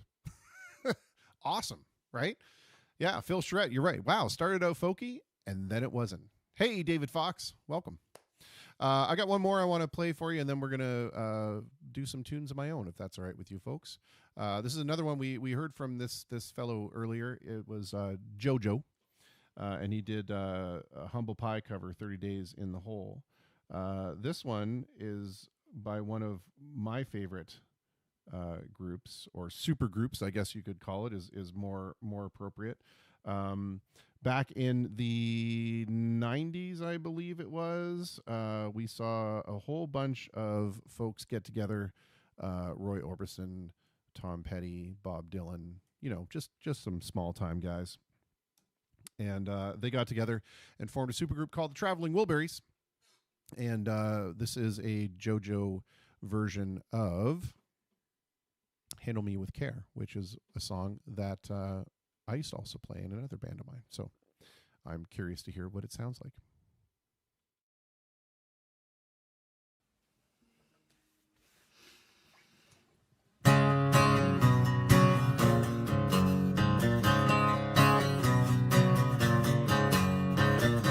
Been beat up and battered around, been set up and I've been shot down. You're the best thing that I've ever found. Handle me with care. Reputation's changeable, situation's tolerable. Baby, you're adorable. Handle me with care. I'm so tired of being lonely. I still have some love to give. Won't you show me that you really care? Everybody got somebody to lean on. Put your body next to mine and dream on. Been fobbed off and I've been fooled, been robbed and ridiculed. Daycare centers and night schools. Handle me with care. Ooh.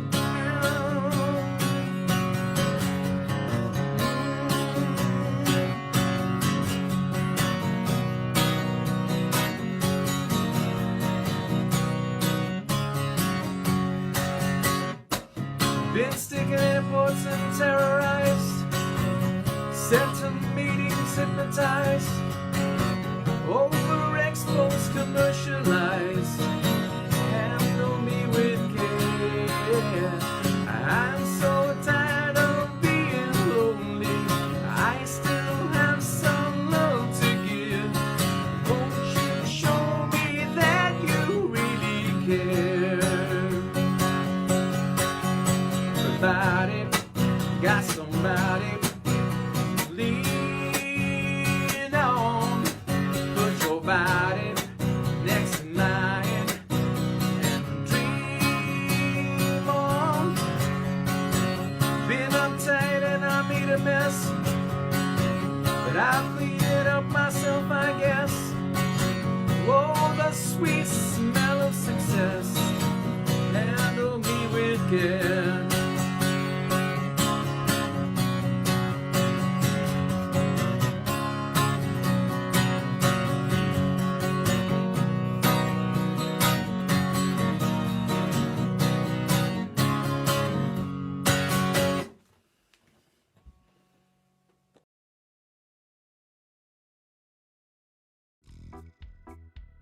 Rockstar Music Hall is Windsor's premier event and concert hall. Turnkey productions for concerts, theater productions, trade shows, fundraisers, and home of the Rockstar Wedding. The Platinum Room Banquet Hall is a wedding and event venue featuring in-house services for everything such as catering, decorations, DJ, officiant, i.e. you can get married there, and much more. They do it all and make it easy for you, located directly above Rockstar Music Hall. Partners with and located at Platinum Ruin Rockstar Music Hall, Windsor Weddings provide wedding and event services such as live entertainment, DJ, photography, photo booths, decorating, and efficient services.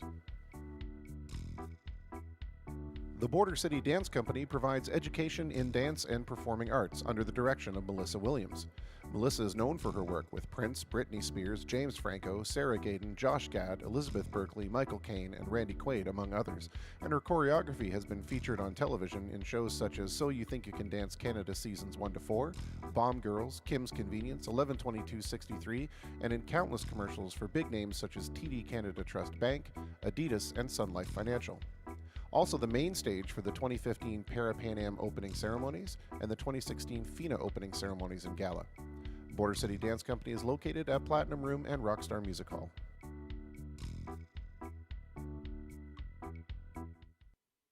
Well, hey there. Welcome back. Sorry, had to attend to some personal business. All right.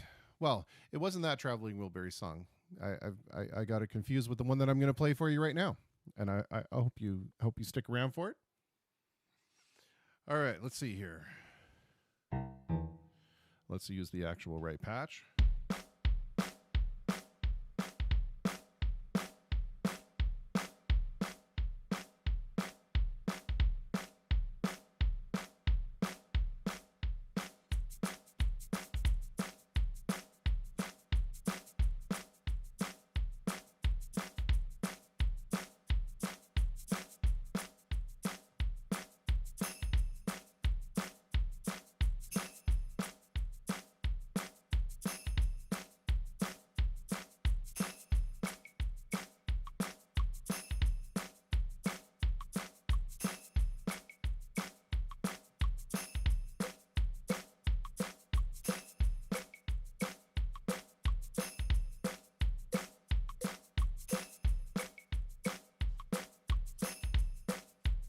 Well, hey, Mr. Al Hughes, John Dippoliti.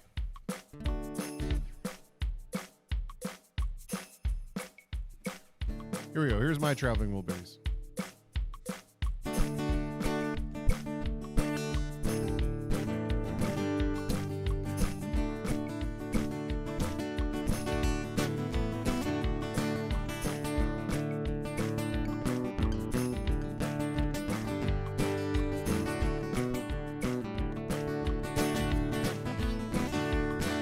It's alright, riding around the breeze. Well, it's alright if you live the life you please. Well, it's alright, doing the best you can. Well, it's alright as long as you lend a hand. You can sit around waiting for the phone to ring at the end of the line, waiting for someone to tell you everything at the end of the line. Sit around and wonder what tomorrow will bring at the end of the line. Maybe a diamond ring. But it's alright, even if they say you're wrong. Well, it's alright, sometimes gotta be strong. Well, it's alright as long as you have someone to lay with. It's alright, every day's Judgment Day. Maybe somewhere down the road a ways at the end of the line, you'll think of me and wonder how I am these days at the end of the line. And maybe down the road you know when someone plays at the end of the line, the purple haze. It's alright, even when push comes to shove. Well, it's alright if you got someone to love. Well, it's alright, everything will work out fine. Well, it's alright, going to the end of the line.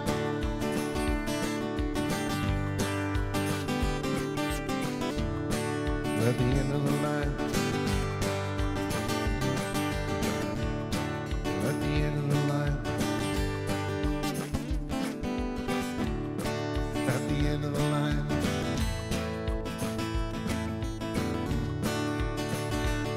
Well, it's all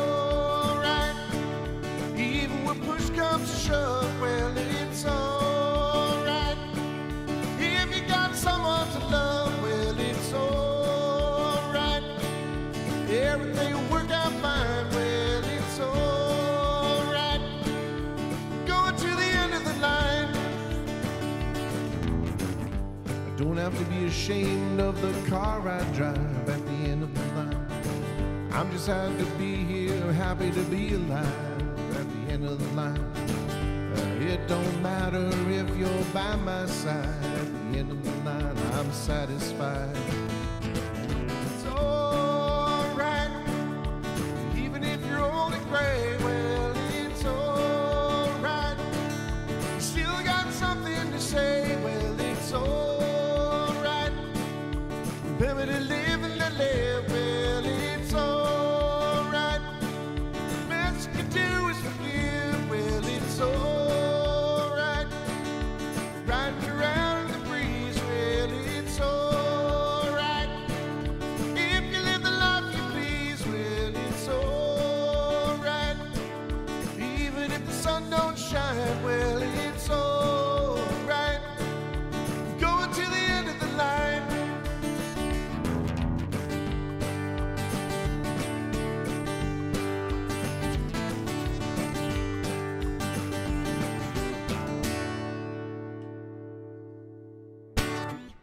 Woo, that was fun. Love that tune. I love that group, man. That was such a great smash together of people that deserve to be smashed together. If that even makes sense. I don't know. I think it makes sense. Oh boy. Well, let's see here. Now what are we going to do? Thanks, Mr. David Fox. I appreciate that.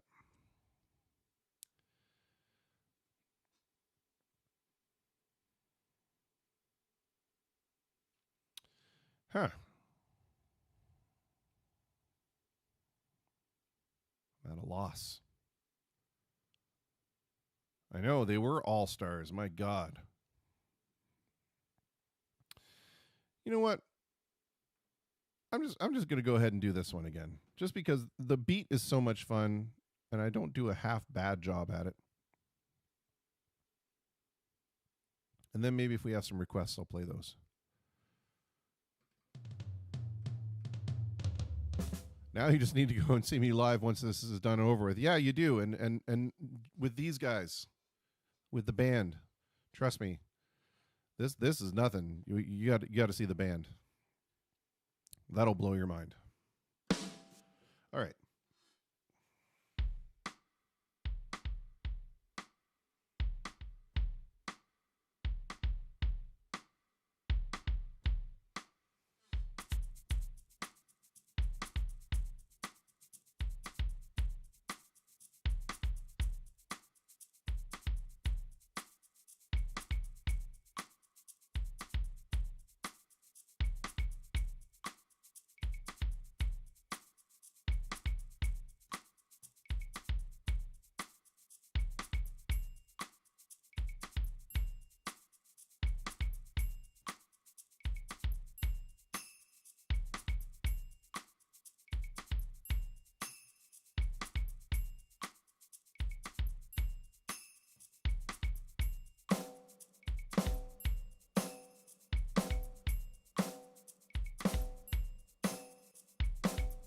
We're almost there. We're almost there. Let's try this again.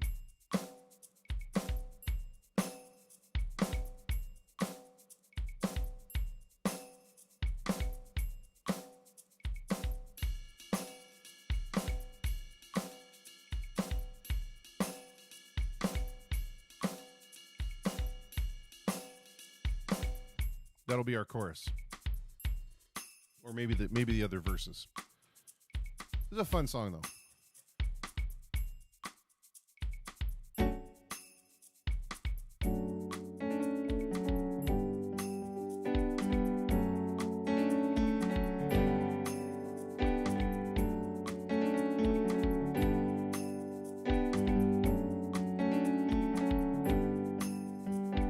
Friday night, I'm going nowhere. All the lights changed red to green. Turning over TV stations, situations running through my head. Looking back in time, you know it's clear that I've been blind, I've been a fool. Open up my heart to all that jealousy, that bitterness, that ridicule.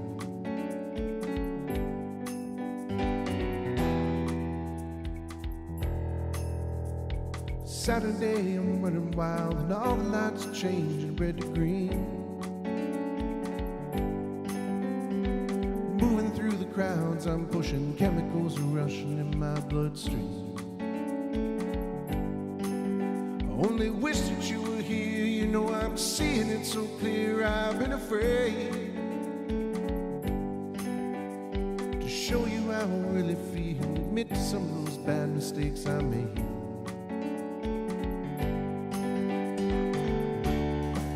Want it, come and get it, crying out loud.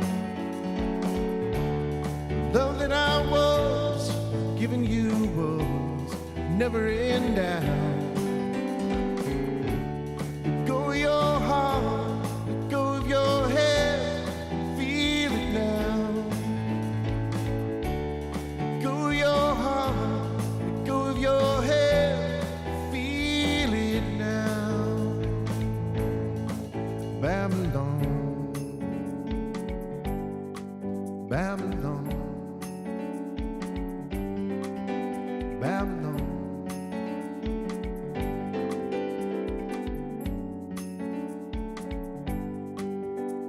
Well, Sunday, all the lights in London shining, skies fading red to blue. Kicking through the autumn leaves and wondering where it is you might be going to.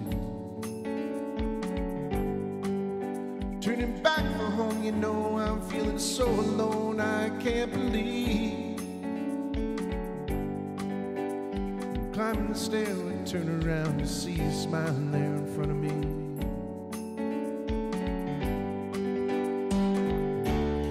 If you want it, come and get it, crying out loud. The love that I was giving you was never in doubt. Let go of your heart, let go of your head, feel it now. Let go of your heart, let go of your head, feel it now.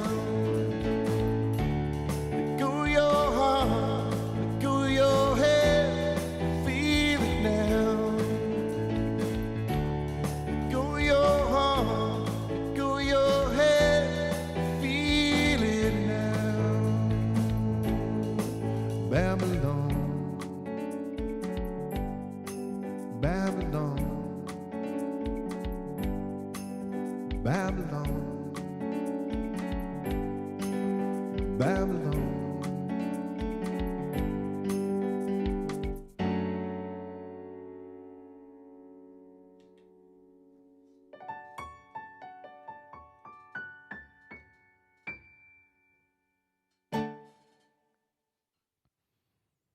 See, isn't that one fun? It's fun. I like the beat. The beat just sells it to me. I don't know why. Just does. Earlier, Mr. Rob Shepley challenged me for another Pink Floyd challenge. He said, do something off the Endless River. And you know what? You stumped me because I've never listened to the Endless River. I can honestly tell you that I have never even had an inkling of listening to anything on that album. I don't know what it is. I feel like, I don't know. I can't explain it. It's just, I have never listened to anything on that album. So I guess you stumped me because I don't know it. But for Mr. Al Hughes, who wants to hear some more Floyd, we can do that. Let's do this one. I did it a little while ago, and it was pretty cool. People dug it. It's going to be my version of a Pink Floyd tune. It's going to be kind of, we'll see what you think.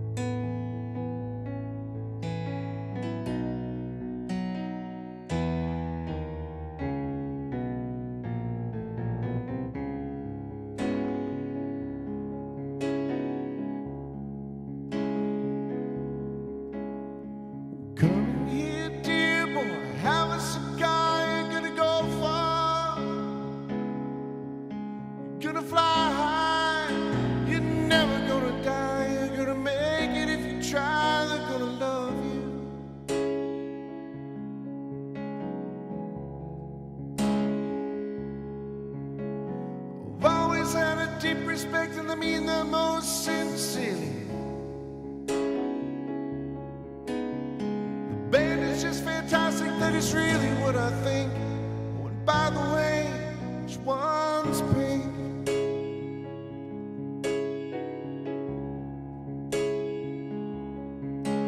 Do we tell you the name of the game, boy? We call it riding the gravy train.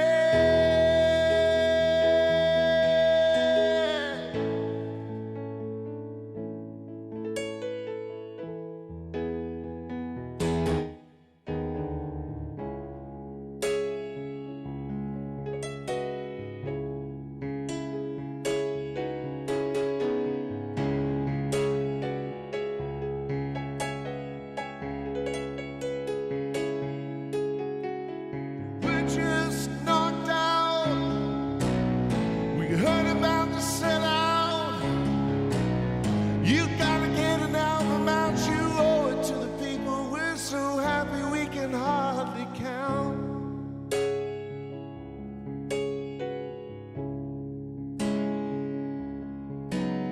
Well, everybody else is just green.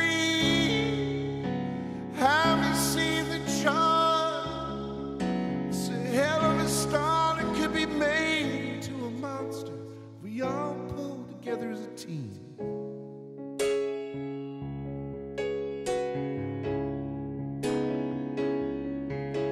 Do we tell you the name of the game, boy? Riding the gravy train.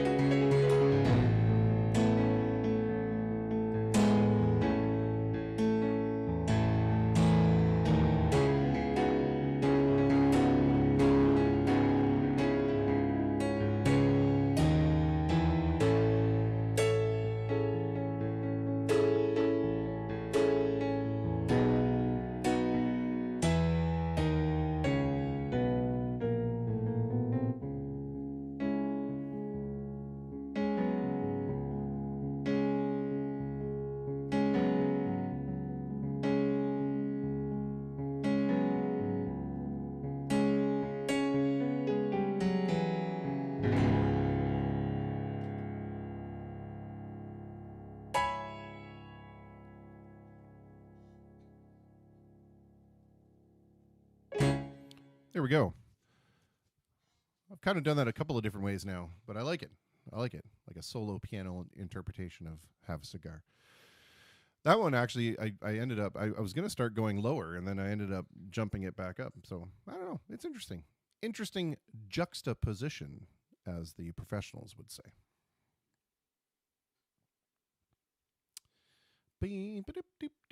So I hope you enjoyed that. Hope you enjoyed that.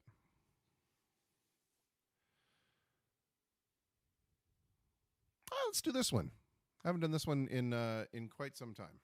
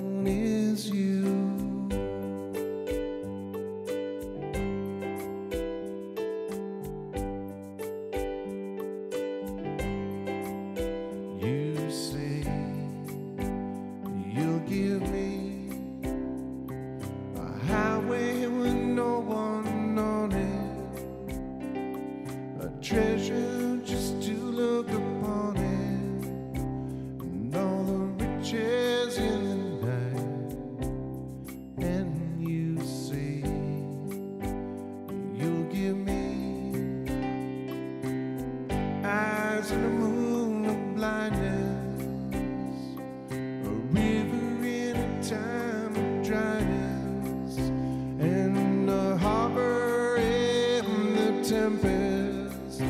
But all the promises we made, from the cradle to the grave, when all I want is you.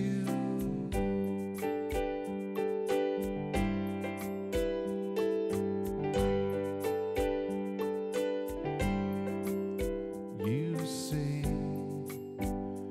you want your love to work out right, last with me through the night.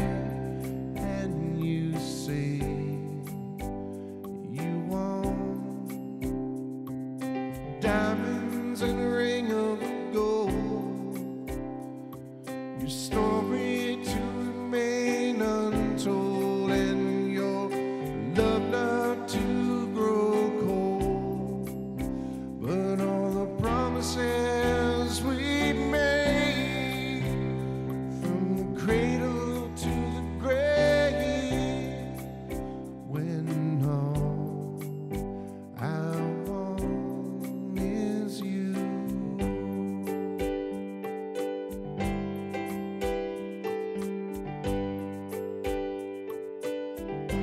All I want is you. All I want is you. All I want is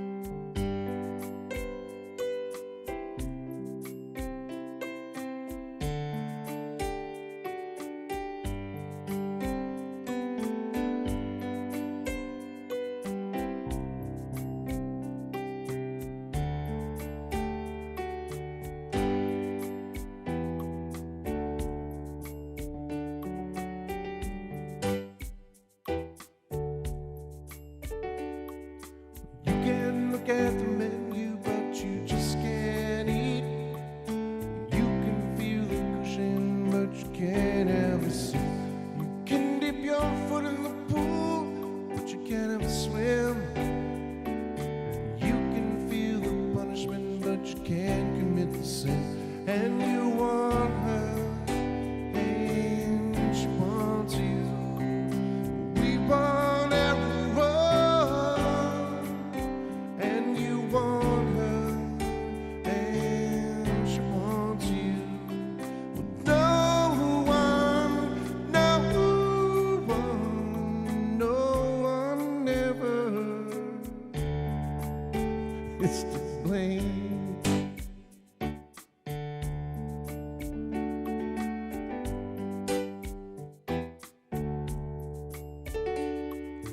You can build a mansion, but you just can't live in.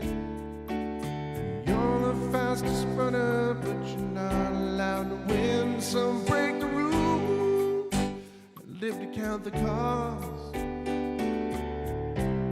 Insecurity is the thing that won't get lost, and you want her, and she wants you. We want everyone, and you want her, and she wants you. No one, no one, no one ever is to blame.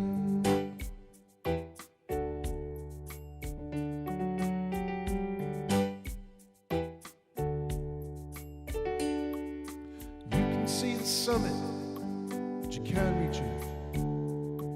It's the last piece of the puzzle, but you just can't make it fit. Doctor says you're cured, but you still feel the pain. Aspirations in the clouds, but your hopes go down the drain. You want her, and she wants you. We want everyone, and you want her, and she wants you. No one, no one, no one ever is to blame.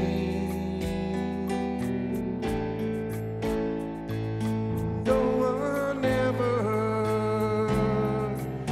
is to blame. No one ever is to blame.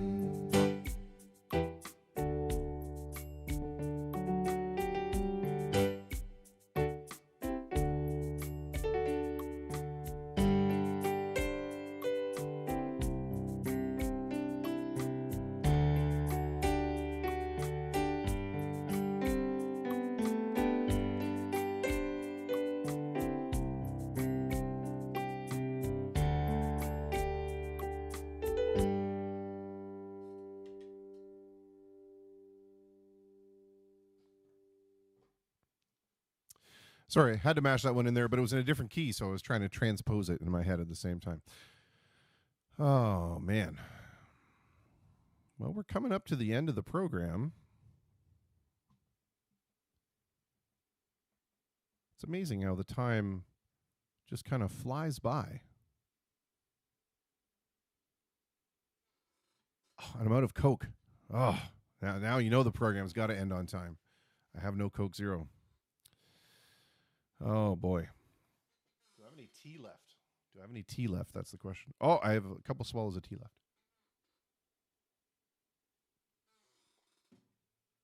Although it is now iced tea. An unsweetened iced tea in the proper tradition of the South.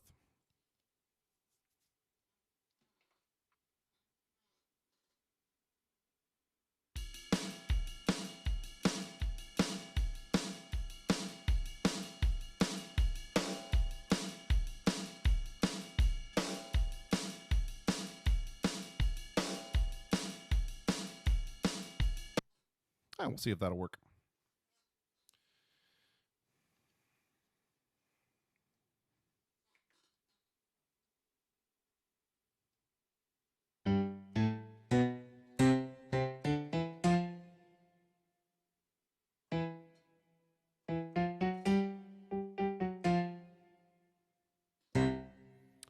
Well, we'll try this.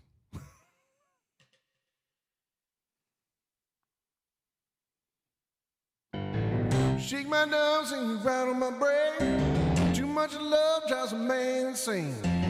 You broke my will, what a thrill. Goodness gracious, great balls of fire. I love and love before I thought it was funny. You came along and moved me, honey.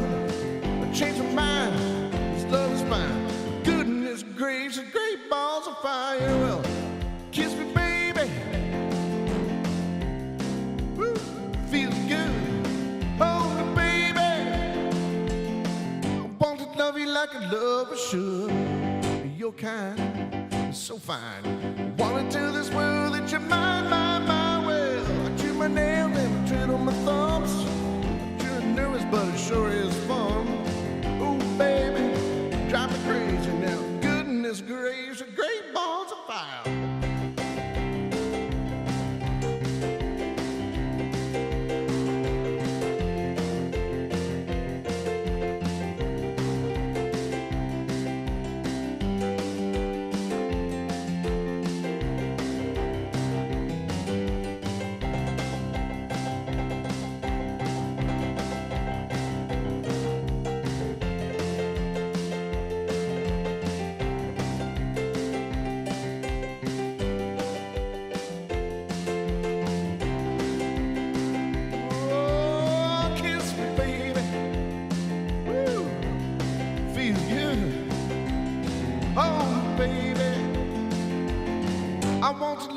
like a lover should. You'll find so kind. I want to tell this world that you're my well. Chew my nails and I twiddle my thumbs.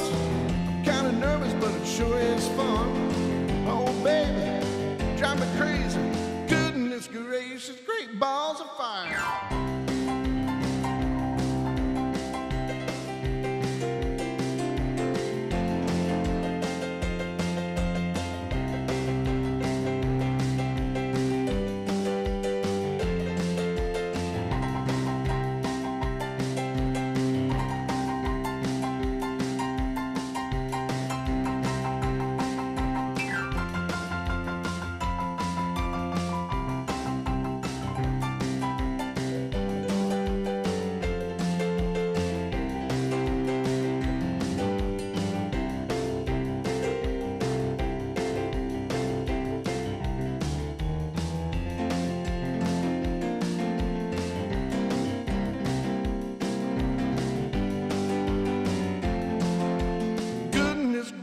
Great balls of fire. Totally not in my wheelhouse. Oh, totally not my regular kind of stuff. I don't know how to do that boogie woogie stuff, man. That whole it's just not something that I've ever been able to do. And I was never a really big fan of like that old blues driven 145 rock. I don't know why. I don't know why. It's not that I don't like it, but you know, it's just it was never in my front of my mind, I guess. And that being said, I was thinking of something earlier that was like not in the front of my mind either. And don't bow to the piano god. Yeah, Mark Calcott's not here. Jeez. Let's see. What do we end it with?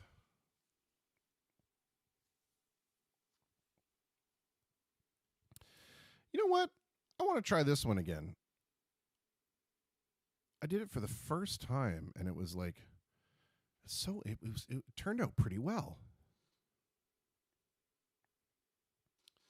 Let's see.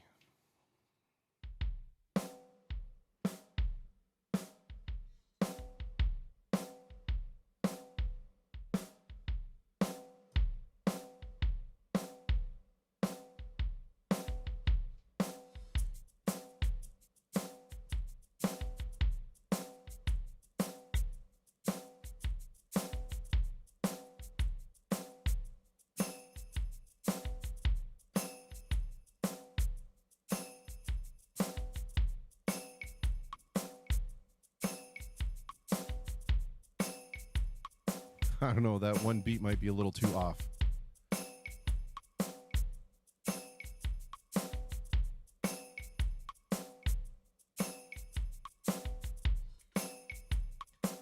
It might be too off.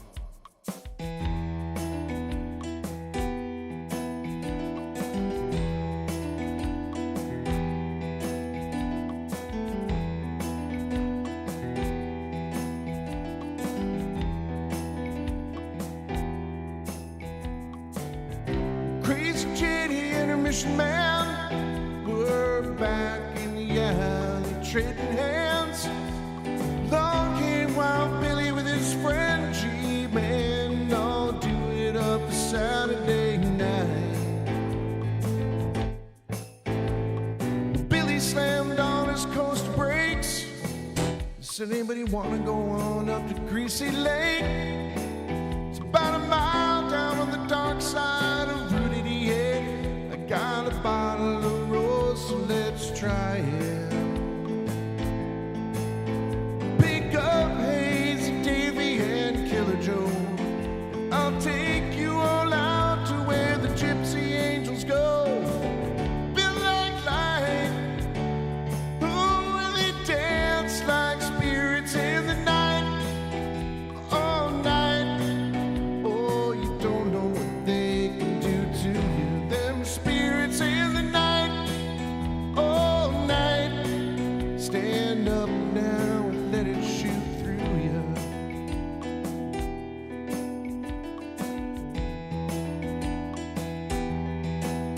Well, now Wild Billy was a crazy cat, and he shook some dust out of his coonskin cap. He said, try some of this, it'll show you where you're at, or at least it'll help you really feel it.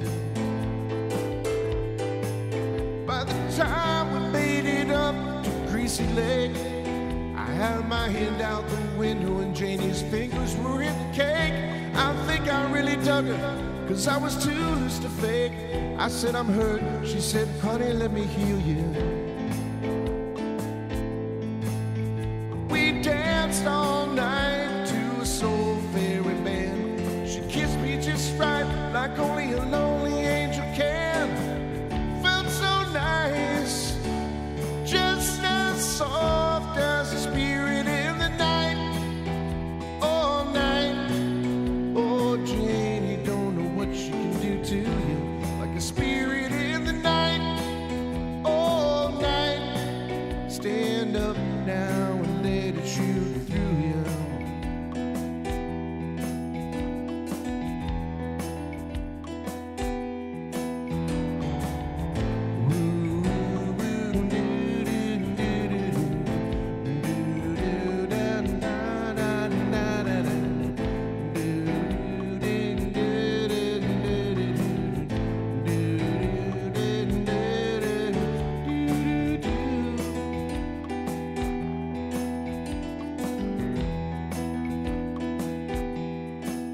Well, now the night was bright and the stars threw light on Billy and Davy dancing in the moonlight. They were down near the water in a stone mud fight. Billy Joe gone passed out on the lawn.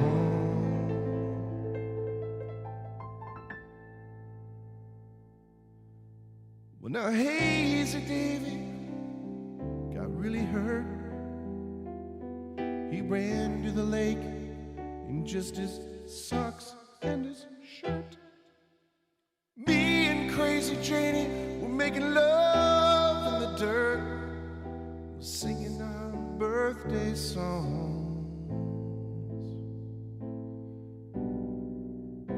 Janie said it was time to go, so we closed our eyes and said goodbye. Gypsy Angel Road felt so right.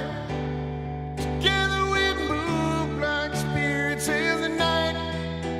All night. Oh, baby, don't know what they do to you. Like spirits in the night. All night. Oh, stand up and let it shoot through you like a spirit in the night. All night.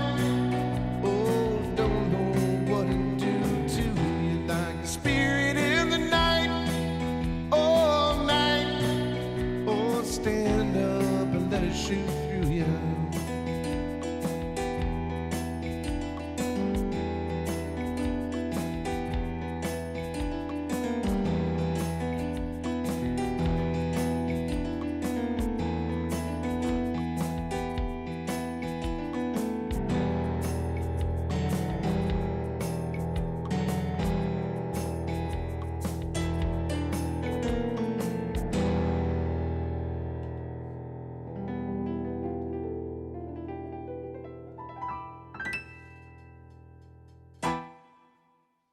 All right, well, there you go.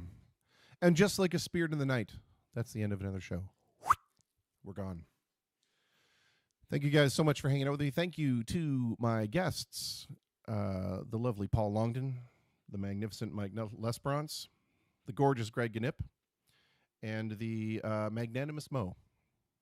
Tuzignan. Mo T. How about that? Every time I hear the name Mo, by the way, there's this great movie in the 1980s called Tapeheads. And there was a producer. It was about these two videographers that wanted to make music videos, because this was the back when MTV was still a thing and MTV still played music videos. And they wanted to make music videos. And the producer's name was Mo Fuzz. He was like this slick cat that was like, all right. And his pitch to them was like, so you want to make videos for Mo Fuzz? I want you to. But first you're going to have to complete your trilogy on spec. And then he also, whenever they would bring him a video, he would be like, I like what you've done here, but I don't see enough production value. And production value was his code for TNA. So it was the 80s. What can you say? All right, folks. That's it for me. I'm out. We're 2.5 minutes over time. Everybody in the chat, thank you for your suggestions. Thank you for being patient with me through the couple of technical screw-ups we had there. I think during this show there were a couple of really odd things, and for continuing to be patient when I'm trying to figure out how to do things like, crossfade between songs and all that kind of stuff. Thank you to everybody who submitted music to play. Make sure you go check out the YouTube channel, youtube.com/user/Tophocles. I'll put it in the comments to the video. And that way you can, if you hit subscribe, you can find it whenever we go live, and you can see all the past shows if you haven't been tortured enough already. More importantly, you can go back and listen to all the awesome conversations we've had with our guests. That'll do it until tomorrow when we have some more fun together, or at least I hope we're having fun. I'm having fun. That's all that counts. So until then, be good to each other, be safe, be kind, be the path of least resistance, and just be human, because nobody wins unless everybody wins.